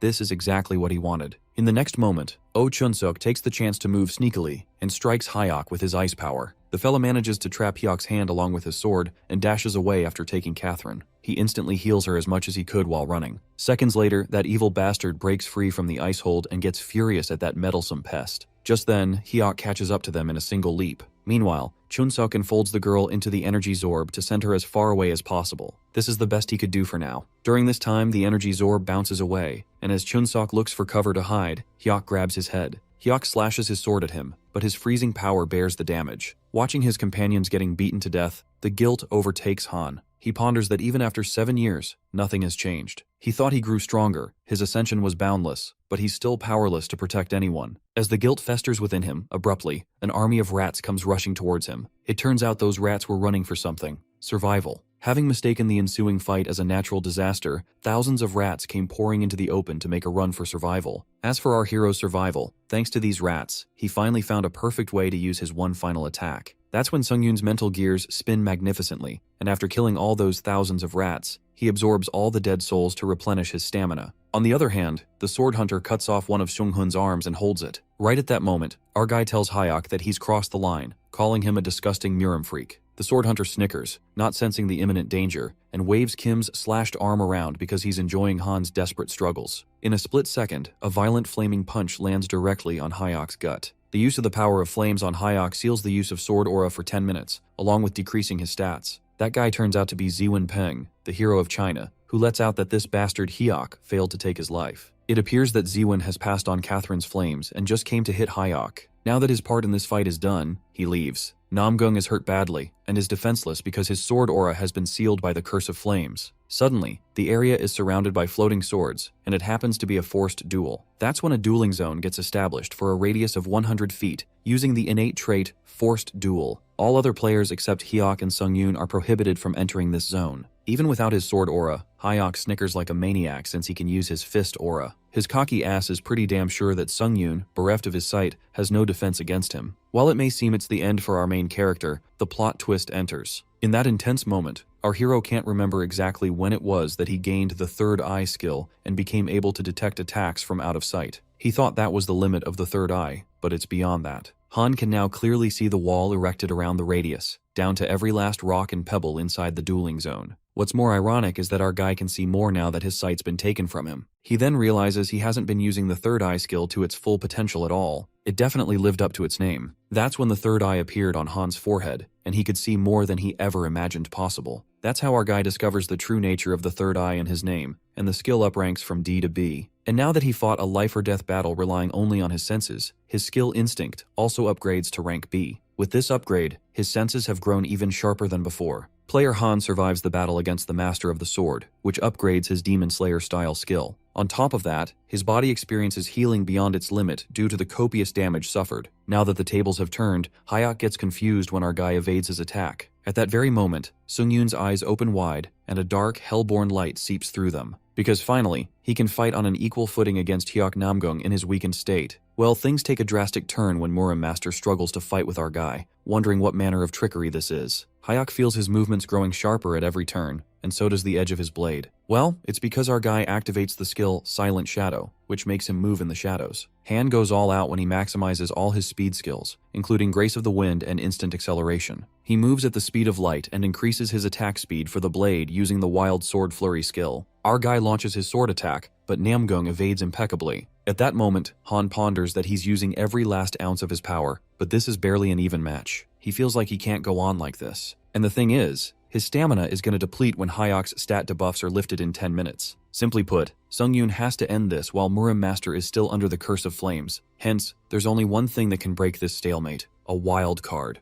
Our hero raises the sword and flings it with overwhelming force. Namgung smirks like a devil and dodges that sword like a breeze. He calls Han's attempt moronic and a foolish gambit born of desperation. The Swordmaster's cockiness gets the best of him when he leans in to land a blazing punch, and a chilling stare flashes across Han's eyes when he calls out, "Iron Blood Sword." Right at that moment, the sword materializes out of the blue and, on Han's command, pierces right through Hyuk. The guy is left staggered by the sudden occurrence and blood drips from his mouth. With the sword stabbed inside him, Hyuk realizes that Sungyun has struck his chi core, so he must act with all haste to recover fully. It appears that the 10 minutes pass away, the Curse of Flames ends, and the forced duel also gets lifted. The duel's barrier starts fading away, while the Swordmaster regrets getting distracted by this child's play. He yanks away that sword and tells Han they should continue this duel another time. Hyuk holds a red stone when the gate materializes, leaving everyone slack-jawed. The Chinese dude Ziwen figures out that he's trying to return to the Muram dimension. In that moment, they all had a powerful sense of premonition. If they failed to kill Hyuk Namgung once and for all, he would return to Earth one day to cause an even greater calamity. But they can't let him get away, and Chunsuk, Catherine, Kim, and Ziwen charge at the Swordmaster.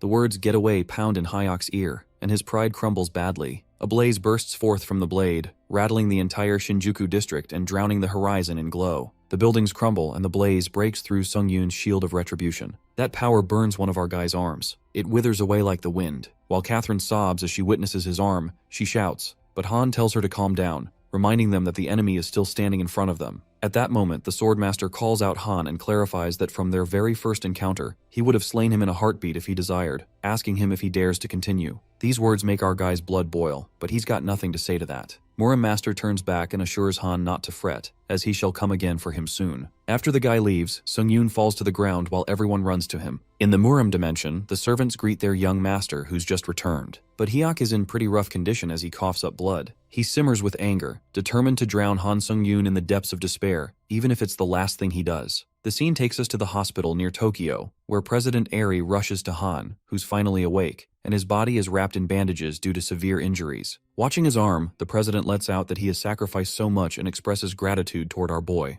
Abruptly, our fella activates the skill Ashen Blood, and his arm regenerates in a split second, leaving Eri slack-jawed. After that, our guy looks for other members and goes to check on Catherine first. Han slid open the curtains only to find Catherine sitting undressed. Our guy is welcomed by a slap. Outside, Oh Chun-suk is walking with the help of crutches when he finds our guy in the hallway with a slap mark printed on his face. Our guy lets out that he was in Catherine's room, who was full of energy. Nonetheless, Han asks him about Kim Sung-hun since he hasn't seen him around. Chun-suk responds that he did see him in the morning, adding he has got a lot on his mind. The guy elaborates that Seung-hun Hyung lost his right arm in the last battle. Later, at the hospital roof, Han finds Kim there, who greets the sword demon. Our guy is confused by that nickname while Seung-hun glances at his arm, which is now all healed up. The masked guy asks Sung-yoon if he healed with a skill, and he's amazed by our guy's incredible power. The masked dude admits that Han has a knack for surprising him and proceeds to reveal his arm, which is halfway healed, saying he was not so fortunate. Just then, Han apologizes and blames himself, saying things wouldn't have been this bad if only he had been stronger. But Sung-hun replies that there's no reason for an apology since he has a skill that allows him to function normally. Han speaks his mind and confesses that he's rushing his way up the tower like a man possessed, for the sake of getting stronger. He admits that he was completely obsessed with no regard for anything else.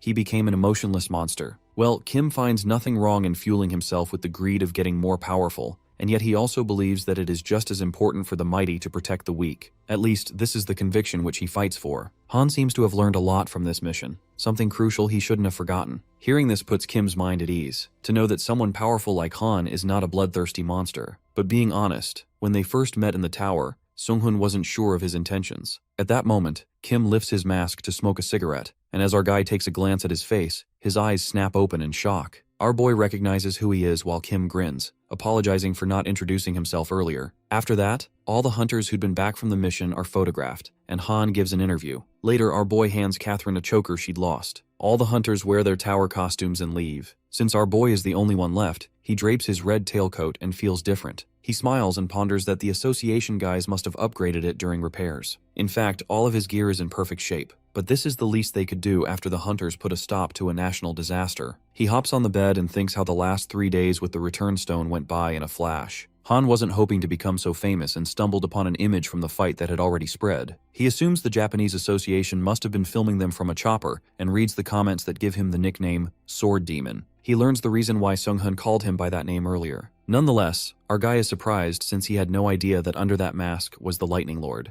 It is then revealed to us that the Lightning Lord stood head and shoulders above everyone, even among the 30 grade S hunters in Korea. He brought down gate after gate at a speed no S-grade hunter could match. He was worshipped as a hero in Korea. The scene then takes us to Sung-yoon's flashback, where the Lightning Lord, Kim Seung-hoon, hands him a card and tells him to consider this a recruitment call. Kim asks our boy to reach out whenever he'd like. Coming to the present, Han's stay on Earth comes to an end, and he decides to hold up that recruitment call for now, since he'd better train and live up to the Sword Demon nickname. With that, our boy travels back to the Tower of Trials. He enters the lobby of the 11th floor and ponders about the lessons he's learned in his fight with Hyok. Han learns that he doesn't have enough stamina. Although the skill Ashen Blood heals up most wounds more than any other skill, the Regan effect doesn't kick in when the stamina is low. This is why our guy thinks it's time he learned a new way to cover stamina. Sung-yoon keeps scrolling the skill store since he finds nothing to his liking, but then he stumbles on a way to stop overthinking and just buy everything he can. With that, our guy buys every skill he finds helpful. He gets Auto Stamina Regan that restores a total of 0.07 stamina every 180 seconds. He also purchases the skill Lunar and Solar Synthesis, which increases base stamina by 100% when exposed to light. Our guy then activates Skill Synthesis and synthesizes the most compatible skills, the Solar and Lunar Synthesis. It is created into a C-grade skill, Photosynthesis, that increases base stamina by 200%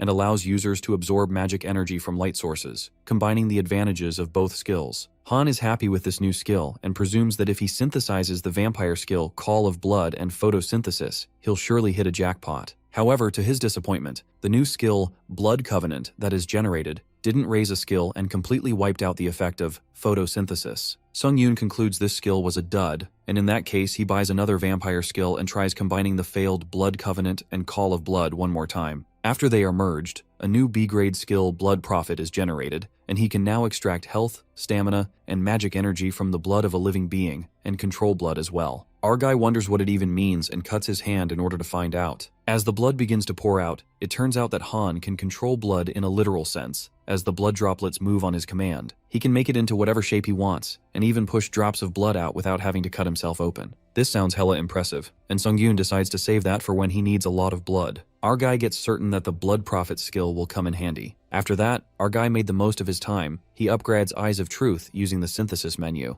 An A-grade skill, Fireworm's Eye, is created that imbues Han's eyes with the Fireworm's power and allows him to see things that can't be seen normally. On top of that, this skill has a secondary effect that allows him to gain info on objects, and the user can discern when someone is lying through Dragon Sight. Our guy activates this skill and reads info of every single object he's wearing, like the vampire's Count Old Tailcoat and Boots of Swiftness. When he reads the description of the Sanguine Demon Sword, it reveals that its true potential is unlocked when a user who has reached a level of Firebrand activates the unique effect Blood Aura to the maximum degree. That's when the realization hits Han that Firebrand is the level of power that took Hyoknamgung to decimate the entire Shinjuku district. He infers that only someone on the same level can unlock the Sanguine Sword's true potential. Our guy took this sword as mediocre, but now he gets curious as to what its full potential looks like. Soon after, Han enters the trial of the 11th floor, which is a mental testament, and this time the objective is to clear the way through to the 7th gate within the time limit, which is freaking 7 days. The reward upon clearance is an antique mirror of testament, and the penalty of failure is death. Just as our boy enters the floor, he encounters Priest Johan, who greets him to the Temple of Testaments. The guy opens up to player Han Sung-yoon that he will undertake the trials bestowed by the God of Testaments. His trials will persist until his last breath. Since a mere adventurer like him dared to take on these divine testaments, he must contend with the consequences of his choices. Our guy takes on this trial and asks what he must do to clear it. The priest questions Han if he is ignorant of the rules of the trial led by the 7 gods of Ares. At that moment, the realization dawns on our fella. and he reckons that if this is the Ares dimension, then it's where the Black Knight who invaded his 5 trials came from. Johann is surprised that a clueless excuse for an adventurer like him made it into this dimension, but nonetheless, he explains how this trial works. He reveals that the trial takes place in the Temple of Testaments, testament of the body, mind, and faith. After player Han undergoes the first testament of body, he advances to the ultimate yet most difficult trial, the testament of mind. Now about the gates. There will be a high priest in each trial chamber whom he must persuade or kill in order to advance to the next chamber. Bluntly put, Han needs to do whatever it takes to get through the gates. The priest smirks and thinks he has divulged enough, so now the answers are for Sung-yoon to find. With that, the first testament begins, and priest Johann turns out to be our guy's opponent. He immediately leaps towards our fella, and not to mention, his power seems terrifyingly strong. At first, Han halts that punch with his hand, and soon after, his punch clasps with his opponent's hand. As their hands clasp, our hero ascertains that this big guy is equal to the challenger who's achieved pioneer status in the hard level. Promptly, Sung-yoon activates his skill, Blood Prophet, and discreetly pushes blood out of his finger. He then makes it into the shape of a bullet and shoots it straight into the opponent's forehead, killing him instantly. Just like a cinch, our guy kills the priest and is impressed by how overpowered the Blood Prophet skill is. Anyways, Han thanks the dead guy for the explanation and absorbs his dead spirit. After this, the admin priest of 7 gods is shocked to witness Han's outrageous behavior and compliments him as an interesting player to watch, nodding at his mercilessness. Judging by the names of the admins, our guy presumes that the god part of this trial got a bunch of them all riled up. Meanwhile, the admins White Crane and Lord of Iron and Blood are disappointed to see that Han undertook the trial without prior mention. Our guy justifies that he doesn't have a way to contact them. After that, he rummages through the priest's clothes and finds an item, while Ares admins are impressed by his greed, and the Godslayer nods to affirm that they understand his actions. Nonetheless, to read the info of the mirror item, our guy activates the Fireworm's Eye and gets to know it's the priest's divine mirror. He then jumps onto the real info of the item through the Dragon Eye, discovering that the holy energy of the God of Testament is instilled in this divine mirror, which can also lead the user to determine their own fate. Han is left utterly baffled when he ponders on determining his own fate, guessing this item is good for a one-time protective barrier at least. Shortly, our boy continues walking to the next gate, hoping it's the Testament of Body too. As soon as he opens the gate, he meets a pretty girl priest who's surprised that he reached the chamber so quickly. She supposes that priest Johann is no longer fit to dispense judgment. The girl reveals that she's Jane, priest of the Second Testament. Unexpectedly, she frantically flings a chair at him, and Han is not so pleased by such a violent welcome. Our guy believes it's another testament of the body, while Jane agrees and aggressively comes flying toward him. She strikes the sword at him, but Han evades it impressively. Whilst dodging, our guy notices that Jane's sword aura is a lot like the one he used to use. Han activates his weapon with 2 sword auras and slashes Jane's arm. She's banged against the wall and is in utter shock to see an aura user. The priest does not find it possible for a mere adventurer to have full command of an aura. Our guy responds that he uses the aura the same way as she does, asking why that surprises her. That's when Jane reveals that their holy energy is bestowed upon them by the God of Testaments, a blessing through which they wield his immense power. So it's only natural she's shocked that a man like Han, entirely devoid of holy energy, could wield a sword aura of such overwhelming force. While Jane heals her arm with holy energy, Sung-yoon presumes that it should have been a fatal wound. Nonetheless, the priest leaps again, while our guy can tell this holy energy is going to be such a pain. Their swords clash, and Han starts questioning in the middle of the fight. He mutters that he was told by the first priest that he could pass the gate without having to kill the priest. But he asks Jane if there's really a way to convince her to let him pass. Jane smirks and assumes that his gift of blabbering will have to be smooth enough to impress a god. Ignoring her bullshit, Sung-yoon asks her how many gates are in the Testament of Body. But our fella's attitude annoys Jane very much, and she gives him a death glare as she sees that he's brimming with pomposity. She bluntly tells Han to save his cliché questions for when the battle is over. Our guy stands stiff and activates instant acceleration. In a blink, he yanks away the priest's sword and slams her against the wall. He grabs her hands and arrogantly says the battle is over. As promised, our guy wishes to hear more about the testament process. The priest nervously asks Han if he's going to have his way with her. While the admins anticipated our guy's response and some gazed at him with narrowed eyes, Sung-yoon makes it clear that he's not going to do anything of the kind. Jane laughs and thinks how fortunate she is, while the Lord of Iron and Blood heartily agrees with the priest, and White Crane expresses relief. Our guy doubts anyone who's capable of something like that can make it all this way, and Jane unbelievably asks him if he truly believes his words. If so, she calls him exceptionally naive for a hunter. Either way, Han lets her know that she's going to tell him everything as promised. Being a good girl, Jane spills that there are 2 remaining goods in the Testament of Body, and the Testament of Faith will begin at the 5th gate and end at the 6th gate, which means the Testament of Mind takes place at the 7th gate. Before he reaches the 7th gate, Jane advises our hero to consider abandoning this trial altogether. She unfolds that the 7th gate of the temple has never been breached by a single soul. All those who step through the gate either go mad or die bleeding from every orifice of their bodies. Sung-yoon uses his Dragon Eye skill and figures out that she isn't lying about this. Now that the priest is done with her piece, Jane says her final words and pays Han gratitude for a battle well fought. At that moment, our boy asks her one last question, wondering if there's a way to pass this gate without killing her. But Jane believes that such a feat would surpass his current abilities, which makes our guy wonder if she isn't afraid of her own death. Jane smiles like a maniac, with not a hint of fear on her face, and believes that death, too, is a testament that brings them closer to God. Just like that, Han kills her on the spot because dragging this out would only be an act of cruelty. He then absorbs Jane's spirit and convinces himself that he did what he had to. However, he can't help but feel like a scumbag.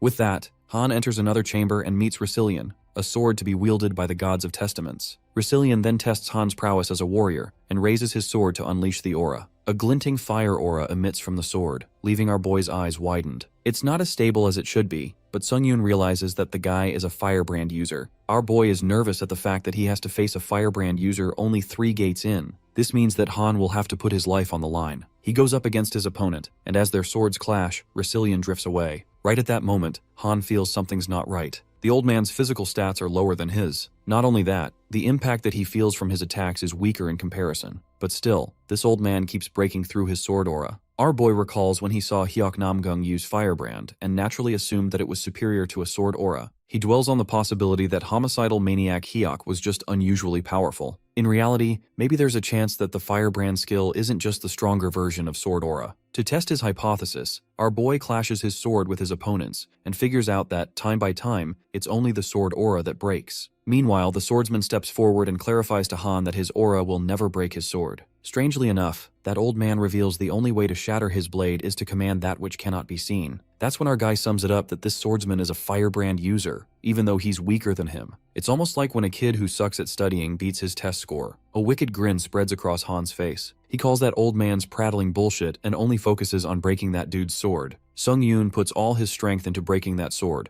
but the swordsman emphasizes that only those with command over the unseen can wield a sword that will cut through all things in the universe. It is then one will conjure an aura of overwhelming power. Han continues to strike his sword with the opponents when suddenly his sword emits a stronger aura. At that very moment, our hero's sword breaks through Resilian's sword aura and slashes his face. Our guy then apprehends the difference between a sword aura and the firebrand's sword flames. He learns that to activate a sword flame is to foster a sense of intense mental determination, sheer willpower, in other words. Priest Resilian coughs up blood and smiles, expressing joy about Sung-yoon surpassing his sword flame. The man oddly looks happy for our guy for wielding the true firebrand and praises him. Our guy is baffled, as he wonders why the old man is happy about it. Strangely, the priest is more interested in someone else's growth than his own death. The priest trembles, overwhelmed by euphoria to think our guy would learn it so quickly. With that, our guy proves his worth as a warrior, and in that split second, Han mercilessly decapitates the priest in a single slash. He then absorbs the dead priest's soul, and the proficiency of his innate trait, necromancy, reaches 100%. Just then, the trait necromancy upgrades to grade B, and he is curious to see what new abilities he's unlocked this time. He unlocks the skill Secondary Effect that allows the user to extract a power from a target upon absorbing the dead spirit of a stronger enemy. Our guy hits the jackpot because every time necromancy upgrades, it never disappoints. What's more is that it's already this powerful at only grade B. He anticipates the perk he'll gain at grade A or S. After that, Han opens up the status window and notices that he's closer to 3-digit stats already. Our guy recalls his trainee days when he used to think that was something only a prodigy could achieve. In the meantime, Han Sung-yoon absorbs all the priest's dead souls, including Jane, Johan, and Resilian. On top of that, with his new skill, he extracts the skill Indomitable Will from Resilian's soul. This skill is the symbol of those who challenge the impossible to the bitter end and refuse to bow down, along with the effect of increasing the user's physical stats and focus when facing a stronger enemy. Han then walks up to the next chamber and finds an angel in the air who supposes that Priest Resilian has finally croaked, a surprise to be sure. That's when our boy pauses for a second, and the admin Godslayer warns Han to be more cautious from here on. The admin White Crane informs him that the priest uses a genuine sword aura, as opposed to a false one, while the Lord of Iron and Blood is impressed by the powerful aura from the priest of the God of Testaments. Suddenly, our guy involuntarily swings his sword, and the priest flies to the ground, taking it that Han's not the talkative type. The priest exudes a chilling stare and without further ado, begins the Fourth Testament. The priest reveals himself as Chiron, a disciple aspirant serving the god of testaments. Our guy gets notified that he's facing an enemy that exceeds his level and activates the skill Indomitable Will. In that juncture, Han feels Chiron's aura, which feels way more powerful than the other priests he's faced so far. Chiron summons a piece of broken mirror that emits a blinding aura. As our guy evades that lightning bolt, the aura from Chiron's weapon is reflecting and aims to hit Sung-Yoon. Han freezes in shock and immediately activates the Dragon Eye, which helps him counteract with his sword aura. Our guy finds that beam of light annoying since it keeps reflecting off the mirrors, and feels the urge to attack the priest before he overwhelms him with those beams. As they are about to confront each other, Chiron flaps his wings, which reverberates a merciless force, making our guy drift away and tumble. Han manages to live as he blocks those beams with his sword as it clashes with the glass. Our boy is shocked to see another sword user. He then witnesses Chiron flying away and is intrigued by the winning strategy he's got, his wings. Han anticipates that at long range, Chiron will use those beams to attack. Even if he dodges the initial blast, it'll be amplified by mirror walls to catch him from out of sight. But when Han manages to close the distance, the priest uses the gust from the wings to break the enemy's balance, counteracting his sword flame. That sounds complicated, but despite that, our guy is amazed since beams and sword flame are one hell of a combination. Han comes to realize that he can't just go and smash those mirrors. If the shards from the broken mirror fragment the beams into countless small beams, there's no way he could dodge every single one of them at the same time. The admins begin to panic and question the difficulty of this trial, while the other admin, Sable Demon, is curious to see how player Han meets his demise. Upon reading this, our guy feels low-key mad, while the admins on Han's side eagerly wait for his next move. Han feels relieved that at least they don't seem to panic much. On the other hand, Priest Chiron emerges with another mirror and clarifies that he won't go easy this time, wondering if Sung-Yoon will be able to survive this. Right at that moment, the disciple goes berserk, and the light flashes and reflects from 4 different places, making it impossible for our guy to dodge multiple beams. Eventually, the beams strike him, and an explosion occurs. But thanks to Han's skill, Shield of Retribution, it takes all the damage, and now our guy is able to release all the accumulated damage. It's more like an Uno reverse attack. That's when our hero releases the damage, and the beam travels through the shield. A raging beam pierces through Chiron, leaving him staggered by sheer shock. The disciple is left flabbergasted by the sudden turn of events, and as he's coughing up blood, he's certain that Han wasn't a trained mage, supposing that he has been blessed by God. But our guy responds that he doesn't know anything about God's blessings. With a hole pierced in his body, Priest Chiron concludes that Han neither fled from his testament nor suffered defeat from it. Hereby, he's proven himself worthy. After this, the priest collapses, and Han absorbs the dead disciple's body. He also extracts a power from Chiron's dead soul, who was more powerful than the user. Abruptly, our boy's soul gets imbued with the power of holy energy that he gets from the priest, and he realizes that must be the power the priests here were using, just like hunters use magic energy. Our boy feels a certain energy in his chest, but he finds it hard to move, sensing that it's totally different from magic energy. The admin White Crane wonders why Han's central energy core has been imbued with holy energy, and the Lord of Iron and Blood is flustered upon witnessing that his heart bears no traces of any god. After a while, Han walks to the next chamber and encounters an old man who calls Han the one who's driven by the frenzy of battle. Our guy appears confused and asks the old lady what he meant by that. The old man mentions Han's ultimate calling, which is to keep marching from one victory to the next until he achieves boundless growth to become the pinnacle of strength. It's as if the old lady spoke to Han's mind, but our guy presumes that wanting to be the pinnacle of strength was an overstatement. Suddenly, the woman walks past him and responds to Han that it's not an overstatement, but rather a conclusion that he'll reach by himself in the end. At that very moment, a strike of terror runs through Han as to how she's reading his mind, and he immediately turns back, wielding his sword. But the old woman tells him to calm his troubled nerves, revealing that it's not the testament of the body, but the testament of faith. Han spirals into panic as the woman switches places in a split second, wondering how the hell one can move like that. That's when it hits our boy, and he's gripped by utter trepidation, assuming that his mind has been compromised. He finds himself trapped in a void where he's grabbed by many hands and a woman chews on him. The old woman is intrigued by the test, and to everyone's surprise, she informs Han that he's passed the test. While our guy is left utterly perplexed, the old lady lets him know that he's worthy of passing the 5th gate. Han asks her how that's even possible, and the old lady reveals that the 5th gate begins with an observation of the player's mind. Only those who possess unfaltering will are granted a glimpse into their own. She confesses that she sensed such strength of will within Han, the will to do violence, ready to cut down anyone who stands in the way of his quest for power. The lady senses the desire of Han to become stronger, even at the cost of killing indiscriminately. It lurks deep within his subconsciousness. Lady Henier tells Han to make it quick if he falls to his ambition, whether it's by his sword or the vicissitude of faith. But our guy makes it clear that he has no desire to kill her since he passed the test already. The lady finds it a rare surprise and provokes our boy, saying that she perhaps ought to unleash the full brunt of the testament of faith. Sung-yoon gets ready to slash her due to her cockiness, but the lady changes her words and passes him. She then grants Han a safe passage and pats him. With that, our fella strides for the next testament and finds himself engulfed in darkness as he goes further. Soon after, he notices the mirrors turning black and finds himself plunged into total darkness. Right at that moment, a woman whispers in his ears, scaring the shit out of him as he swishes his sword. He hopes it's not the same shit again,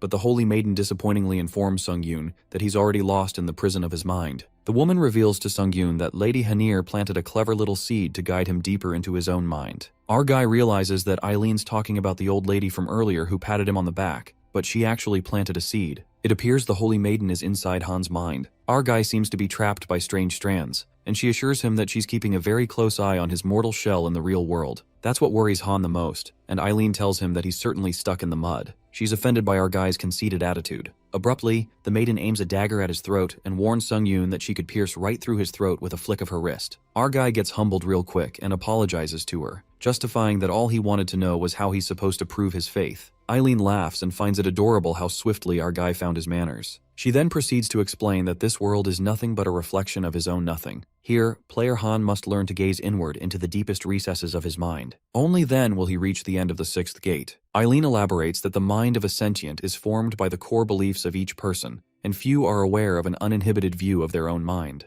She clarifies that the world is not easy to grasp, just like how he sees impenetrable darkness when he closes his eyes. In other words, she meant that Han must train himself to see his true essence in this world of darkness. The holy maiden Eileen then commenced his sixth testament. Suddenly, the water beneath Sung-yoon ripples in a frantic manner until our guy eventually gets drowned in it. Eileen, on the contrary, consoles the poor thing as our boy drowns in the illusion of his mind. She's certain that the pain is just as vivid as the real thing. The holy maiden hopes Han finds a solution soon, because if he fails to do so, he'll have the rare experience of drowning on dry land. While she's testing Han, our guy activates the skill Clear-Headed that weakens the effect of mind control and allows him to stay calm. Our guy feels much better and apprehends that he needs to stay calm and breathe for as long as he needs. As Sung-yoon manages to survive in the water, suddenly he feels something on his fingertips. Eileen praises his determination since she was not expecting him to be able to move while his consciousness is still in the mind realm. It turns out that our boy scratches the holy maiden's neck with his sword. Flustered, Eileen is in disbelief that a hunter is able to defend himself in the depths of his own subconsciousness. That's the moment she realizes that she's lured a monster into her grasp. The mind realm begins to crumble. In the water, Han moves his muscles and feels relieved that he's getting his bodily senses back. Eileen spirals into panic since Han was supposed to be completely devoid of all senses in the mind realm,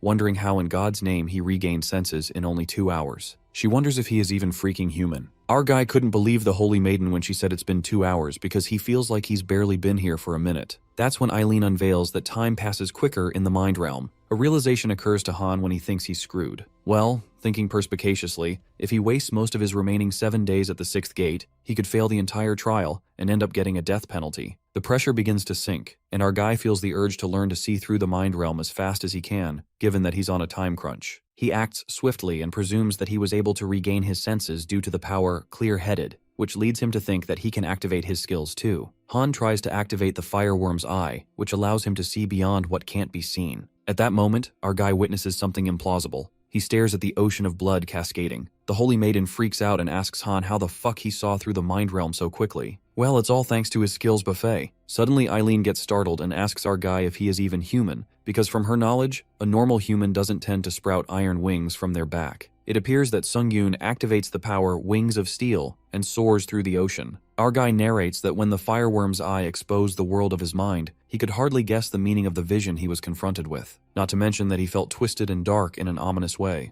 After that, Han flashes through his mind realm in an instant and makes a destructive appearance when he grabs his sword, asking the holy maiden if he made a mess. Eileen falters when she looks at Han, her worst nightmare. She justifies that it wasn't her doing, while the admins breathe a sigh of relief to see our boy regaining his consciousness. Our boy then curiously asks the maiden if this really was the testament of faith, and Eileen responds that the testament of faith is to face and accept one's deepest self. She explains that human beings go through life with little faith in their core beliefs, unaware of what they strive for or believe in. What one thinks, believes, and acts on comprise their mind realm, and this is what Han came face to face with in this testament. Eileen then reveals what she saw in Han's mind realm. He seeks to overcome his pitiful past and gain even greater power, but not at the cost of humanity. She then bids the inhuman might a farewell with an end note, saying that sometimes remaining faithful to one's desires, as he does, is the most honest path of all. With that, Sung-yoon enters the 7th gate, where he comes across a light that instills fear into him. The light crackles, and it turns out to be an eye. Our guy is left panic-stricken when the God of Testaments gazes at him. At that moment, he recalls what Jane said about the 7th soul not being breached by a single soul. Han understands what she really meant, and suddenly a bright light radiates, and the whole place rumbles, making our guy trip.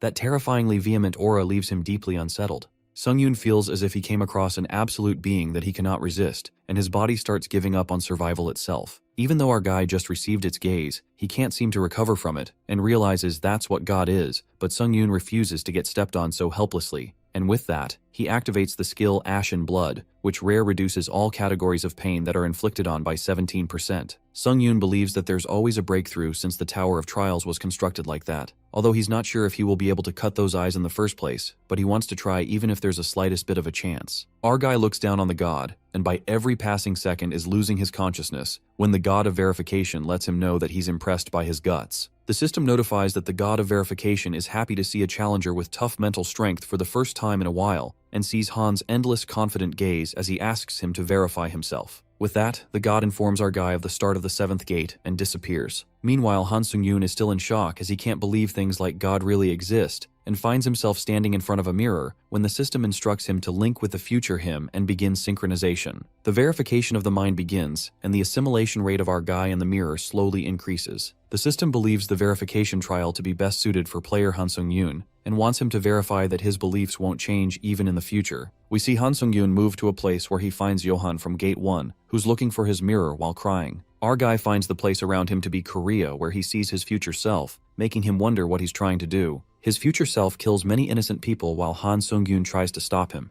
and the assimilation rate between him in the mirror and his real self forcefully increases by 10%. Sung-yoon feels as if his chest is being torn apart into many pieces while he feels mixed emotions like guilt, madness, and rage. Suddenly, Johan appears behind him and asks him if he's the one who took his mirror, and with that, he does something to our guy which seals all the skills that interfere with Challenger Han's mind. Our guy tries to fight back, knowing that mental protection is especially important in the verification of the mind, and wonders what should he do if his skill, Serene Mind, is blocked. The assimilation rate between our guy and his mirror self increases forcefully to 20%, and due to unbearable mental shock, Han Sung-yoon gets the status Abnormality QI Deviation. Han, with his mind now trapped, wonders why his future self is doing something so cruel, even though he obsesses over strength, but there's just no way he would do that. With our boy's status abnormality being QI deviation if our guy does not resolve this proficiency, the system notifies that the skill Mana Circuit can drop by at most 10%. Mana Circuit proficiency drops by 0.3, then 0.7 and 0.4 after that, and Sung-yoon feels his Mana Circuit overheating too much. Our guy sees the Murim world where he sees his future self looking for the Murim Alliance leader as he threatens the people and claims to spare their lives if they tell him about the whereabouts of the Alliance leader. Murim Alliance leader Lee Jinhwan appears as he talks about the gossip going on about a madman called the Sword Ghost in Murim, and seeing Han Sung-yoon, the Alliance leader feels he deserves the title. Before he could say anything else, future Sung-yoon attacks him, and the battle between them begins. In the end, future Han Sung-yoon kills all the Alliance members he said he would spare, leaving Lee Jinhwan dumbfounded. The Alliance leader asks the madman in front of him if he's not ashamed, but Sung-yoon's future self refuses, as he believes the weak people are his resources, which don't let him get tired or hurt, and they don't have more value than that in our guy's point of view. The assimilation rate between our guy and his mirror self forcefully increases to 30%, making him cough up blood. The author narrates that during the dozens of times that the location in the mirror changed after his future self killed thousands and became endlessly stronger, our guy was in a state similar to a monster, enveloped in madness and only looking to become stronger. A crazy monster that never loses. The assimilation between Han and his future self forcefully increases up to 40 and then 50%. If the assimilation rate keeps increasing like that, it would be bad. But our guy wonders what kind of feeling this is and why he's feeling pleasured by it. We see Challenger Sung-hoon angrily entering the place while asking Han Sung-yoon if he thought he could get away after doing something this shitty. Ari Chika is still in disbelief to witness the sight in front of her where future Sung-yoon is holding a dead Cheon-suk after killing him mercilessly. The president of the Leader Association questions our guy the reason he's willing to kill innocent people for the sake of getting stronger. But our guy finds the question rather silly, as he states that he's simply killing others for him to get stronger. Kim Sung-hoon reminds our guy that he can control lightning and furiously warns him to be prepared to die as he attacks him. Sung-yoon considers the fact that Sung-hoon is not an opponent to be underestimated and smiles as he kills Sung-hoon by splitting him in half. Ari is traumatized to witness this while she screams at Han Sung-yoon, telling him to get it together. The real Sung-yoon, on the other hand, is struggling to find a way out as he knows if he made a single mistake, he's gonna get devoured by this bastard's mind. Even 50% synchronization is making him feel like his mind is splitting, and with that, our guy decides to find a way out before it's too late. The synchronization rate increases up to 60%, and skill mana circuit proficiency drops by 0.1, then 0.5, and lastly by 0.2%, while the assimilation increases to 70%. Our guy starts giving up since he's not able to hold on much longer as the mental shock is too much for him, and he can't differentiate between pain and pleasure anymore. Sung-yoon slowly sulks in deeper, but then he remembers Johan's High Priest's mirror filled with divinity, which is a mirror imbued with divinity every single day by the High Priest Johan. Our guy activates the High Priest's mirror, and a divine barrier protects him and gets rid of all mental corruption of a certain level, with status abnormality and energy deviation now being undone. Han Sung-yoon successfully breaks through the trance he was in and has now accomplished Mind of Steel, with his stamina being increased by 1.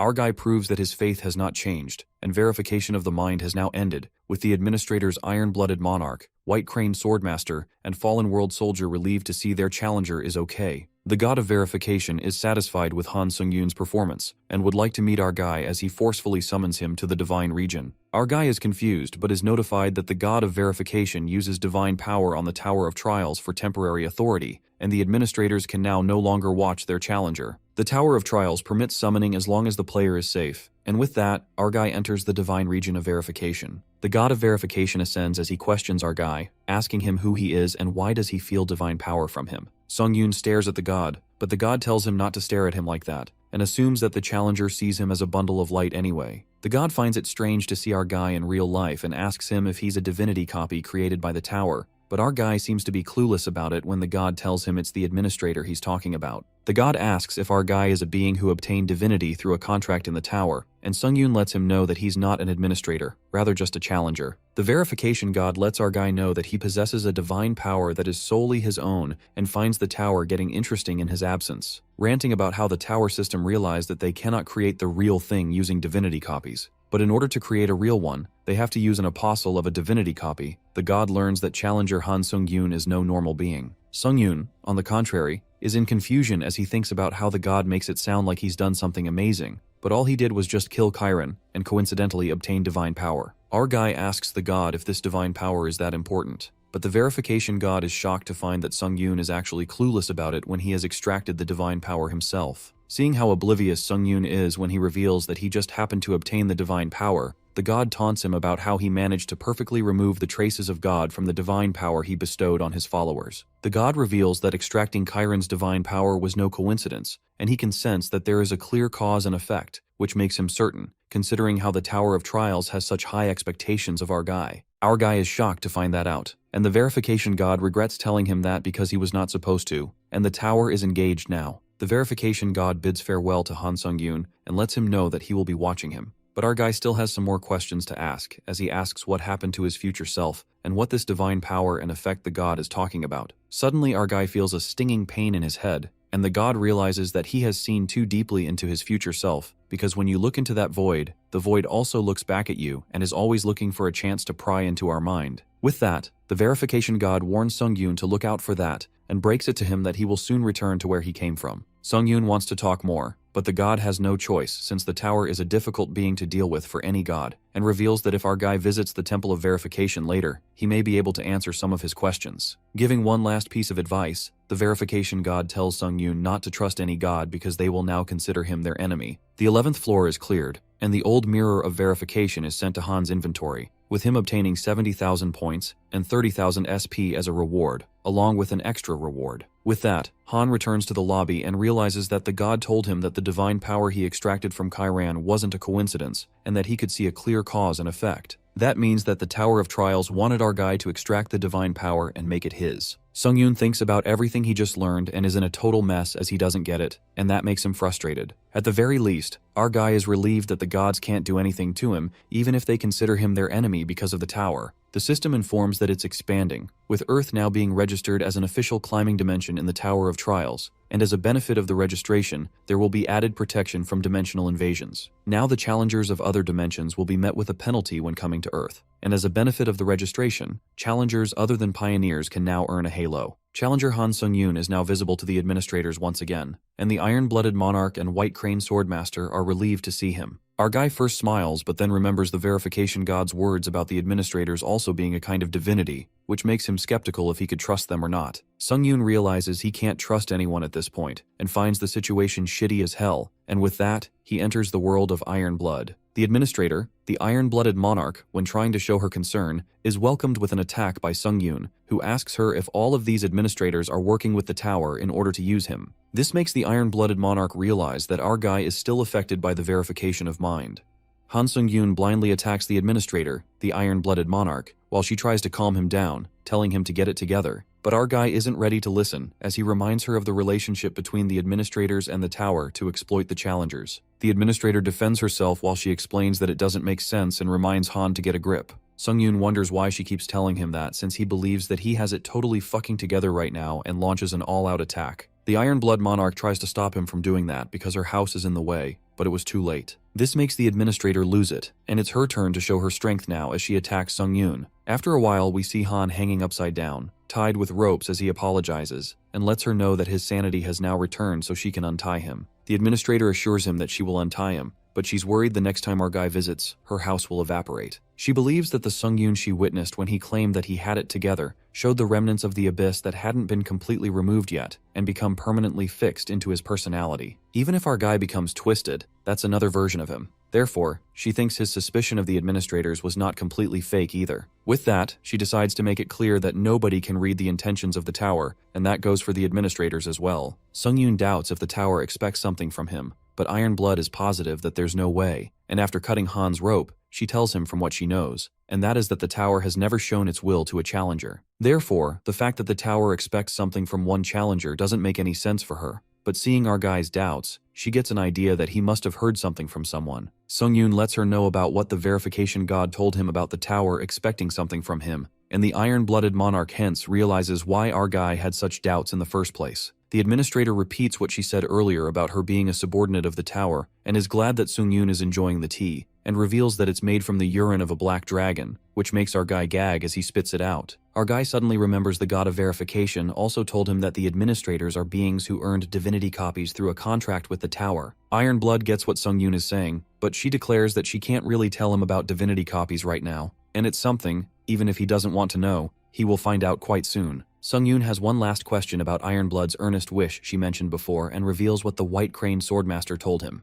that it's a right that the tower grants to the administrators, and that you can fulfill what you want to accomplish through the challengers who signed disciple contracts. The red-eyed administrator looks pissed that her fellow administrator told Sung-yoon everything about an earnest wish. Our guy asks her why she didn't tell him about this earlier, and Iron Blood reveals that she felt fear because she believes Sung-yoon is currently underestimating himself, and she saw how obsessed our guy was with his growth. Therefore, for his growth, she thought he would fly towards the earnest wish trial and challenge it like it's nothing. Han Sung-yoon agrees with her because he knows he doesn't have another choice, because he certainly believes that he has no talent. The administrator wonders what his definition of talent is, but she warns him that he will soon learn just how much our guy is underestimating himself. In addition to that, the red-eyed administrator also reveals about the 12th floor trial, and with that, our guy returns to the lobby. The author narrates that talent is an attachment of which you cannot change, as it's a gift given by the sky and is separated into 3 aptitudes in the world of hunters: skill acquisition, stat increase, and trait enlightenment. These are the hunter's 3 gifts, but Sung-yoon wasn't born with any of those. Our guy couldn't gain a skill, his abilities didn't increase, and he couldn't even enlighten a new trait. Han Sung-yoon believes a lot changed after entering the Tower of Trials, but the truth didn't.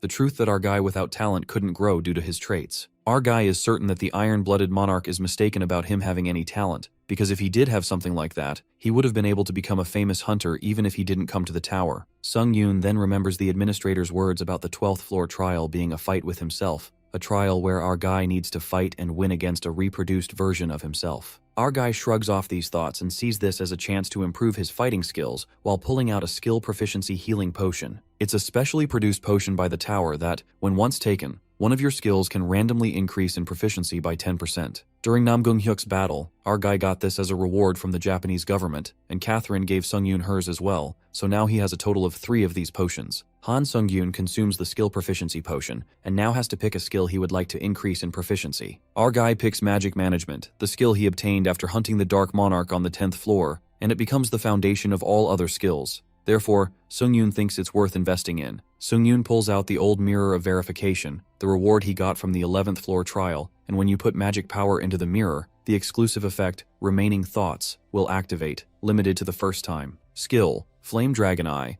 activates, and since it's limited to the first time, our guy can acquire the skill that is ingrained in Remaining Thoughts. However, the user cannot decide the acquirement of the skill ingrained in Remaining Thoughts. The system notifies that the God of Verification has specially changed a part of the effect for one challenger, and with that, the exclusive effect, Remaining Thoughts of the Old Mirror of Verification, activates, and as it activates, Sung-yoon randomly acquires the skill ingrained in Remaining Thoughts. Our guy inherits the skill Fighting Concentration A+, and the system ingrains Remaining Thoughts fighting experience into the skill. The system notifies that the fighting experience of Remaining Thoughts increases in proficiency by 11%, and Sung-yoon is satisfied with the skill. With that, the system alerts our guy of the 12th floor trial starting with 48 hours remaining, in which our guy has to kill the duplicated version of himself in the given time, with the conditions to fail the trial being the death of the challenger or time running out, while the completion reward is an Ancient Emperor's Ash Crown A, and the trial failure penalty being death. As Han Sung-yoon enters the 12th floor trial, the blessing given by the God of Darkness senses an intruder in the ancient palace and creates a guardian fighter. The intruder, aka Sung-yoon, now has to think about how much they know about themselves, and his item, Vampire Count's old tailcoat, has been copied by the guardian. The task is to kill the other version of himself that the God of Darkness has created, and Sung-yoon recalls what the iron-blooded monarch told him about this guardian fighter, not just reproducing, but even copying our guy's experience. Due to that, Sung-yoon is aware that the reproduced version of himself knows all his strategies he will use right now. The administrator's words linger in Sung-yoon's mind, warning him that the reproduced version of himself even copies his talent. Therefore, he will get screwed if he underestimates himself, and our guy decides to confirm it. Han Sung-yoon feels intimidated as he wonders why he keeps getting involved with these gods while he observes the copied version of himself, finding it eerily similar to him. Our guy believes from what the iron-blooded monarch told him, and what he heard using his question vouchers, is that his replica can only copy one item, and he chose the Vampire Count's old coat, which is a defense item. Therefore, our guy assumes that if this replica really copied him properly, this is a good opportunity to judge himself accurately. Sung-yoon activates skills, instant acceleration, and wind's grace, hence resulting in all his speeds increasing by 70%. Our guy decides to confirm his talent and activates the skill, Fighting Concentration, which increases his concentration by 2x, and then he activates the power, Burning Sword Intent, as he leaps onto his opponent. His replica pulls out the iron-blooded sword, and Sung-yoon feels this move was way too obvious, and predicts his next move to be using a counter shield. Sung-yoon assumes this move to be the replica's only choice, but what catches him off guard is the replica changing the counter shield into a sword. It's a dual sword art even Han Sung-yoon has never used before in an actual fight since it requires a lot of mana and mental power, therefore our guy doesn't use it. This makes Sung-yoon wonder why he chose such an inefficient method, but is not able to understand it. As they both fight, Han Sung-yoon realizes that his copied version is better than him when it comes to pure skill as he wonders if it's indomitable will. Our guy knows he holds dominance when it comes to items right now, but the indomitable will, which he absorbed from Lucilian, activated for his replica. Sung-yoon believes if his replica's abilities are higher than his, and if he's raised Fighting Concentration to the max, and is currently demonstrating Transcendental Concentration, then it does make sense. But the bigger problem is the swordsmanship the copied version is using right now as it's being performed through double swords, but Sung-yoon is aware that it's definitely Namgung-hyuk's swordsmanship.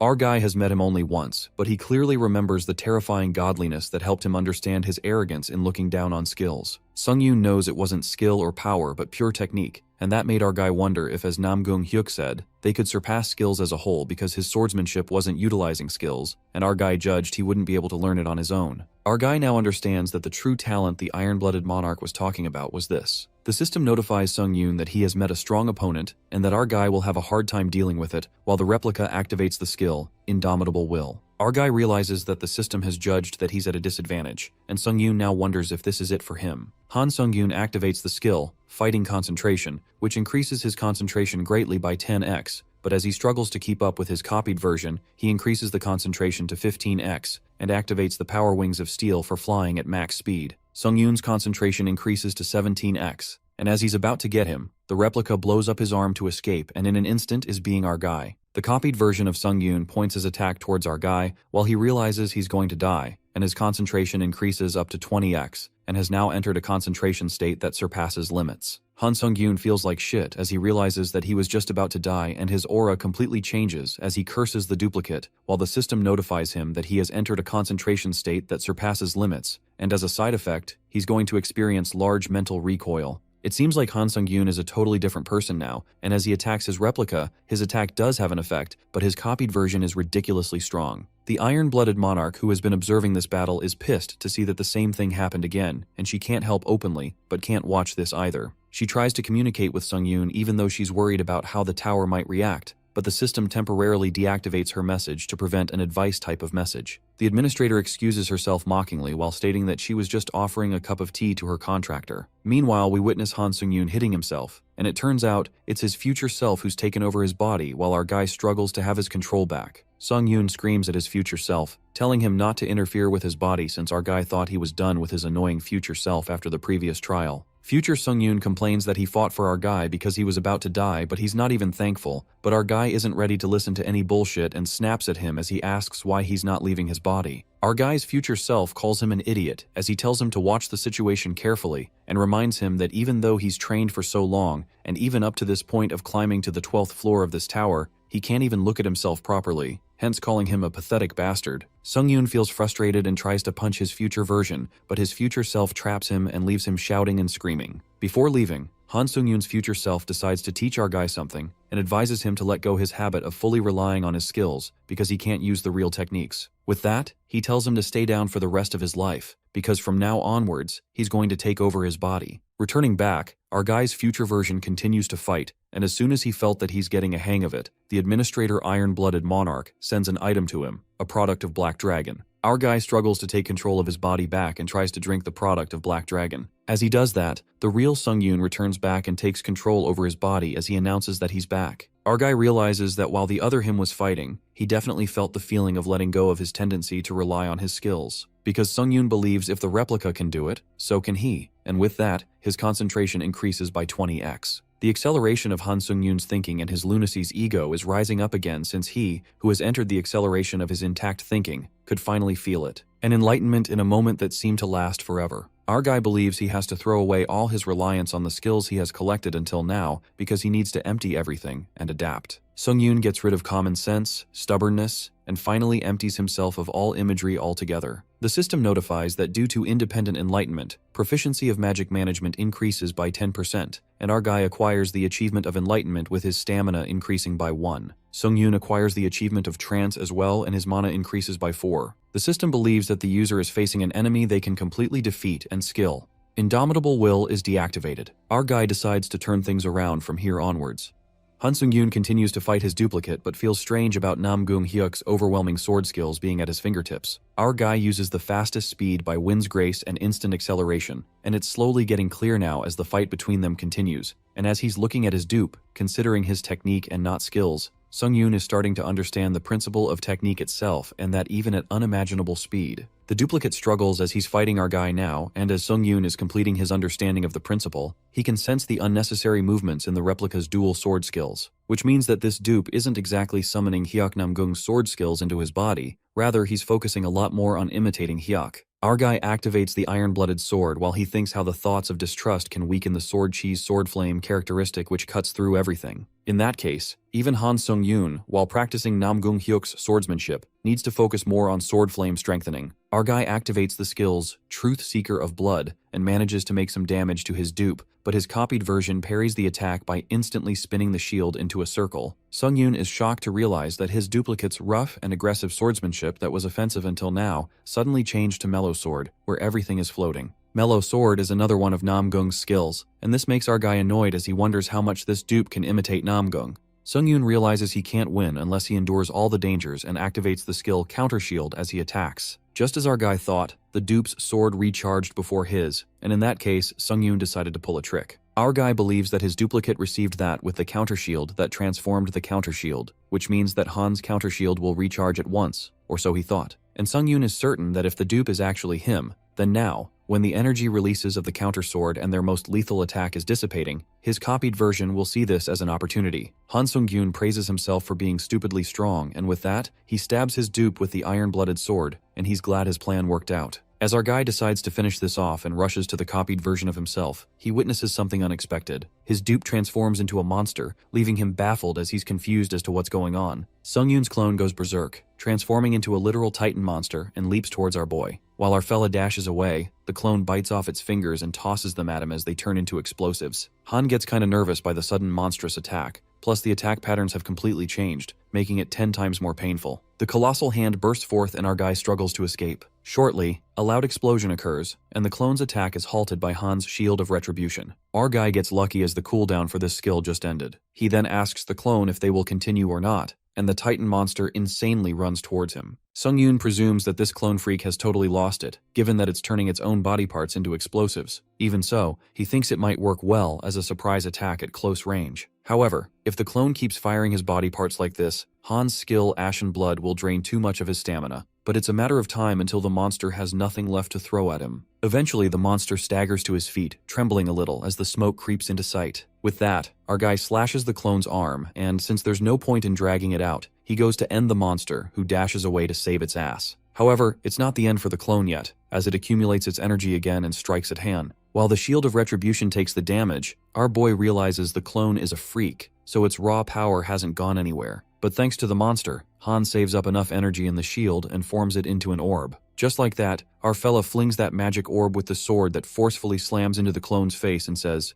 "Release." At that moment, an immense amount of energy cascades from the orb, blowing that monster into pieces. The monster gets killed and our guy completes the 12th floor trial along with plenty of rewards. Han's skill Shield of Retribution increases by 1 grade, hence becoming a B grade skill. Also, his skill combat focus deactivates, and he experiences the after effect of extending his focus beyond the normal limit. Our poor fella spurts out blood, but thanks to his Ashen Blood skill, he gets healed instantly. He did have a hunch that this skill could overcome the after effects of the combat focus skill. Our boy realizes that without the skill Ashen Blood, he would have never gotten this far. Still, Han covets that things could get a little easier inside the tower, not that he has any hopes that it will. Suddenly, he notices his clone's dead soul looming and finds it intriguing. He's interrupted by the admin, Lord of Iron and Blood, as the connection restores since it was deactivated to exchange unfair advice. The admin grumbles at the restriction placed on her for merely treating their contractor to a cup of tea. To be clear, that cup of tea was a black dragon's essence that increases immunity and mind clarity. The admin scolds Han to show a bit of gratitude for God's sake, and our guy thanks her for her help earlier. He recalls when the Lord of Iron and Blood sent him the Dragon Essence item,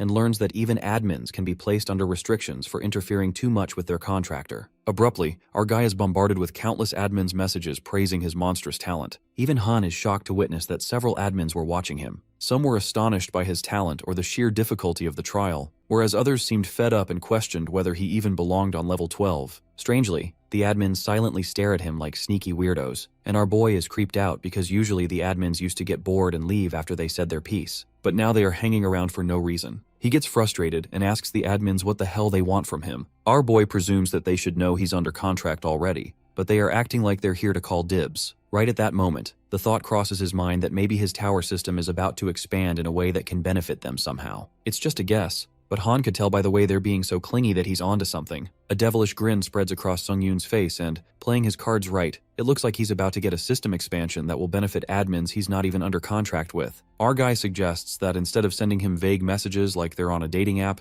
it's better to come clean and spill what they want. He makes it clear that if they want something from him, he demands they grant him a power as an advance payment. Han acts cocky and promises the admins to return the favor once the system expansion kicks in. However, the admins don't take this well and are displeased with the arrogance Han has shown. The admins reject his offer and urge him to be humble. Han, on the contrary, creates urgency and lets out that his offer is only open to 3 of them. It's more like first come, first served. Our fella knew what shit he was up to because the moment he says that, the admins are thrown into a frenzy, wishing to add power to his store. Now onto a more pressing matter. Han's clone, which was exactly the same as him, down to his skills, stats, and powers. He can't wait any longer to see what happens once he absorbs the dead spirit. With that, our guy absorbs his clone's soul, who has an identical soul composition to him. The system attempts divinity extraction, leaving our boy shocked. His power, holy energy, upgrades to B, and he's confused about what this holy transformation and divine accumulation is all about. He recalls that he got his divine power from Priest Carrion and was too afraid to touch it, mainly because he doesn't know what to do with it. But our guy sees this as an opportunity to put it to good use. With that, Han enters the lobby of the 13th floor, and after the system expansion, he gets to know that the community function, which had been divided among various nations on Earth, has been fully integrated. Also, teammates in group trials will be assigned with no restrictions based on nationality. Our guy presumes that he'll start seeing foreigners in group trials now since it's an anticlimactic expansion. But there's one more thing he's learned.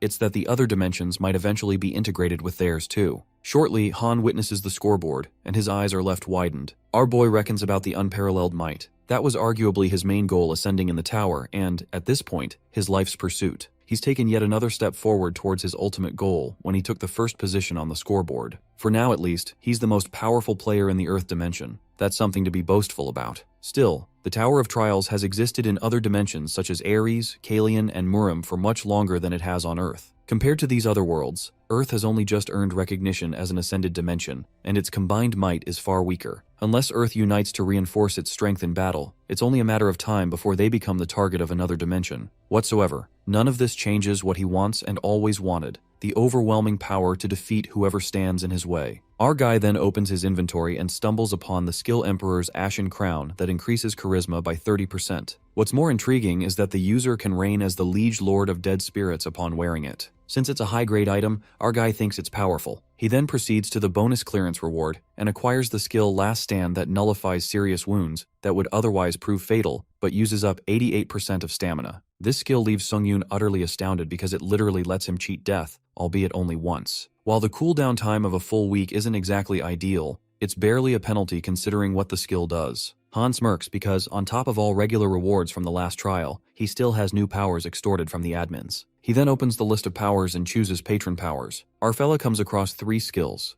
Given that these are some good C-grade skills, Han doesn't ponder much and purchases these 3 skills. Soon after our guy purchases these skills, the admins begin to pester him and eagerly bid him to remember their patronage, making him hella annoyed. He then presumes about the clone's dead soul he absorbed earlier and is shocked at how that divinity extraction process kicked in without warning. He vividly remembers the moment divinity extraction activated. He could sense a potent force that wasn't there before settling into his heart. A light emerged from within his chest, and Han understands this is what holy energy really is. But then he tests out his powers in the lobby, only to discover that there's not even the slightest difference in his powers. All this holy energy seems to do is make his body glow. He concludes that there are no special abilities or anything. Sungyun ponders how the priest in the 11th trial used it to heal and boost their weapons, but he failed to do that either. Our guy fumes with anger because he got his hopes up high for nothing, which makes him even more pissed. Han tries to calm his anger by taking deep breaths and to avoid that asshole from coming out again. But speaking of the devil, the admin White Crane appears and offers our guy to train him in the use of holy energy and invites him to her admin area.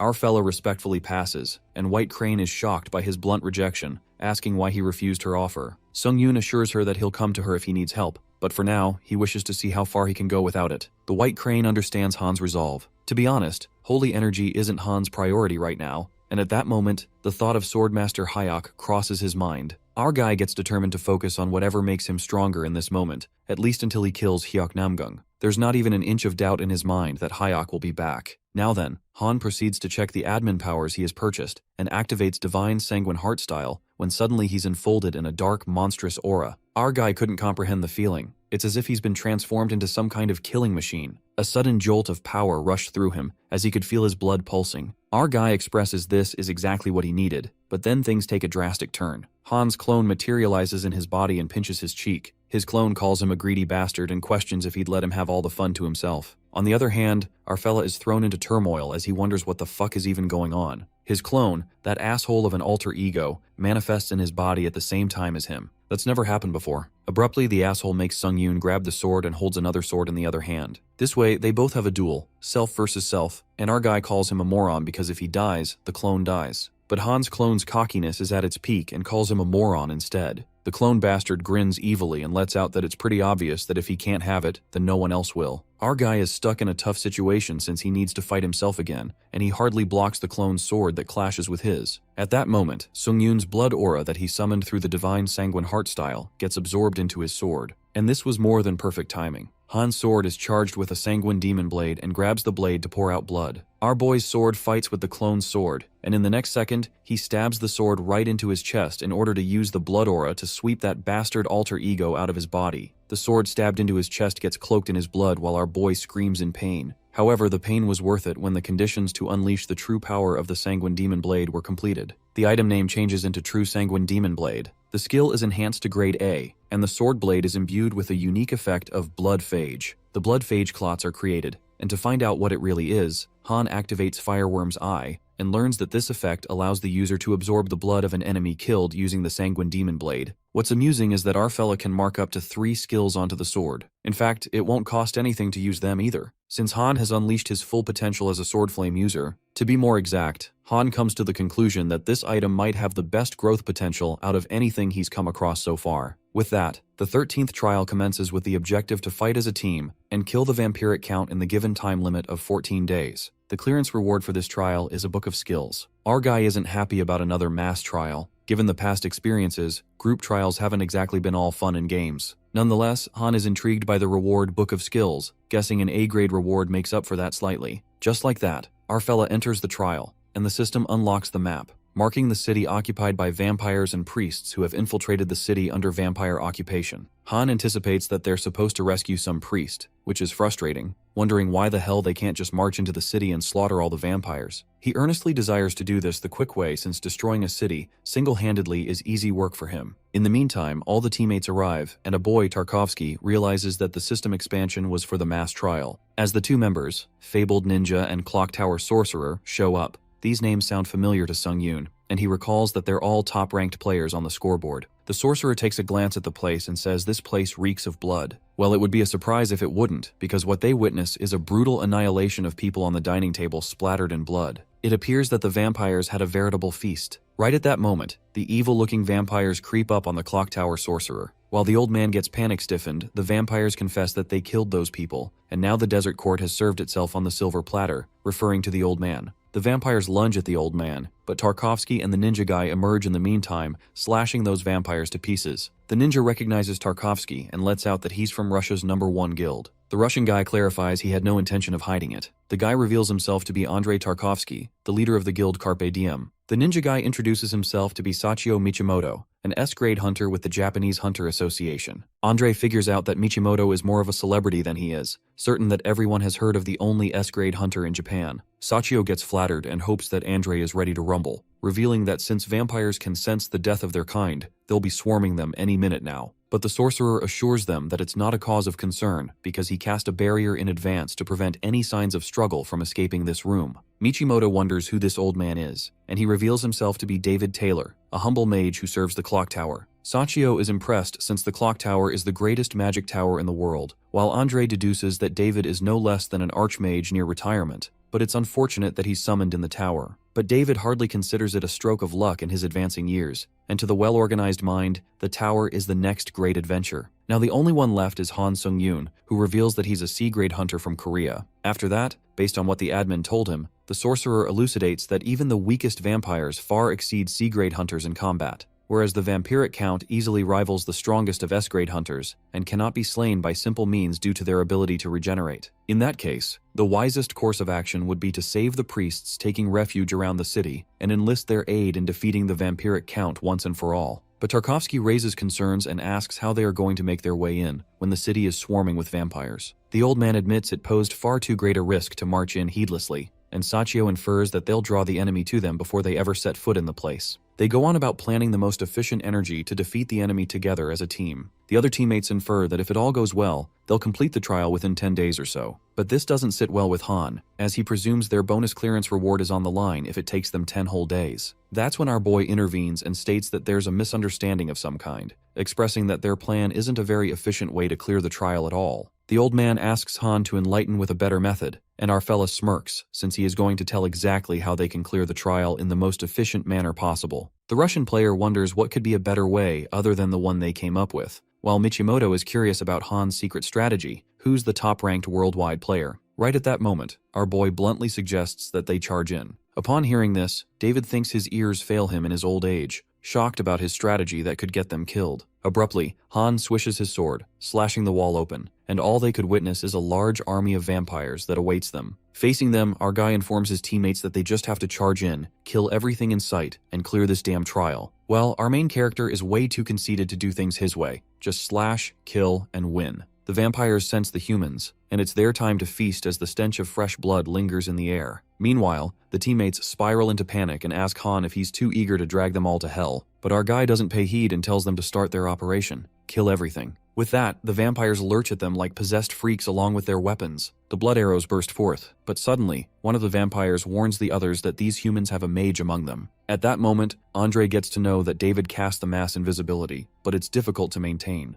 The clock tower sorcerer grits his teeth in anger, presuming that somehow with every mass trial, there is always one player who spoils any semblance of teamwork. That's when the stupid old hag suggests that they abandon player Han Sung-yoon and retreat to fight another day. This sounds like literal betrayal and an act of cowardice, while our guy is thunderstruck as he witnesses that the vampires can control blood by default, just like his skill, Blood Prophet. Meanwhile, the vampires are desperate to eat Han, attacking him with their blood arrows. During this, the coward David Taylor and the Russian guy retreat from the battlefield, but Sachio is left to ponder why Han would do something so reckless. Suddenly, the Japanese player stops everyone and screams to look back. It appears to be our guy, who activates the skill Blood Prophet, leaving the vampires in utter shock. The enemies are thrown into turmoil to witness blood manipulation done by a human when only their kind has command over blood. They freak out because Han's blood manipulation is much stronger than theirs, leaving them baffled. Our guy shows that he's the boss and creates blood arrows that pierce right through the vampires. Being the real devil, he single-handedly annihilates them and absorbs their souls. Chaos erupts among the vampires, and they believe that Sung-yoon is not a freaking human at all. On the contrary, the mage, David Taylor, watches the massacre, flummoxed by the sight. It stands to reason that one must strategize and fight meticulously in the face of such overwhelming numbers. But he's rendered speechless when he realizes that Han's brutish method proved to be awe-striking.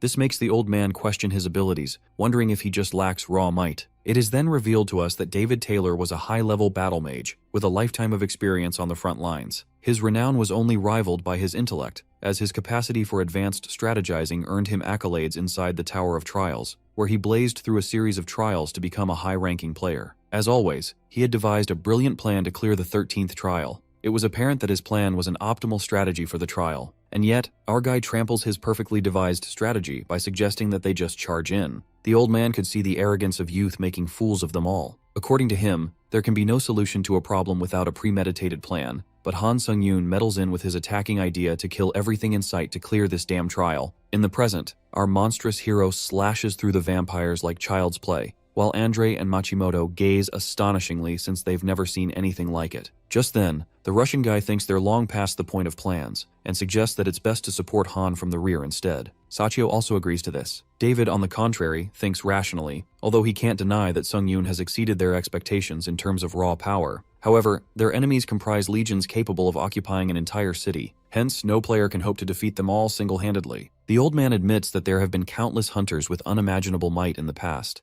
and yet there is a reason why it's conventional wisdom to form a party. No matter how strong, one faces myriad variables in the heat of battle. He concludes that for one player to take on every fight alone is nothing short of arrogant folly. On the other hand, our guy relentlessly slashes the vampires when, shortly after, he's grabbed by a bunch of them. Abruptly, Han's arms swell like an air balloon and, at that moment, the swelled arms explode, making the vampires fling away with brute force. It appears that our fellow used the skill Body Explosion and thinks it's a pretty good skill, except for the cost. Nonetheless, he also feels the urge to constantly use his recovery items, given the countless enemies' attacks. The vampires are hopping mad, and call Han a meddlesome mortal scum for daring to interfere with the blessings of the god of battle himself. Strangely, that vampire, trembling in fear, murmurs "Angel," That's when the vampires take Han as an angel, thinking the god of humans sent an angel to protect them. After all, the slaughter they've wrought here must have angered their god, but they believe the god of battle is on their side, so they must seek his blessing. Even our boy is baffled since he never knew vampires were so easy to fool. At that moment, a giant vampire smacks his weakling dumbass fellow and asks them to look at Han, who's panting like an old hag. He makes the fellow vampires realize that Han ain't no angel but a mere human.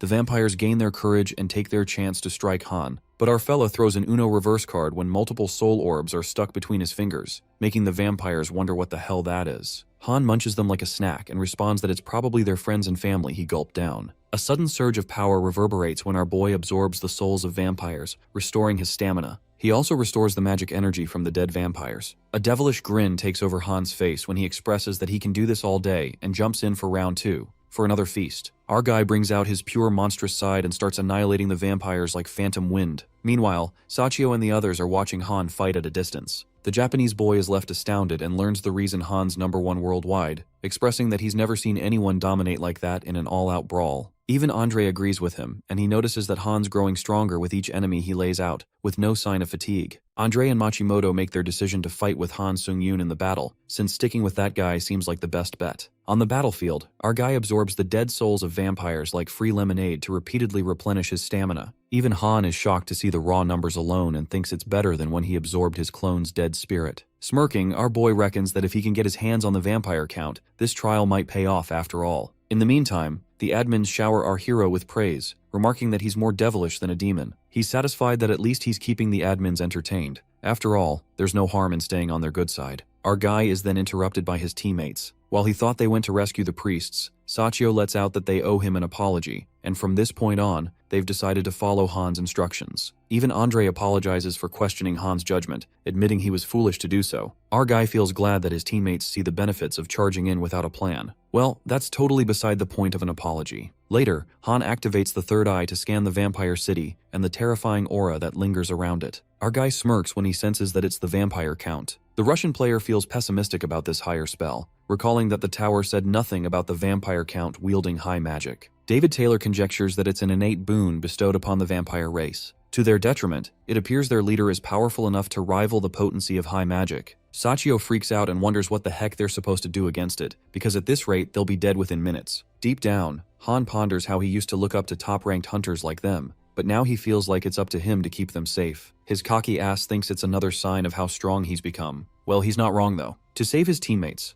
our guy suggests that they run away as fast as they can, saying that all he needs from them is to find priests and bring them here. Sachio curiously asks Sung-yoon why he's asking them to do that since they've talked this out already. Our guy has no choice but to be brutally honest and confesses that if they stay here, they'll only hinder his progress. Regardless of worrying that they might not make it through the fight alive, Sung-yoon also has an ulterior motive to send them away. It's to take down the vampire count alone in order to absorb his dead spirit. Han sounds obnoxiously selfish, presuming that the more they contribute to the kill, the less likely it is that he gets the dead spirit to himself. Surprisingly, Andre sticks to following Han's order, although it brings him no joy to be a burden on the battlefield for the first time in so long. The old man also agrees to find as many priests as possible. While they all dash away, Han gets started and prepares himself by activating the skill Combat Focus and the power Divine Sanguine Heart Style. He also activates the Blood Prophet to a higher degree, interfering with all the blood manipulation abilities within the area. Right at that moment, Han meddles with the vampire's power, and the vampire count immediately senses it, wondering who this foolish, insignificant human is who dares to defy him. The vampire count simmers with rage as he cracks his throne and feels disgruntled, since he had thought to use this pathetic mortal city as the seat of his rule. But that human has earned his place in hell. That's when the vampire count goes berserk, spilling forth the violent cascade of his power. Our guy gets engulfed in a terrifyingly strong aura and is left in disbelief, because this was way beyond anything he could have expected. He realizes that he might have bitten off more than he can chew. Well, at that moment he knew he fucked up. The vampire count had countless vampires working under him. It is known to us that Cell Nera, the vampiric count's life, has been nothing but an endless series of battles, and to ascend ever higher was his sole purpose. The thrill of battle itself was his only joy in life, and as the habit of all those who yearn for such base desires. Cell Nera eventually realized that he stood on a mountain of carcasses, a monument to his bloodlust, and before long, his desires reached the heavens themselves. The god of battle chose Cell as a disciple aspirant. Being a god's disciple, he was finally able to fulfill his kind's ultimate desire, to topple the seemingly invincible alliance of the 4 human nations. Until the very spring of life that served as the foundation of the human alliance ran red with blood, Selnair slaughtered countless multitudes and brought about the collapse of 3 nations. With the Count's unbridled domination of this final vestige of human resistance, he was determined to earn recognition from the god of battle as his true disciple. Cell desired to rise to the pinnacle of his race and to rule as Vampire King. In the present scene, a vampire servant rushes to Count Selnair and alerts him about the trouble afoot. He reports to Cell that forces under his dominion were annihilated by a single human. To be blunt, it is a veritable slaughter down below. The Count is left staggered since he already took care of all pathetic fools who proclaimed themselves heroes of the human realm,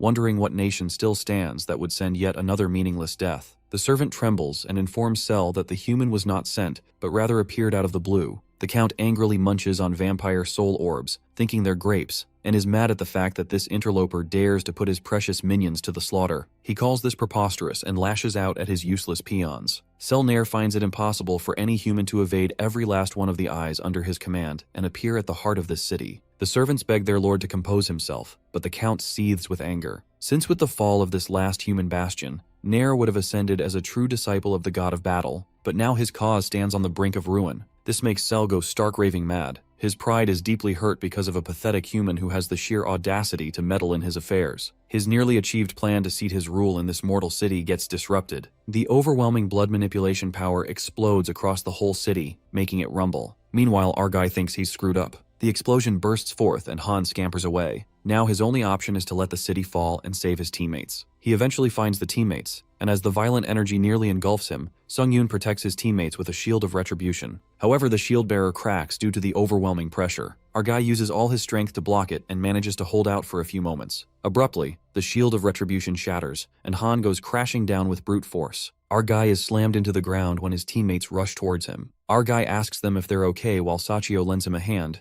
and David lets out that they're unharmed thanks to him. Even Sachio agrees, because if it weren't for Han weakening the blast from the front, none of them would have made it. They thought they were done for. At that moment, the Count himself makes an appearance, astonished to find out that these humans survived the onslaught. Selnair supposes it was no mere coincidence that his minions were massacred at their hands. The Count frowns and picks up on the situation, assuming that Han, a pitiful weakling who barely still breathes in the rubble, is guarded by 3 still standing, who are clearly his superiors. Nonetheless, Selnair uses blood manipulation to create a sword and calls humans worthless mortal insects, adamant to tear them apart limb from limb. The teammates shudder with fear, and that's when Sung-Yoon steps in, asking them to stand back and affirming that he'll take this one by himself. Andre suggests that they retreat for the moment if Han insists, but the Count makes it clear that they're not going anywhere, not permitting them to come and go as they please. In a flash of a moment, Selnair zooms towards them like a bolt when he notices our guy standing beside him, unfazed and stiff. The Count realizes that it's the human who was half buried in the rubble, while Cell freezes in sheer shock, as he couldn't take his eyes off Han, who stands there fearlessly. Our guy asks the Count if he's heard the words, "Be careful what you wish for." Our guy smirks cheekily and claims that he's going to make Nero regret everything he just said. The Count is triggered by his boastful words and calls him an arrogant fool. As the vampire boss soars towards Han, our guy also leans forth with his swords and rips that vampire into pieces, just like Nera said he would. Our guy slashes the vampire boss iconically and quickly commands his teammates to find the priests as quickly as they can. But Sachi Machimoto wonders if it is really needed, given that Sung-Yoon has killed the vampire Count already. A feeling of incredulity lingers in the air, and our guy thinks rationally, believing that if they would have cleared the trial, the system would pop up and inform them that the level is over. That's when our guy activates the Dragon Eye and learns the vampire Count is restoring his body using his regenerative power. Well, it's stupid to think a disciple plus vampire lord would die this easily. Upon hearing this, Andre freaks out, wondering how the fuck that monster can heal himself after being cleaved into 2. While David panics, since this defies all logic. Meanwhile, Sachio assumes the priests are dead by now. Given the state of the city, it's crumbled. He suggests that they're better off taking him down between all 4 of them, but Han refuses and affirms that he'll hold back the vampire Count for now. Meanwhile, he orders the teammates to find anything that can help, even if it's just the priest's sacred relics. In reality, Han wants his teammates to go away since the boss is only his to kill. The teammates agree to whatever our boy is saying. Eventually, Selnair's body is fully regenerated, and this time he's raging with immense anger, determined to kill that insolent human. Our guy is amazed to see his self-healing powers. Although Han also got similar regeneration and blood manipulation skills, still Selnera's seem to be slightly more efficient than his. Whatsoever, our guy presumes that his combat ability is clearly a step above Cell's. Just like that, the vampire count dashes towards him, flaring with anger, and attacks with several encroaching blocks created by blood manipulation. Those blocks explode like fireworks, and Cell gets his hopes up high, thinking that little vermin would bow before his superior blood control. However, it turns out Han evades each attack smoothly and emerges from behind, thanking Nier, because he definitely learned something from this fight. But the vampire count couldn't handle this mockery and screams. Right at that moment, our guy slashes Nier into shreds as the blood cascades frantically. The vampire is mincemeat compared to earlier, but our guy is surprised that he's still regenerating. For a vampire, that's pretty spooky. Suddenly, a realization dawns on our hero when he ponders on the possibility of this trial being designed in a way that, without priests, there's no way to kill the Count, no matter what they do. Given the entire city has been dismantled, it would be a surprise if any of the priests survived. In the meantime, the Count regenerates again, perfect as ever. That's when Han rethinks his life decisions because this is less than ideal. Selnair snickers at the mortal human's futile attempt of granting him eternal rest.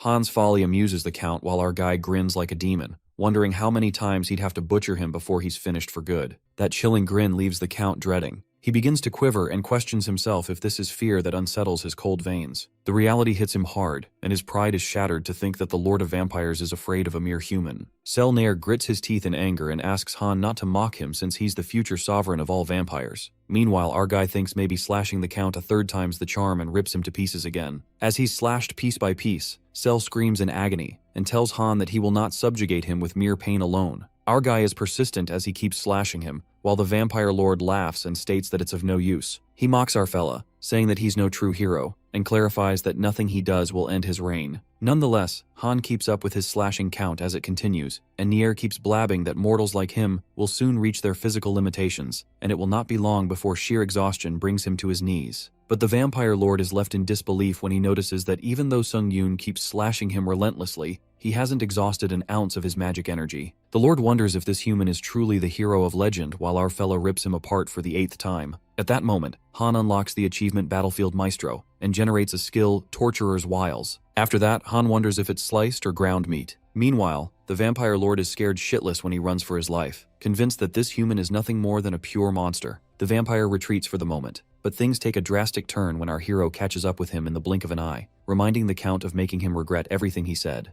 Han's true monstrous side has taken over, and he summons his sword, muttering that he won't allow him to come and go as he pleases. The Count calls him a petty worm and warns Han that he's going to pay for this. That's when our guy mercilessly rips him for the 9th time, and the vampire lord begs him to cease this meaningless bloodshed, proposing an unconditional surrender. Selnair, the disciple aspirant, accepts his inevitable fate and agrees to grant whatever conditions Han names. The Count begs to spare him, agreeing to give him any treasures he desires. But Han Sung-yoon, like a chainsaw, continues to slash the vampire lord, who begs him to end his suffering as he cannot endure this for all eternity. Cell realizes this human ain't no hero but a blood-crazed murderer. Our guy tells him to die already cause he's sick of his yapping and regenerating again and again. That's when an idea flickers in his mind, and Han smirks like a devil. Han calls the vampire lord, who bows before him, and our guy states a way for him to escape this never-ending torture. Selnair asks him what he must do, and our guy activates the Shield of Retribution. A large cross strikes the ground, and it appears that he can convert the shield to another form. He calls the cross the training dummy of Retribution, and orders Selnair to hit this thing until he tells him to stop. Han tells him to hurry and end his suffering. The vampire lord walks toward the cross, pondering that from beginning to end, the series of events that reduced him to this pitiful state are entirely beyond comprehension. Poor vampire is scared to death to manifest what's to come. With neither a warning nor an omen, this murderous human butcher appeared out of nowhere and single-handedly massacred the greatest army of vampires ever assembled. With that, the vampire lord starts hitting the cross, thinking that maybe it's the test of God. Nothing more makes sense to him. Cell gets convinced that it is yet a test, given the very notion of a human possessing power to control blood is absurd to begin with. He assumes that it was rather God's will to steal the slackened resolve of his vampiric followers by sending this demonic herald, Han, as the savior of vampire kind. Cell manifests this is God's way of testing his will. Meanwhile, the Shield of Retribution takes all the damage as Cell continuously strikes it. That shield cross is now able to release all gathered damage. Han thinks this will be enough and reeks of malice when he tells the vampire that he's outlived his usefulness. At that moment, Nira comes to realize that this human ain't no freaking savior but a devil. Our guy comes up with a plan to end the vampire lord for good, to disintegrate Nir's entire body until there's no flesh left. He encloses Cell into the shield of retribution and hurls the sanguine demon sword right at the shield to release all the damage. That's when a big explosion occurs, and death flashes before the vampire lord as he stares in horror. The blast crumbles and rattles the whole place, shredding the vampire into the tiniest bits possible. With that, Han finally completes Trial 13 and wins the Book of Skills. He also gets rewarded with plenty of points. After that, our guy smiles at his milestone since he killed an immortal all by himself. He absorbs all the blood that Cell Near left behind with the help of the blood phage effect to absorb the blood of an enemy killed using the sanguine demon blood. With that, Sung Yoon absorbs the vampire's blood with the sanguine demon blade, inscribing the marked skill Blood Strengthening into a blood phage slot. Our guy activates the marked skill Blood Strengthening of the true sanguine demon blade, and the blood moves at the flick of his fingers impeccably. It turns out that our hero can now control blood even better than the Count himself could. It's almost like he's the vampire king that Cell so desperately wanted to be. Han iconically controls countless blood swords that linger in the air, and personally, he doesn't get a bad feeling about this. Our boy smiles briskly, and the only downside is that he looks like a supervillain. Well, I almost thought he was one. Soon after, Han absorbs the vampiric Count's soul, and divinity is detected in his soul. His power, holy energy, activates, and the divinity gets extracted. Our boy remembers seeing the divinity extraction when he absorbed his clone's dead soul. He can now accelerate the growth of power, holy energy. A bright light descends upon Sung Yoon, and he didn't realize at that time, but the condition for extracting divinity is whether the dead spirit he absorbed possesses holy energy or not. Given that the low-level vampires didn't have any divinity for him to extract, Han can only extract divinity from enemies with a similar level of holy energy to him. Our guy realizes that there's so much he's unaware of. Just then, the judgment process for extracting the power begins by absorbing a dead soul more powerful than the user. Han feels biased about this because there's no way the vampiric Count was stronger than him. But our guy presumes that it's not hard to guess what the standards are. He speculates that the system probably evaluates dead spirits with links to beings like gods and angels as superior to others. Nonetheless, the skill from the vampire's dead soul is extracted, and Han gets the power Faith Harvest. While our guy wonders what this power is, he's interrupted when his teammates find him along with survivors. Sachio lets out that the priests were using their protective blessings to keep the people safe. Hence, there were more survivors than expected. The survivors spring with joy when they get to know that the vampiric Count has been defeated by a lone warrior and believe that Han must be the hero of legend. They thank their lord for sending a hero in their hour of need and delivering them salvation. The panel detects a potent faith towards Han through the power Faith Harvest. Our guy glimpses at this wholesome moment when the survivors shower him with their faith. Han presumes that misguided faith is also counted as faith after all. Nonetheless, our fella smirks since he's definitely not the one to pass up an opportunity. He then activates the skill Charisma, and his presence becomes larger than life, and his influence on others grows. Still, Han believes that he's not lying to them about anything, and that's how he unlocks another achievement. At least I didn't lie. Using Faith Harvest, the faith gets harvested from the surrounding area, and the power Holy Energy activates, generating a myth based on actual outcome and believers' faith. At that moment, the myth Vampire Slayer gets generated. The holy power is imbued with the effect Anti-Revive and Anti-Demonic. Our boy puts an end to the vampiric Count's infinite resurrections, which explains the effect Anti-Revive and Anti-Demonic that is simply from slaughtering every vampire he came across. Han finds it interesting and apprehends what this whole myth accumulation thing is about. To put it simply, his power, Holy Energy, seems to be fusing with new faiths that he harvests to create these myths, essentially using one power to create more. Judging by the way, Han can feel all this untouched holy energy draining out of him. It appears that activating a myth uses up the reserve of holy energy inside his heart. After that, our guy just about harvested all the faith that people have been sending him, and that brings trials safely to an end. After Sachio and Andre move into the lobby, the old man David approaches Han. The old man admits that he had mistaken Han's confidence for the arrogance of youth, yet it appears it was his own arrogance that made him underestimate our guy. David apologizes to him, and Sung Yoon gladly accepts. Suddenly, the god of battle makes an appearance as he had been alerted to the death of their disciple servant. The god becomes aware of Han's existence and dejects the holy energy within him, becoming hostile. Acting swiftly, our guy kneels before the god, and David is left confused at the sudden posture. Nonetheless, they could not escape the wrath of God when the ground trembled and crumbled. It is revealed by the Tower of Trials that they have entered the divine realm. It's as if hell has broken loose as the ground tears apart and people fall into scorching lava, screeching with terror. Enraged, Han wonders what the hell is even going on. When he just thought the trial had ended, another trouble toppled over. The people are thrown into utter chaos, and they run for their lives, away from the dead end where the lava awaits. David Taylor, amongst the crowd, appears tense since his portal, which leads to the lobby, is on the other side, and lava torrents in between. making it impossible to cross. That's when our guy gets into action and asks the old man if he wants to shake hands again, addressing him as Professor Dumbledore. Han unexpectedly grabs Dumbledore's hand and forcefully tosses him to the other side of the ground. The old man screams out of fear while our guy agrees it indeed is a surefire solution. After safely tossing the old man into the portal, the ground breaks even more, and lava seethes. Han warns all the people to stand back and smashes the ground, hence activating the Shield of Retribution. It turns out that Han curates his shield into bridges that extend to the other side. On the contrary, Old Man David, who's soaring towards his portal, ponders about Han. He could not say whether our fella is truly a fabled hero they claim, but if such a champion of virtue exists in this desolate world, perhaps it would seem much like Han. With that, the Clock Tower Sorcerer bids our boy farewell, addressing him as,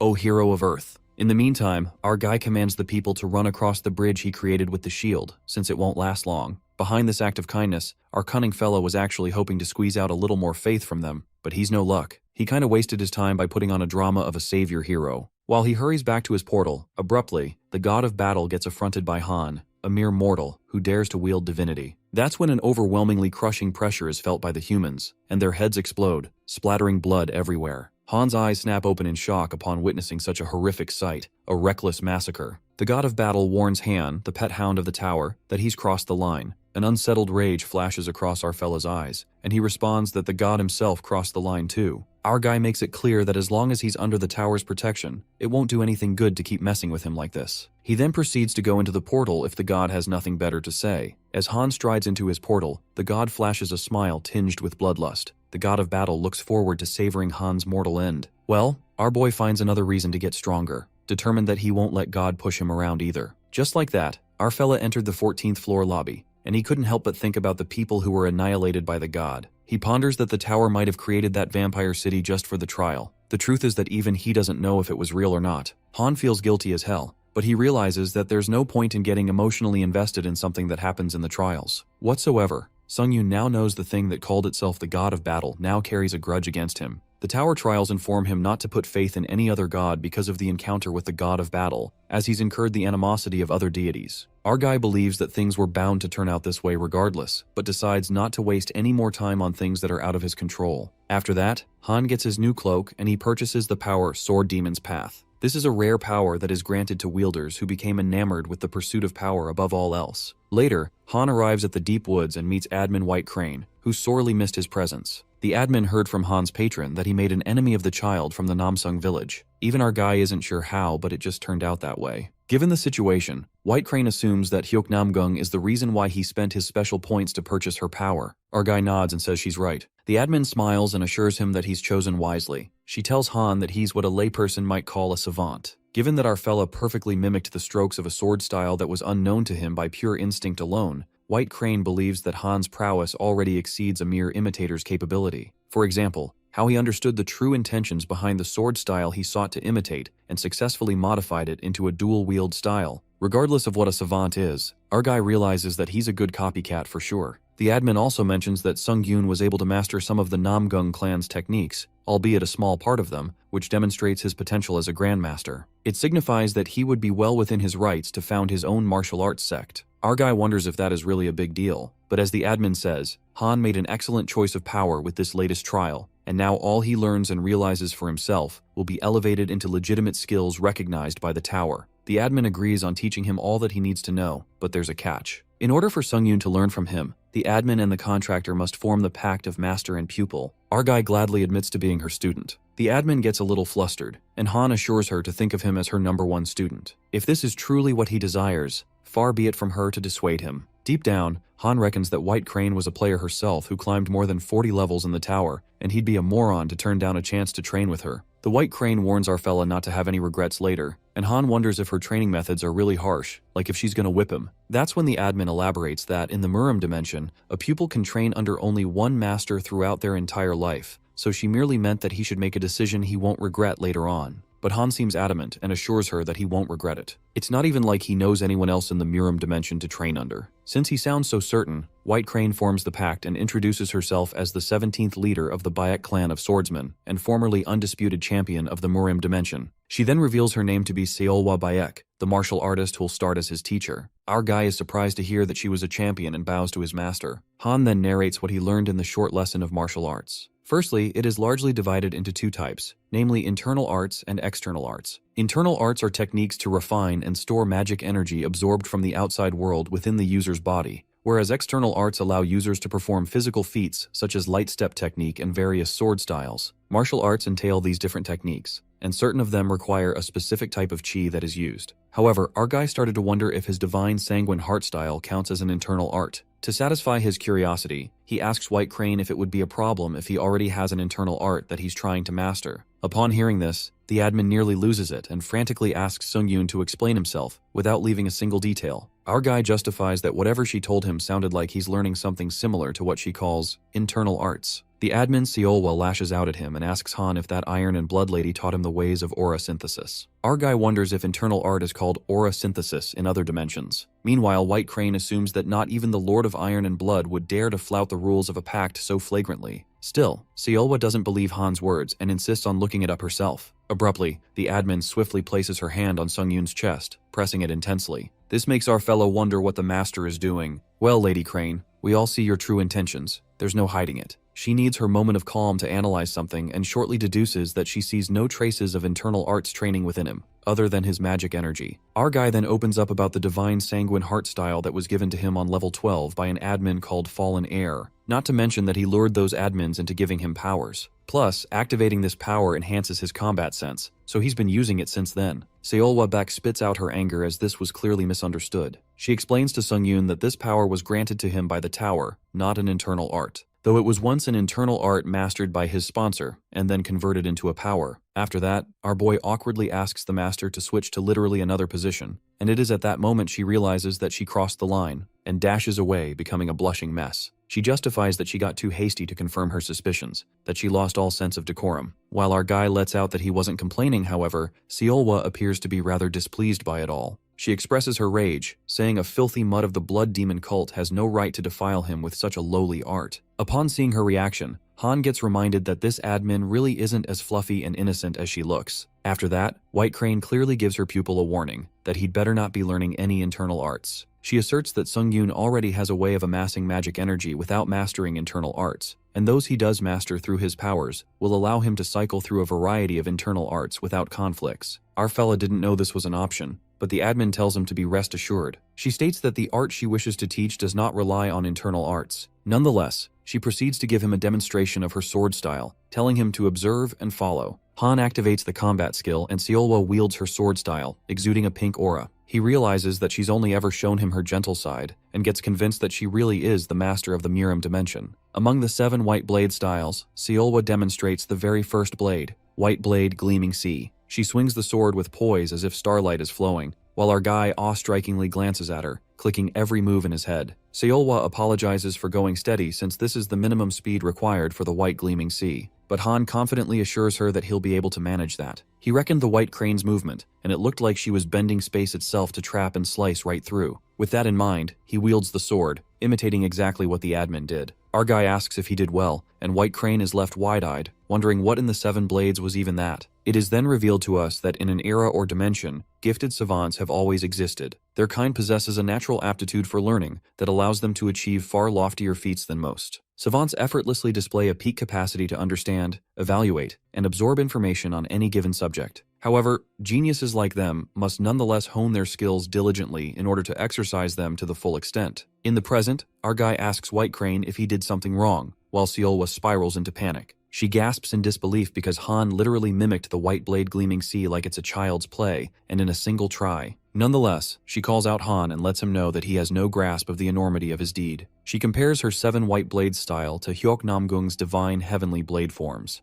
It is no exaggeration that her style is far more sophisticated. White Crane reminds our fella that he imitated 2 techniques of the Namgung family's treasured style, the Heavenly Gliding Blade and Heavenly Soaring Blade. They too comprise a part of the divine heavenly blade forms. Seolwa states that her transcendental art is composed of complex principles that grant dominion over space itself, and yet Sung-yoon emulated her White Blade Gleaming Sea on his first try with considerable ease. With one demonstration, he performed the very same technique almost flawlessly. Upon hearing this, Han is hit with a shock since Seolwa calls them fundamental concepts. but it doesn't feel easy to grasp. Lady Crane accentuates that Sung-yoon is the savant of intuition. It's because of the innate intuition that he uses to comprehend its essence at a glance. She admits that it's rather unheard of. While our guy doesn't get a word she's saying, Seolwa makes a shocking revelation, muttering that it should take only 1 day for him to learn most martial art techniques. Every martial art style has its own principles, which a pupil must study in order to understand and absorb the style. Furthermore, since our fella has no use for any theoretical lessons on principles, it turns out that he can simply see and replicate a technique as he pleases. However, the Lady Crane still trains him in the use of magic energy. After training, our guy narrates that he mastered as many techniques as he could, including body, light step, and empty hand technique. But the most useful among them all was the 7 white blade itself. Among them are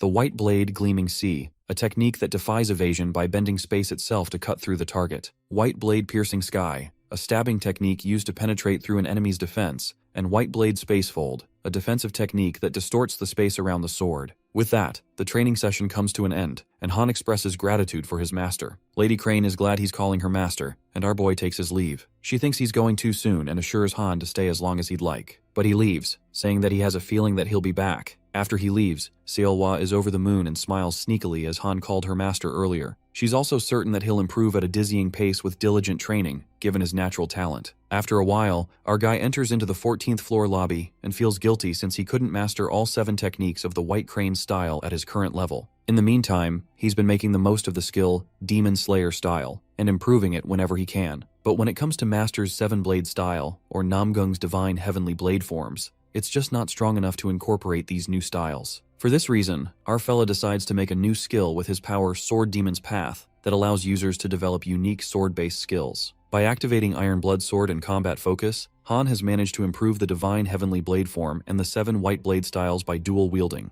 but neither of them are close to being promoted into skills. Later, Han recalls when Seolwa granted a clue about a skill that can only be created with a solid basis of recognizable structure. Our guy thinks of modifying White Crane's blade styles into a base style to use the heavenly blade forms on top of it whenever he wants. At the same time, he keeps in mind the principle behind dual-wielding swords, namely that a strong offense is the best defense. Countless sword strokes traced gleaming arcs with myriad thoughts racing through the expanse of his mind. And then, after a thoughtful process, he creates a new skill, Hybrid Origin Blade with outstanding effects. It adds supplementary buffs to techniques of both component sword styles when wielding swords. Our guy is surprised to see the skill, and, while he does like the sound of added buffs, he supposes that it could have been better. That's when Han opens the inventory and stumbles upon the book of skills he got from the 13th trial. This book allows a user to obtain a grade B skill. With nothing to lose, our guy decides to give it a try and flicks the pages. Eventually, a skill, Blood Spirit Demon Blade, is generated that imbues the user with demonic energy.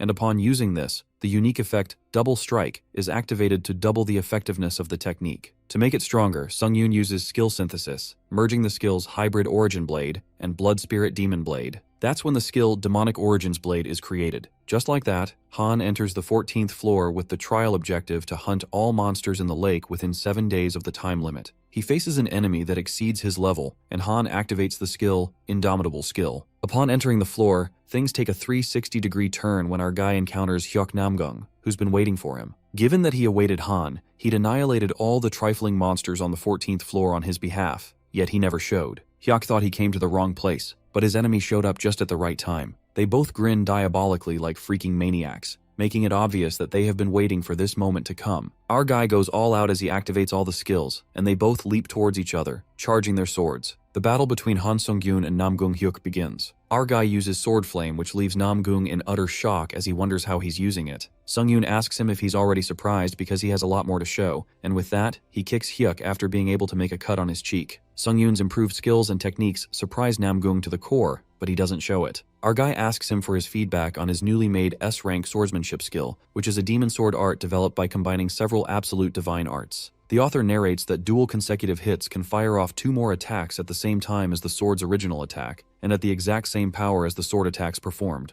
Han Sung-yoon is proud of this skill as he feels like it's already too powerful, but our guy warns Namgung Hyuk about the scar it made on his face, stating that it's going to bother him until he dies. Namgung heals the scar while he leaps towards Sung-yoon in order to attack him, and the guy is not able to digest the fact that the swordsmanship Sung-yoon is using right now, the Qinggong technique, it's Murims. Hyuk wonders why Sung-yoon hid his martial arts before, but our guy lets him know he didn't hide it but was actually scared he might die. Therefore, he reveals that he learned this all day yesterday. This pisses off the Blue Heaven Sword Dragon, who believes that our guy is rude as ever, seeing how he's saying bullshit about learning martial arts in a single day. Sungyun proudly claims that someone said that he's a genius, and with that, our guy pulls off the moves of the Namgung clan's swordsmanship, leaving the sword master in absolute shambles. The Blue Heaven Dragon loses it and questions Sungyun how dare he use it without knowing his place, but our guy thinks he should have made it harder to copy. Namgung Hyuk charges at our guy while Sungyun admires his swordsmanship, the Qinggong technique, and even his irregular movements. Our guy is taking a high-class lesson and believes that he's going to remember it well and use it all later. Namgung pulls out Forceful Battle, establishing a fighting domain within a 30-meter radius, which prohibits everyone except Han Sungyun and Namgung Hyuk from entering the fighting domain. Hyuk believes he has got our guy, but to his surprise, our necromancer uses witchcraft to attack his opponent, catching him by shock. Namgung struggles to fight back, and when he thinks of an escape,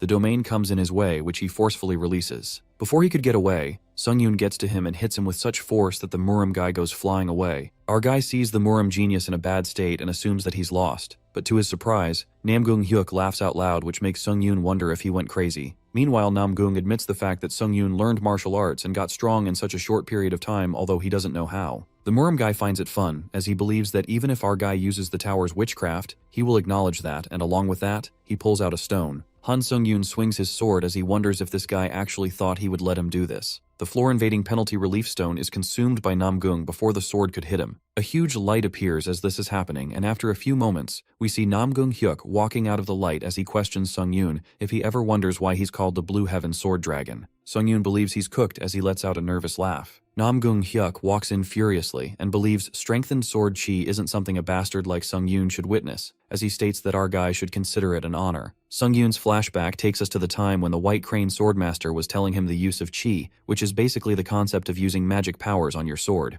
It's a technique that adds properties that interfere with the laws of the sword itself, while the sword flame is a stage where you can add another one of those properties, and strengthened sword chi is the next stage, a type of ultimate essence that allows you to flexibly utilize the surrounding magic power as well. Back to the present, we see Sungyun in disbelief as he was not expecting to witness the strengthened sword chi this quickly, and to his surprise, this skill is ridiculously strong. The sword's reach rapidly increases in strengthened sword chi and makes it difficult to even approach it. Plus, the strengthened sword chi's strong yet flexible movements all are irregular and threatening, as if the sword is turning into a living dragon. Our guy realizes that he underestimated Namgung and remembers about the sword enlightenment. When he was listening to the White Crane Swordmaster's teachings, Sungyun felt that Murim's master got to skip a few growth stages throughout their enlightenment. Seeing Sungyun tensed up unlike before, the Murim guy taunts him while our guy regrets not finishing this with full power as soon as he started because he's aware that it's going to get messy now. Han Sungyun activates the authority, Heavenly Blood Cultivation Art, as he warns Namgung to prepare himself since he's going full force. As Namgung Hyuk is approaching towards him, Sungyun utilizes White Sword Fold Emptiness, leaving the Blue Heaven Sword Dragon in utter disbelief as he wonders where else did Sungyun steal martial arts from. The Murim guy is confident that all struggles are worthless in front of strengthened sword chi, while Sungyun activates skill, fighting concentration, hence increasing his focus by 20 times. Our guy manages to sneak up behind Hyuk but ends up damaging his gut badly, and before he could even get up, the Murim guy mercilessly attacks him. Luckily, Han manages to dodge the attack. Our guy is surprised to see Namgung's strengthened sword chi adjust to the White Sword Fold Emptiness, and with that, he activates the skill, Ashen Blood. But before he could even use it, the Blue Heaven Dragon kicks him with all his strength, making our guy go flying back. The intense hit to the ground makes our guy cough blood out while Hyuk doesn't plan on sparing him and attacks him again. Han withstands that powerful attack, and this leaves the Murim guy in utter shock because he didn't actually think our guy would be able to fight him evenly. With that, the Swordmaster decides to finish this off as he strikes the sword towards our guy who's not ready to give up. Not yet. Sungyun uses the skill, Counter Shield,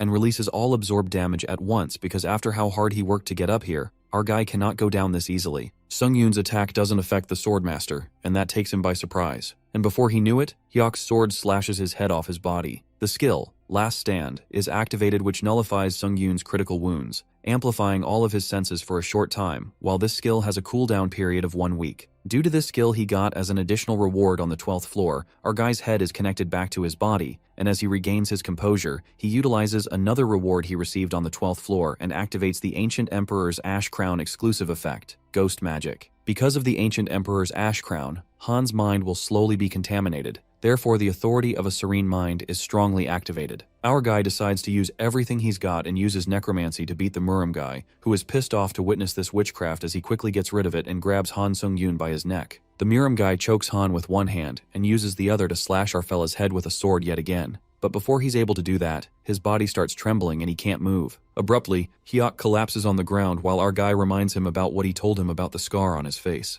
The scene flashes back to Hyuk's past, where we see a little Hyuk standing with guilt in front of his parents, whereas his father is shouting at his mother, asking her why their son can't even do basic moves and doubts if the kid is truly his blood. Meanwhile, the purple-eyed kid feels that he enjoys conversing with his sword, and one day he meets his grandfather, for the first time, who finds him developing a path of the sword before following any fixed moves. The grandfather thinks his grandson is a genius, and from that day onwards, Namgung was raised by his granddad, the contemporary sword supreme. And as a result of that, the Murim kid began developing dangerously in an unprecedented manner. After getting stronger, Namgung proudly goes to his father to let him know that he's dealt with the blood cult who were traveling in disguise. The poor son expected his father to praise him, but instead his father tells him to devote himself to cultivate his heart instead of slaughtering, and insults him. This leaves a deep scar in Hyuk Namgung. Back to the present, we witness the ancient emperor's ash crown being destroyed after its durability has been fully utilized. Namgung lays groaning in pain and tells our guy to end it, but Sung-yoon sits across from him, finding it fascinating that originally they would have never met, but two different people of different dimensions had a battle like this. Sung-yoon admits the fight to be painful,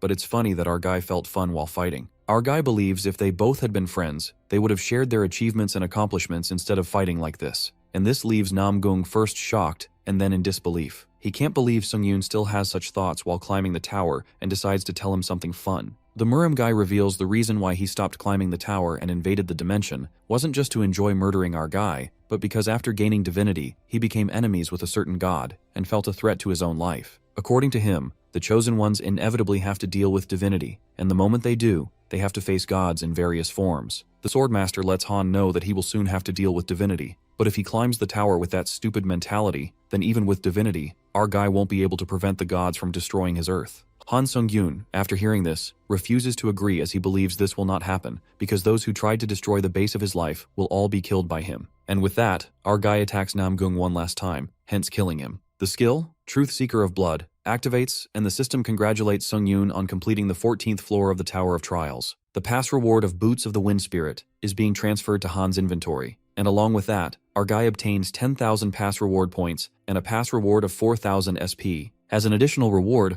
our guy gets 4,000 SP, and Burrowing Heaven's sword is transferred to his inventory. The system instructs Han to get to the waiting room where the basis of a myth has been successfully arranged, and authority divine power is strongly activated. As the system calculates myth based on the actual results and the faith of the believers, myth battle-tested warrior is complete and accumulates divine power. From now on, the effect of Indomitable and Reverse will be bound to Han's divine management. Our guy absorbs the spirit of Challenger Namgung Hyuk, increasing his proficiency by 47%, and unique trait Necromancy rises up by 1 rank. Blood consumption of the True Blue Heavenly Sword's exclusive effect activates, and Namgung's blood is absorbed in it, causing the item to grow to A rank. The system notifies Hyuk's blood being absorbed, engraving the skill Strengthening Apprehension into the blood consumption exclusive slot. Our guy believes he's got a good one that he can put onto the sword flame as well, and with that, he realizes his clothes cannot be restored. Therefore, Sung-yoon decides to go shopping on Earth. As our guy is thinking about it, the system interrupts him and notifies him that the admin Iron-Blooded Monarch is stating that she has some decent armor that she wants to sponsor to her contractor,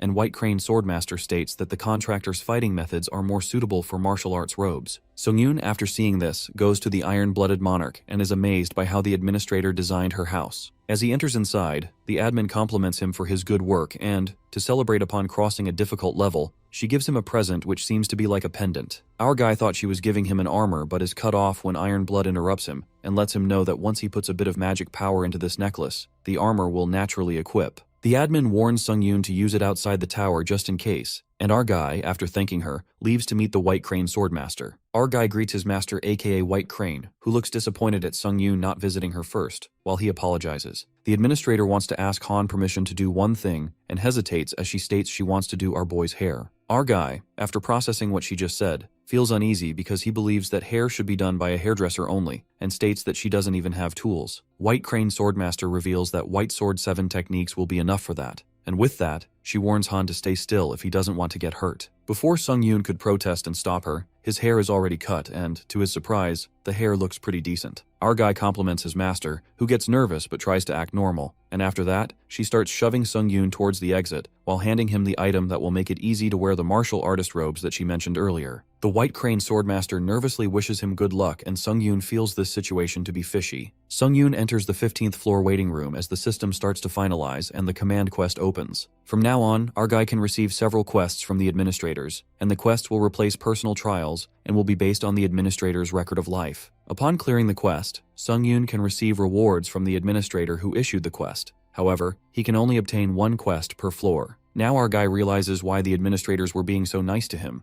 It was so that they could commission him for their quests. But since Sung-yoon has a lot on his plate, he decides to think about this gradually, and decides to take a look at his newly obtained myth. Myth, battle-tested warrior, activates an effect, indomitable, bound to divine management, and when it is activated, our boy's body can act at full power regardless of the state it is in. Another effect, reverse, is also bound to divine management, and when it's activated, our guy can receive bigger buffs the more disadvantaged he is in a battle. We see the people witnessing the second interdimensional invasion of Earth where the footage of yesterday from London is being shown. The supervisor notifies his team that the situation occurred when a challenger from another dimension summoned an unknown black orb in the airspace above London, UK, revealing that the alien creatures, which are composed of magic energy, after initially indiscriminate killing, disappeared without a trace. While the Dimension Invader also retreated inside the black orb and has shown no sign of activity since, however, the unidentified black orb is increasing in size as they speak, leading to urgent concerns over the possibility of another massacre. The supervisor believes if they have any hope to prevent this irrational slaughter, they have to pledge the support of the Korean Hunter Association with all sense of urgency. One of the hunters points out the lack of this urgency during the Shinjuku crisis in Japan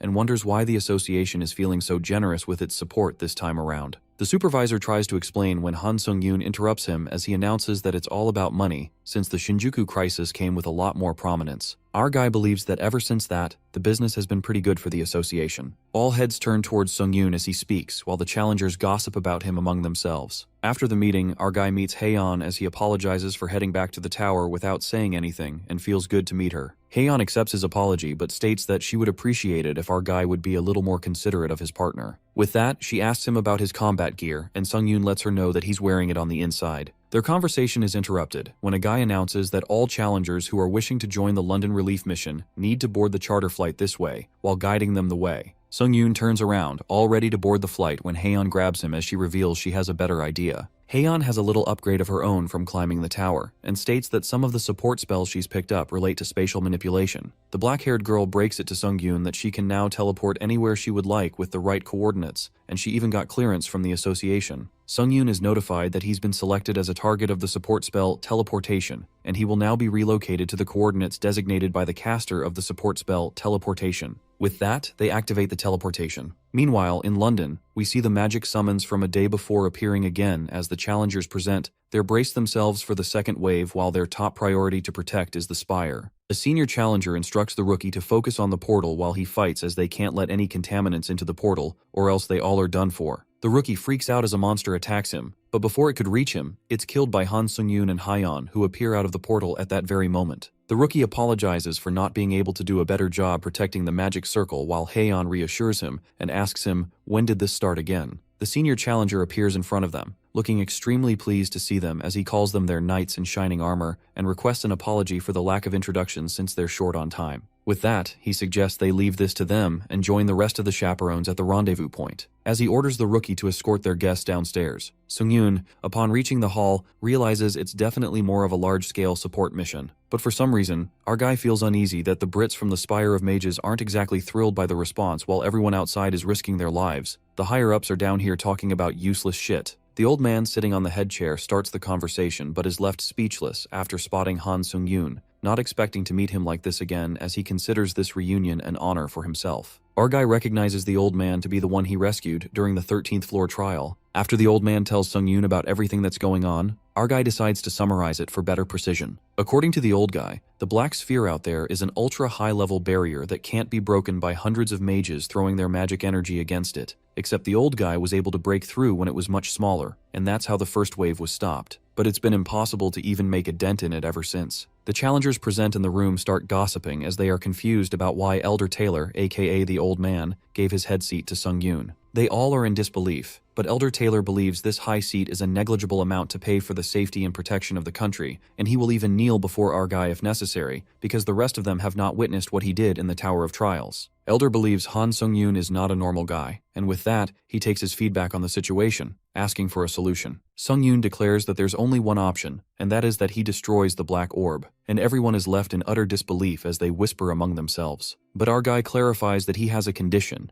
and that is that he wants all the rewards that were offered to everyone down here for himself, and by that, he means all of it. And if his condition is agreed to, he claims to destroy the orb. The challengers start objecting since their rewards are on the line, while Elder Taylor hesitates as he states that such terms have to be discussed through proper channels. But Sung-yoon doesn't mind waiting. However, he thinks the way things are right now, by the time they're done talking and discussing, those channels might not even exist anymore, or even London itself. Our guy plans to do whatever he can, even if things don't go his way, but he feels it's always nice to grab a little something for himself. Elder Taylor accepts Sung-yoon's condition and promises him the rewards, while in return, he wants that orb destroyed. The challengers try to interrupt their supervisor as they believe he should think this through, but the deal is already made as Sung-yoon agrees to it. Our guy uses the pendant, and his outfit changes into a Murim one, but as he's ready to leave, Haeon calls him out, to which he just smiles as he believes this won't take him long. Sung-yoon activates the unique effect, Way of the Wind, of the item Boots of the Wind Fairy, and flies at lightning speed, leaving the challengers stunned.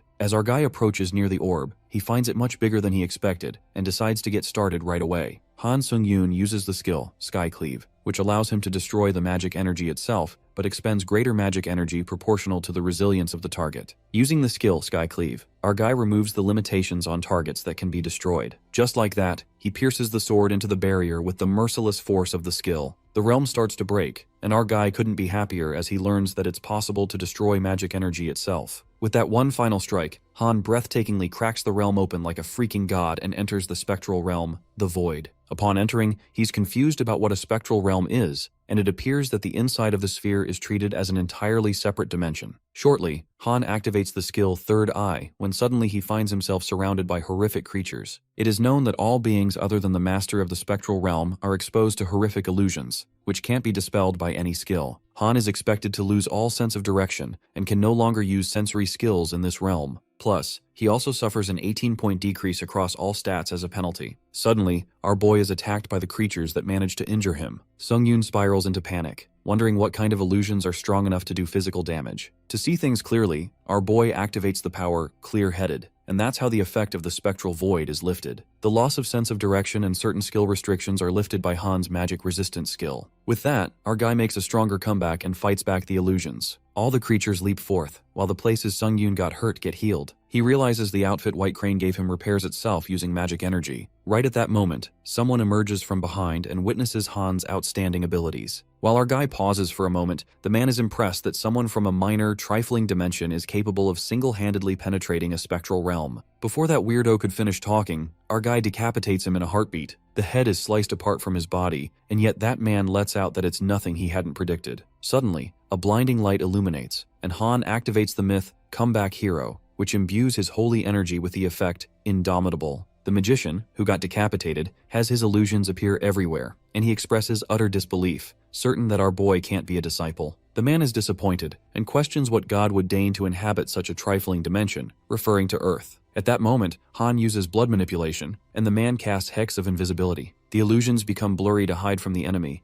and our fella's blood power bursts forth, piercing through the illusions. The sorcerer warns Han, saying that he might be a godly disciple, but he's going to regret having the gall to trespass into a sorcerer's realm. Meanwhile, our guy grasps that the one talking is just another illusion. The real body is hiding somewhere out of reach. The sorcerer's illusion attacks Han with Hex of Impish Swamps, peculiar flying creatures, clarifying that he won't escape death. However, our boy flips the tables when he activates Shield of Retribution and uses it as a bat. Just like that, he swats those flies with the bat, sending them flying. While Han is busy hitting those bugs, he realizes that damn sorcerer is stalling for time. Our guy feels like he can find him. Although this place is bigger than it seems from the outside, it's still finite. He's certain that there's a smarter way of doing this, but to wrap things up faster, he decides to just wipe out everything at once. Just like that, Han releases all the damage accumulated in the Shield of Retribution and activates the marked skill Enhanced Vigilance of the True Sanguine Demon Blood. He uses the unique effect dual mirror strike of the skill. A violent energy bursts forth when our guy strikes the sword, creating an explosion inside the spectral realm. The realm rattles, and our boy's power obliterates everything. Hence, the real sorcerer finally comes to light.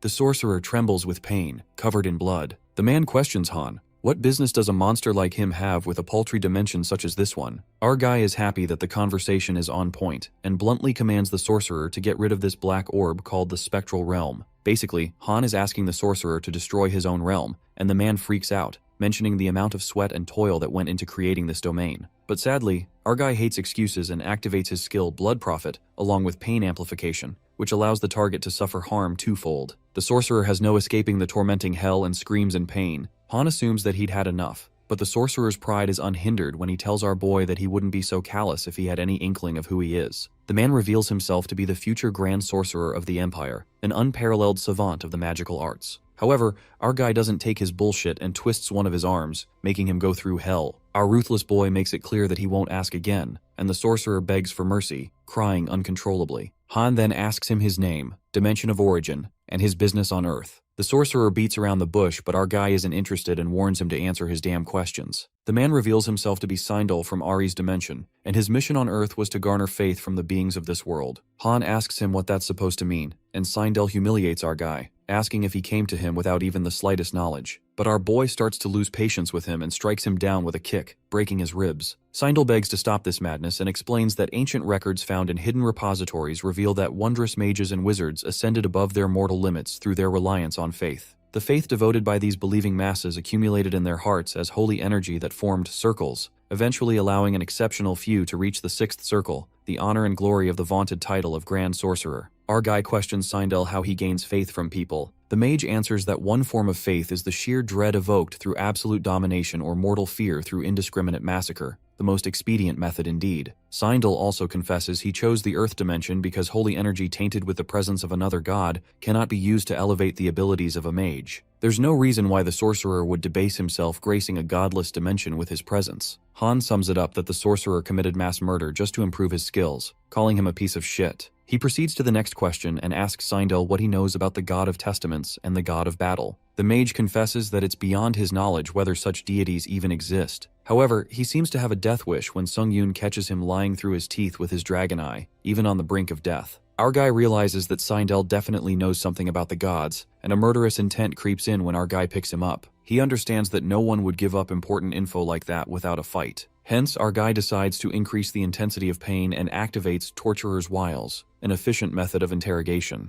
Poor Sindel's body twists, and he goes through horrendous torture as his bones crack one by one with blood spill. Han literally goes insane and waits to see how much more he can take. Eventually, Sindel is sucked to the bones and implores Han to end this torment. Our guy manages to squeeze the info out of him, but in a gruesome way. Han Sung-Yoon then narrates how he learned so much about divinity, magic, and the God of Testament, thanks to Sindel, not to mention various tidbits about Ares' dimension. Our guy then appears tired after tormenting others and reckons that it's been 7 hours since he jumped into this realm. All that torture took its toll on his mental health. Nonetheless, Han begins to realize what divinity really is. First off, possessing divinity in itself doesn't make one a god. Second, divinity can only be amassed by unlocking a bodily organ for magic, what they refer to as Dantian in Murim and circles in Ares. Holy energy generated through divinity is the purest form of magic energy, serving the user's will with the highest level of responsiveness. In simple words, holy energy constitutes magic energy in its true essence. More importantly, gathering this energy allows the user to make exponential gains in power, since it reacts sensitively to the will of the user. This allows the user to reach loftier heights of skill than might otherwise be possible. Whatsoever, Han finds it disappointing since he couldn't figure out how to use it properly and realizes he has a long way to go from using sword auras. He also stumbles upon the 2 ways to store holy energy in one's heart. First, he could break down and refine magic energy, which is arduous and time-consuming. As such, one solution to this dilemma is to use faith as a resource. Whether it's through admiration or fear, being the subject of intense faith will channel faith into the heart, at least based on what Sindel learned from investigating the ancient records he mentioned.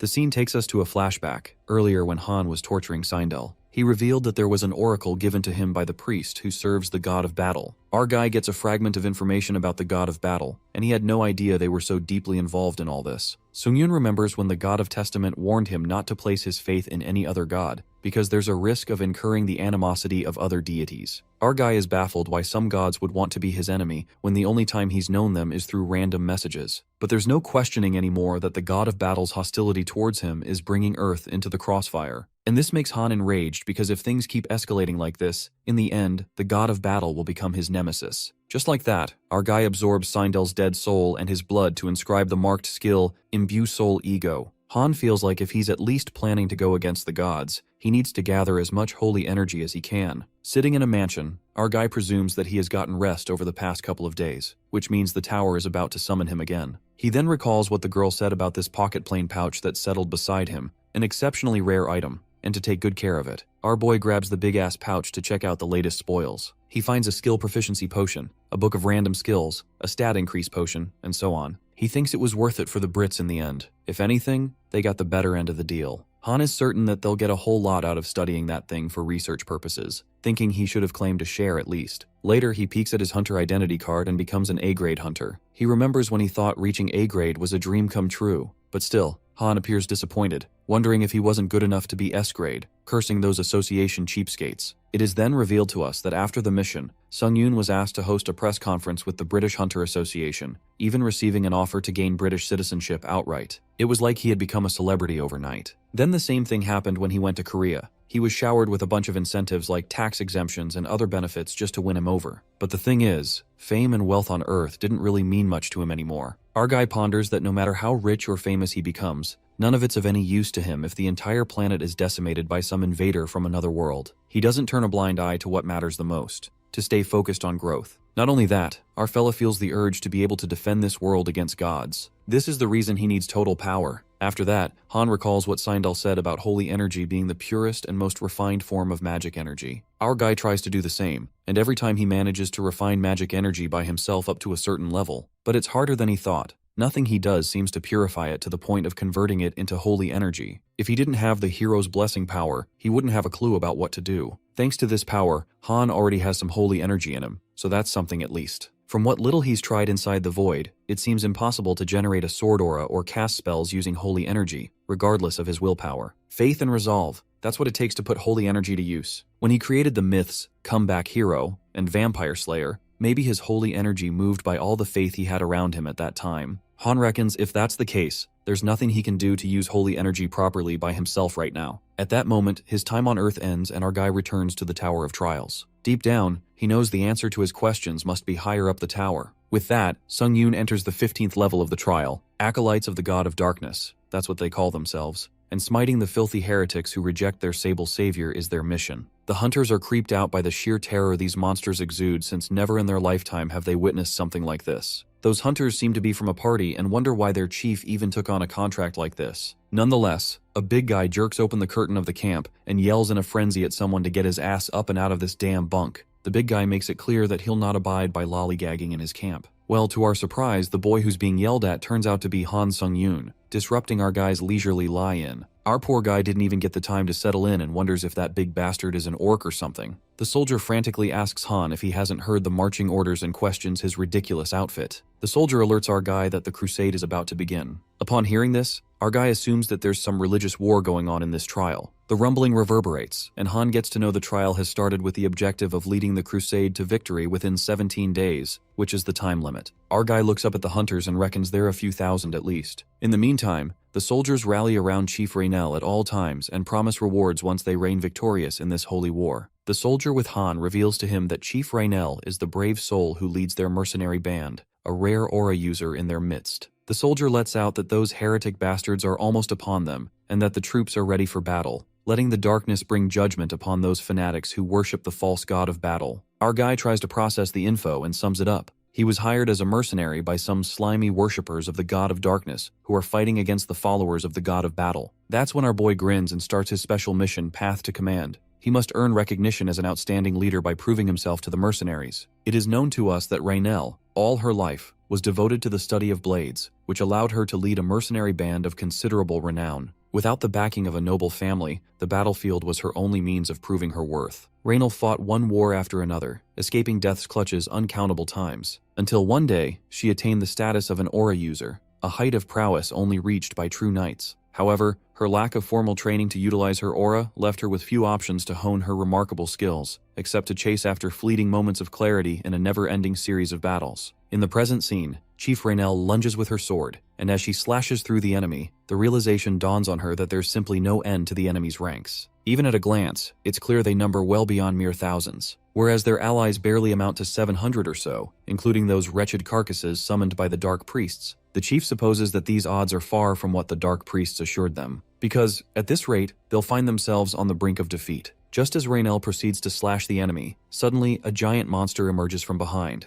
The coward soldiers are left behind, and a siege golem materializes in the midst of war. The soldier immediately informs the lieutenant that Raynell is surrounded by the enemy, and she's all alone. Meanwhile, Raynell has barely the strength left to even lift her sword arm. Right at that moment, death flashes before her, and she thinks it's the hollow end for a life spent in vain, mastery of the blade beyond her grasp. Tears fill her eyes, pondering that if she'd known this would be her end, she would never have agreed to take part in this fanatical folly. However, a miracle befalls. Our guy arrives at the perfect time, slashing the enemy in the blink of an eye, leaving the chief staggered. Our guy informs her that he'll hold them off for now and suggests to the chief that she retreat while she can. Raynell is rendered speechless. In the madness and mayhem of the battlefield, she finds Han's voice calm, silencing the din all around them. She wonders if this is some sort of vision before death. In the meantime, Sung-yoon lets his monstrous side take over and annihilates the enemies with the back of his hand, impeccably and fiercely. Raynell is left wide-eyed when she witnesses Han using an aura flame. The punies of the Battle of Gods take notice of Han, who relentlessly cleaves them in half, slicing the enemy with his newly learned sword styles. On the battlefield, Raynell awe-strikingly gazes at the flawless harmony of raw strength, graceful fluidity, and delicate refinement. It almost feels as though she's watching a performance. She blushes, looking at our guy, since she's never seen such a marvel. Meanwhile, our guy is loving the all-out brawl because this is what he wanted.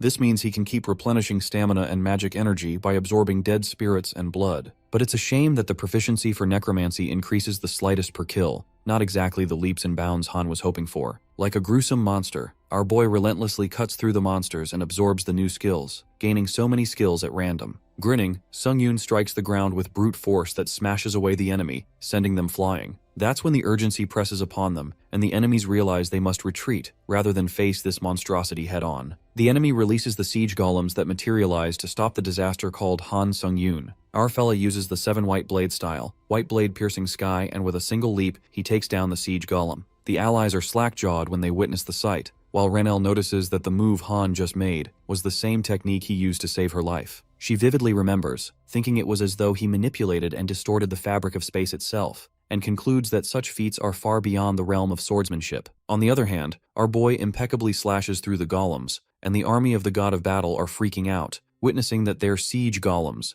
the pinnacle of magical refinement, are defeated in one fell swoop. They find it preposterous, clearly remembering that they had no reports of an enemy of such magnitude. At that moment, a follower of the god of battle amongst the crowd strides forth and encourages his people not to let their faith be shaken, because no matter how mighty, the enemy stands alone. The crowd are utterly delighted to see their battle priest Mobir making an appearance. Well, the battle priest did come to save his followers, as he instructed them that they have yet to make use of the secret art of the Church of Battle. He commands them to prepare the rite of mass debuff, and once it's cast, not even a full-fledged dragon could escape its effect for some time. Battle priest Mobir begins the rite of mass debuff, encouraging his followers to slay one more heretic, and their crusade will be won. However, that debuff couldn't bother our guy much as he continues to annihilate the enemy like he's sinking with the wind. Upon this, even Priest Mobir is left slack-jawed, gasping at how this freaking monster can even make such easy work of the mass debuff spell. He dwells on the possibility that Han might be a disciple of their enemy god. In the meantime, our guy stabs the battle priest in that split second that the bald guy barely even saw him. As soon as he stabs through the priest, Han uses blood manipulation to attack the other followers while camouflaging his moves. The blood arrows hit the other priests, making them wonder what these things were shooting right at them. From Han's point of view, once he realized that manipulating blood out in the open might raise suspicion, it was more like inviting unnecessary trouble. For this season, he came up with the idea to make it seem less conspicuous.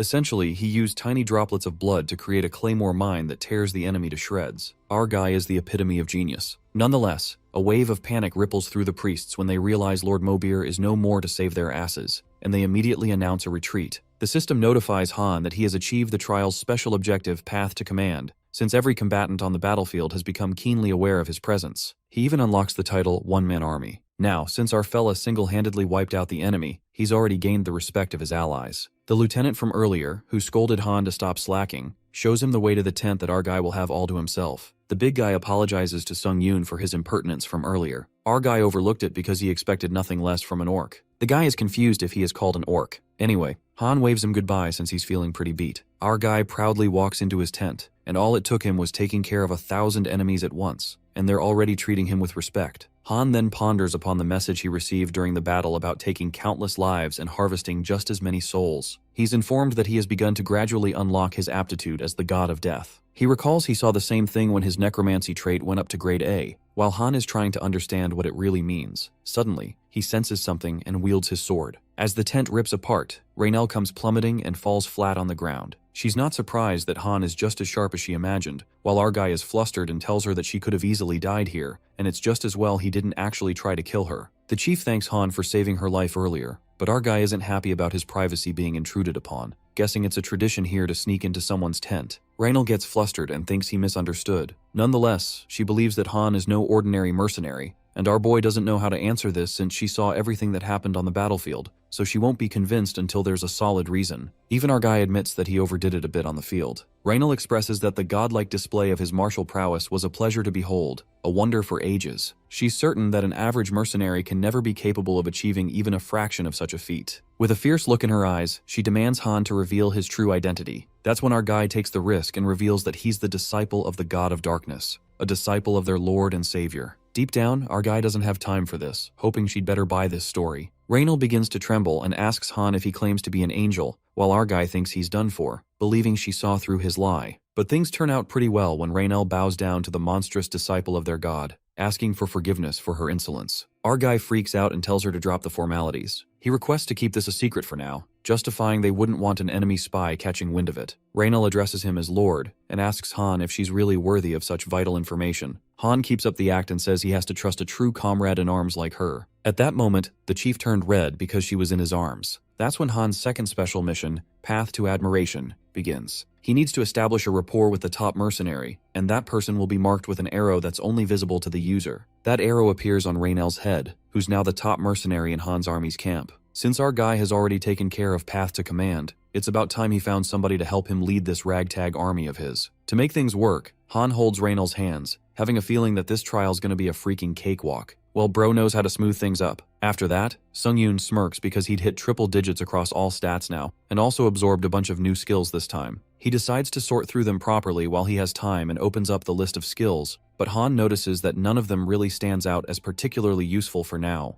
That's when the skill synthesis comes in. He activates the unique power to make new skills, when suddenly the power, Hero's Blessing, interrupts, temporarily increasing luck to an enhanced degree. Abruptly, light flashes through the tent and creates 3 new skills. Our guy is glad this skill activated automatically, just like it did when he crafted the demonic origins of blood. That reminds him that he's not done yet, and he taps the marked skill in the blood phage slot. The marked skill, Imbue Soul Ego, which he got from the vampiric count. Upon imbuing an item with a soul ego, the item is possessed by an appropriate soul. Han learns that it's a one-time skill that disappears after use. It sounds good to him, especially when he might end up using another blood phage slot in the next trial. Nonetheless, he activates the skill Imbue Soul Ego on the true Sanguine Demon Blade, and is asked to select the item to imbue a soul ego. Having 2 swords in front of him, our fella reckons that he'll be giving one of his items a living personality to support him in combat, so he decides to choose something he's been using for a while. He chooses the true Sanguine Demon Blade as the target of the marked skill. He selects the weapon that is designed to evolve alongside him. Suddenly the sword emits flares of fire and is imbued with the soul ego of Cheon-yu Dam, the 7th Blade Demon. Soon after that, the sword laughs and speaks of the oppression and disdain he had endured. Cheon's soul is imbued in the sword, and now it feels superior to Rise once more. It laughs and asks them to worship him and rejoice, for the blood demon Cheon-yu Dam has returned. At that moment, our guy feels like things have been screwed up a bit since he wasn't expecting some homicidal maniac to come live in his sword.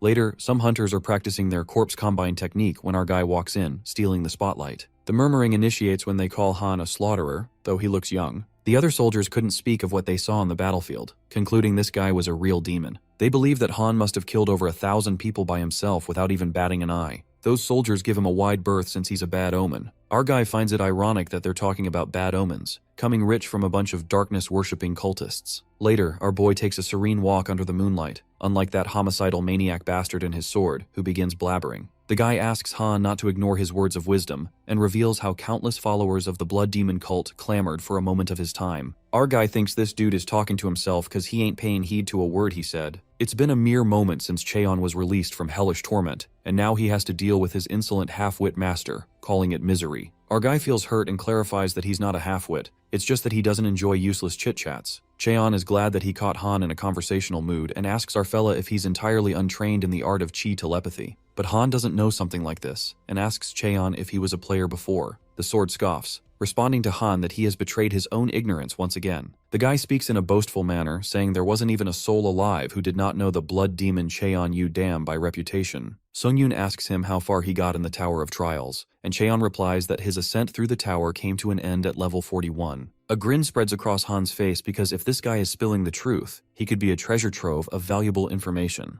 Cheon's personality aside, our guy feels like he's gonna be pretty damn useful. A sudden realization hits Han when he recalls that players who die at level 40 get to reincarnate as admins, and he asks Cheon why he didn't come back to life and work as an admin instead. The sword rumbles with rage and asks Han if he dares to suggest that he allow himself to be subjugated to the tower's will. Cheon chooses to rather face the oblivion of death, because a meager existence at the cost of his dignity is not a life worth living. Our guy is surprised by the bravado of this talking sword. Han gives a death glare to the sword and admits that Cheon Yu Dam used to be a big deal back then, but now he's just a soul ego bound to his sword, humbling this over-the-top dude real quick. That's when the sword flaunts its blazing power and clarifies that he's well aware. Cheon asks our fella not to mistake him for some delusional spirit with an inflated ego. Upon its rise, it pledges to lend its master, Han Sung-yoon, his strength to the best of its ability. Deep down, Cheon grasps that his master wishes to make his dominance clear, agreeing that Han has more grit than he gives him credit for. The soul ego reveals that before losing his body, he was a martial arts savant and a master of myriad techniques, granting whatever boon the master desires. The sword demonstrates the power it beholds, creating a fire swirl and nearly destroying everything in its path. Our guy is amazed to see this power and admits that he's got himself a useful support item. The sword takes this as an insult and asks Han if he takes him as a mere tool. Cheon realizes that they're both from different dimensions. Sung-yoon opens up that he's from the Earth dimension, doubting if Cheon has ever heard of it, and the sword calls it a minor dimension, guessing it must have only recently ascended. Cheon figures out that it's been a long time since his death. Not to mention, the sword lacks the capacity to store the vastness of his mind in its entirety. He fears that he cannot maintain lucidity for long, informing Han that he'll soon have company. The sword ends the discussion and requests its master to summon him whenever needed. It appears that Chief Raynell comes rushing towards Sung-yoon.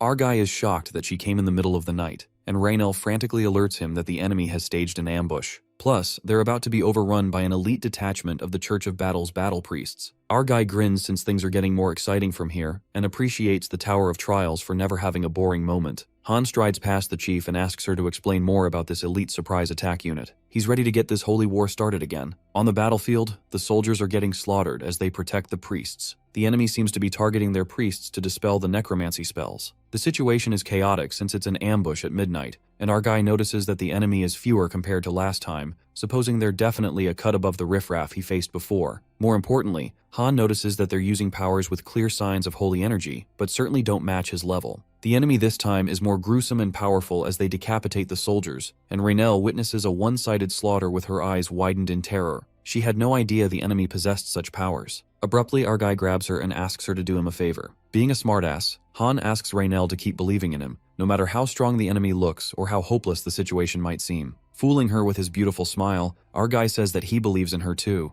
While poor Raynell is left flustered, our guy commands her to get their forces in formation and keep the priests alive since he doesn't see the holy war ending without priests still breathing. Well, Han's charm does give her a boost as she decides to do everything in her power to keep them safe. That's how the chief feels a strong sense of admiration towards Han, and with that, he achieves the special objective, Path of Admiration. Chief Raynell runs alongside our boy and lets out that if they meet again in this life, she shall owe him a drink at least. Our guy likes the idea and decides to make plenty of war stories to share over a drink. Leaping forth, Han activates the skill Dark Wolf Stride, which increases mobility by 100% in darkness. Just like the wind, our guy diabolically slashes through the enemy like he's invisible and makes the enemies learn a lesson. Attacking at night will be the last mistake they'll ever make. The soldiers are in a frenzy, and the enemies are storming their way through to the healers at the rear. The enemy brutally annihilates the soldiers, and the lieutenant, who's fighting with the opponent, commands everyone to get back to formation, because as soon as they break ranks, the enemy will pick them off like stray mutts. Just as the lieutenant gets stabbed, Chief Raynell slashes the enemy in half. Raynell seems dauntless as ever and believes the lieutenant wouldn't be bellyaching over a tiny prick on his stomach. The big guy appears just fine, and Rionel frantically commands her soldiers to get back in formation. The chief gets into action and instructs the tank units to take defensive points, archers to focus on their firepower, and melee fighters to guard the healers with their lives. Han's army morale is boosted by 100%, and a meticulous chain of command will prevent its formation from breaking. The opponents call them filthy insects, and make it clear that victory belongs to the Church of Battle. They march forward, focusing on taking the wench at the heart of their ranks, while the soldiers shoot arrows. The enemies are outnumbered, and while lads at the front lines won't seem to hold out much longer, the soldiers request the chief to send them to the fray. However, Chief Rionel stresses maintaining the formation since their only goal for now is to protect priests at all costs. She urges the soldiers not to budge an inch from where they stand, hoping that soon the tide will turn in their favor. In the meantime, our boy, activating the skill Dark Wolf Stride, ambushes the enemy with the speed of light, slashing them all like a monster. Rionel is delighted now that Han the Slasher has entered the battlefield. But the surprising thing is, our guy doesn't kill the enemies. Instead, he tangles them up with red magic ropes. Cheon, inside the sword, speaks up and calls it a ludicrous play. He asks Han why he wasted such power on tying up some raggedy prisoners of war. Whatsoever, even the sword has no qualms with the ruthlessness with which our fella butchered the enemy. Cheon believes that Sungyun would have been a fine member of the Dark Path if he had been born in the Murim dimension. Suddenly, Han's eyes open wide when he witnesses a thin strand of magic energy that reaches him. Our guy then understands that it's chi telepathy, and assumes that it's just a way to send voice messages using magic energy. The soul ego, Cheon Udam, expresses his disbelief since our dude managed to master the technique of chi telepathy in such a short time, finding it impossible. While Han thought it was easy for anyone who uses magic energy, the soul ego tells him that he's basically deriding half the martial artists in Murim as talentless hacks. The sword has to admit that Sungyun is a bold one, yet his arrogance is not unfounded, since only a true savant would be worthy of summoning his soul. Our guy has nothing to say to that, and with that, Cheon's soul withdraws as the demon of slumber takes upon him. At that moment, someone approaches Han, addressing him as Sir Swordsman, and asks our guy to come with him, informing him that the Archbishop has requested his presence. Upon arriving, the bishop calls Han Slaughterer of Many, and is grateful that he chose to come. Our guy suggests dropping that grandiose title and just calling him Nameless instead. The Archbishop finds it fascinating and realizes why the God of Darkness would be pleased to have a man like Han in the rank of his followers. While our guy is flattered, the bishop opens up to discuss the matter of his reward. They cut to the chase without further ado, and the bishop asks Han what is the extent of the reward he seeks. Our guy avails the privilege and activates his skill Absolute Charm.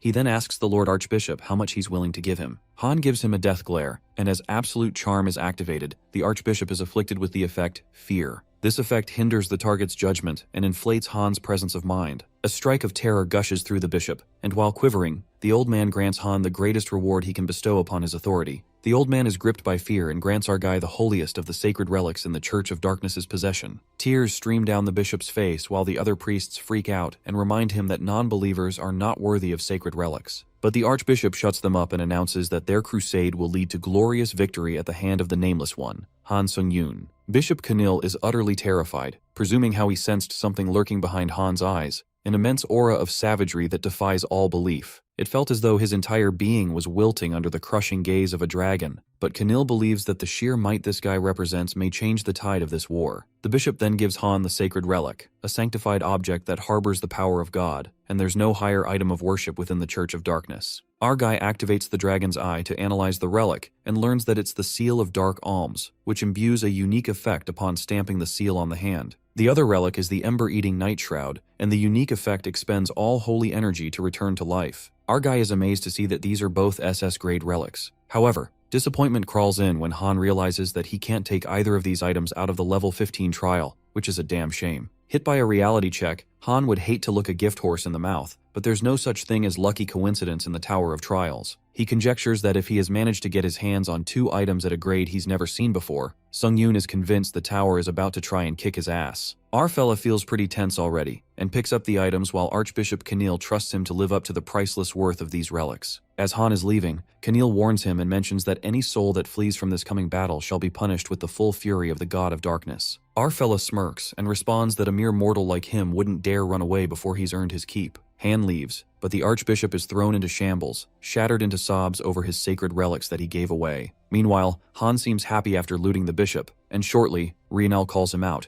hoping his meeting with Lord Kanil was fruitful. Our guy thanks her because it definitely was, but more importantly, he catches Rionel off guard, asking if she was waiting for him the whole time. She is flustered and awkwardly suggests to Han that it's a good time to buy him the drinks she promised. Blushing, Renal also seems to have a favor to ask from him, leaving our guy confused. Later they are tippling on beer, and Rienel seems drunk already. Our guy wonders if this is the strongest booze they have because he's not even remotely tipsy. Not to mention that any liquor in the tower that can get him drunk at this rate is deadly to anyone else, considering his limits are beyond normal human beings now. The chief is curious why Han isn't even a bit drunk yet, and our guy says he likes to keep his wits intact for good company. Han then asks her about the favor she mentioned earlier. At that moment, a gloominess flashes across her eyes, and we see Rienel's flashback. In the flashback, Rienel's father is begging the knights not to take food away from them. The knight slams away her father, calling him a lowly peasant. Little Rienel hits the knights for treating her father like that. She's also kicked by the knight for showing such insolence like her father. The knight suggests that she become a knight if she thinks it's unfair since peasants like her only have themselves to blame. Yanking out of her memory, Rienel musters up the courage and frantically lets out that she's in need of a good instructor and implores Han to teach her how to wield a sword properly. Meanwhile, our guy finally gets to know what her favor was.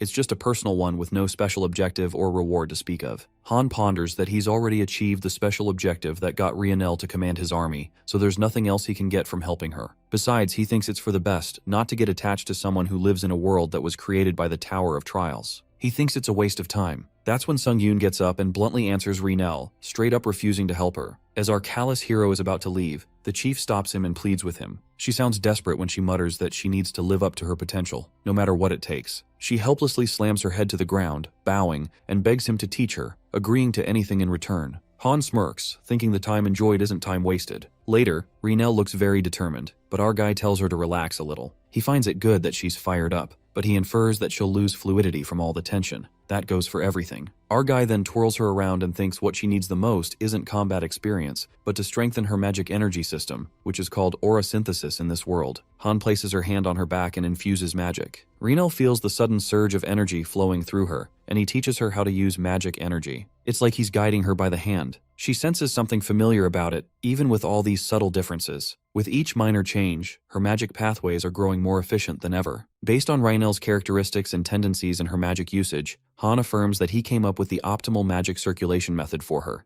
and now it's up to her to train this method of aura synthesis every single day. After training, Han heads back to the tent and finally gets some time for himself. He thinks of sorting through the rewards and pulls out his pocket pouch. We get to know that after our guy killed Seindel in London, the British Hunter Association gave him a treasure trove of rewards. He could barely count how many rewards he got, and the only problem is, it's all quantity before quality. While Han wonders what to do with all this useless junk, he did gain a useful skill in that regard from the new skills he synthesized from the last trial. Since it's the perfect time for testing, he activates the skill Iron Eater, which frightens him at first. This skill enhances the user's physical state upon consuming iron. Nonetheless, Sung-yoon eats the staff of iron clouds, and after the digestion is completed, his stats increase instantaneously. To see if it's true, he eats another iron item, the heavenly iron gem, and coughs up a black liquid. It appears to be all the impure energy accumulated in his body, and surprisingly, Han's body feels lighter somehow. He then realizes that he can't judge a skill by its name, because the Iron Eater skill is super handy. Grinning, he munches on the metal and never thought he'd see the day when he's happily chowing down metal items. Our guy literally consumes 8 metal items once again, which is the limit, and finds it disappointing. After this skill gets deactivated, he rummages through his coat and takes out the sacred relic, Seal of the Alms, the one he's been curious about from the get-go. He learns that if he stamps himself with the seal, it might let him keep the effects permanently, even after he leaves the 15th floor. Our boy doesn't like the idea of a permanent mark on his body, but the benefits to him seem worth it. That's when Sung-yoon marks the stamp on his hand, and the item gets absorbed into the mark, removing it permanently from the inventory. A radiating bulk of energy seeps in, and a mark appears on his hand. Suddenly, Han is bombarded with countless admin messages. They are distraught and protest against the Tower of Trials since the Seal of the Alms is far too generous a reward. Our guy is shocked by the sudden reactions of the admins just because of the mark on his hand, while the admins are outraged by the injustice of the situation, urging the tower to recover the seal at once. Han is left baffled by the pessimistic reactions these admins are expressing. It's almost like the tower gave him something that it wasn't meant to give anyone. Abruptly, all the notifications begin glitching, and it turns out that the Tower of Trials blocks all admin messages temporarily. The tower issues a formal warning to all admins, stating any further disclosure of unauthorized information will be penalized with a ban on observing player Han Sung-yoon's future trials. Clenching his fist, Han definitely grasps there's more to it behind this sacred relic, and becomes adamant to find out what kind of secret it's hiding. That's when our hero raises his marked hand, activating the unique effect of the item's Seal of Dark Alms. He is requested to make an offering to a god out of the talents, abilities, and treasures he possesses. Han frowns at this odd request, wondering why in hell he would make an offering to a god he might end up fighting eventually. Having said that, he presumes it's a tradition at this point to try out every new function for himself. He then yanks out an item from the plain pocket, and luckily he's got a bunch of items he was planning to consume with Iron Eater. Our guy starts with the crappiest item he's got. Just then, he's asked to select a god to whom the offering will be made. At that moment, the system glitches, and Han notices there's something wrong with this. It appears that no trace of another god is verified in his holy energy. It occurs that Han is recognized as an independent possessor of divinity, hence presenting himself with the offering. The item Little Sorcerer's Staff is accepted by himself, and the next thing that happens leaves Han's eyes wide open. The item that was accepted converts into holy energy and is stored in his heart. A bright light emits from his chest, and our fella is utterly baffled. He can't make sense of things, that he somehow made an offering to himself. However, one thing seems simple enough. Han can basically farm all the holy energy by himself. Although he doesn't use it much, he bets he'll find different ways to use it as he gains new myths. For now, he gathers as much holy energy as possible, and as for the other sacred relic, Ember of Night Shroud, he keeps it within reach. Han feels like there must be a reason why the tower gave him these items in the first place. He's certain that there will come a time when he'll need to rely on them. And just like that, each day came a new battle, and soon Han had an impressive number of victories under his belt. His mercenary and priesthood allies enjoyed unprecedented morale, although they were still pretty much lost without him. It turns out that our guy was worrying over nothing. At this rate, this whole trial will be over in no time. Suddenly, the horizon cloaks in a red aura, and everyone is distracted by it as they stare fixedly at the sky. Right at that moment, that red energy cascades violently, descending on its target. It appears that Han is targeted by the power smite, and the wrathful energy bursts its way through the sky. Our guy senses the presence and has a bad feeling about this. To save himself from being shredded to pieces, our guy activates the Shield of Retribution with maximum coverage. It strikes the ground, obliterating everything in its path, while Han remains unaffected. Strangely, feathers float in the air, and a divine being with wings descends from the sky. It turns out that the god of darkness has deigned to bring divine punishment on them all. A devilish grin spreads across that creature's face, reeking of malice. Our guy, on the other hand, was right about what he was feeling. The god of battle uses a large amount of holy energy to cast Descent and send down his disciple aspirant, Zerhan Navia. That's when the difficulty level for Trial 15 increases dramatically for our guy. Han realizes that it's the god of battle and lets out that it would be nice if he gave him a choice every once in a while. The god of battle wishes to put down the tower's arrogant mutt by his hand,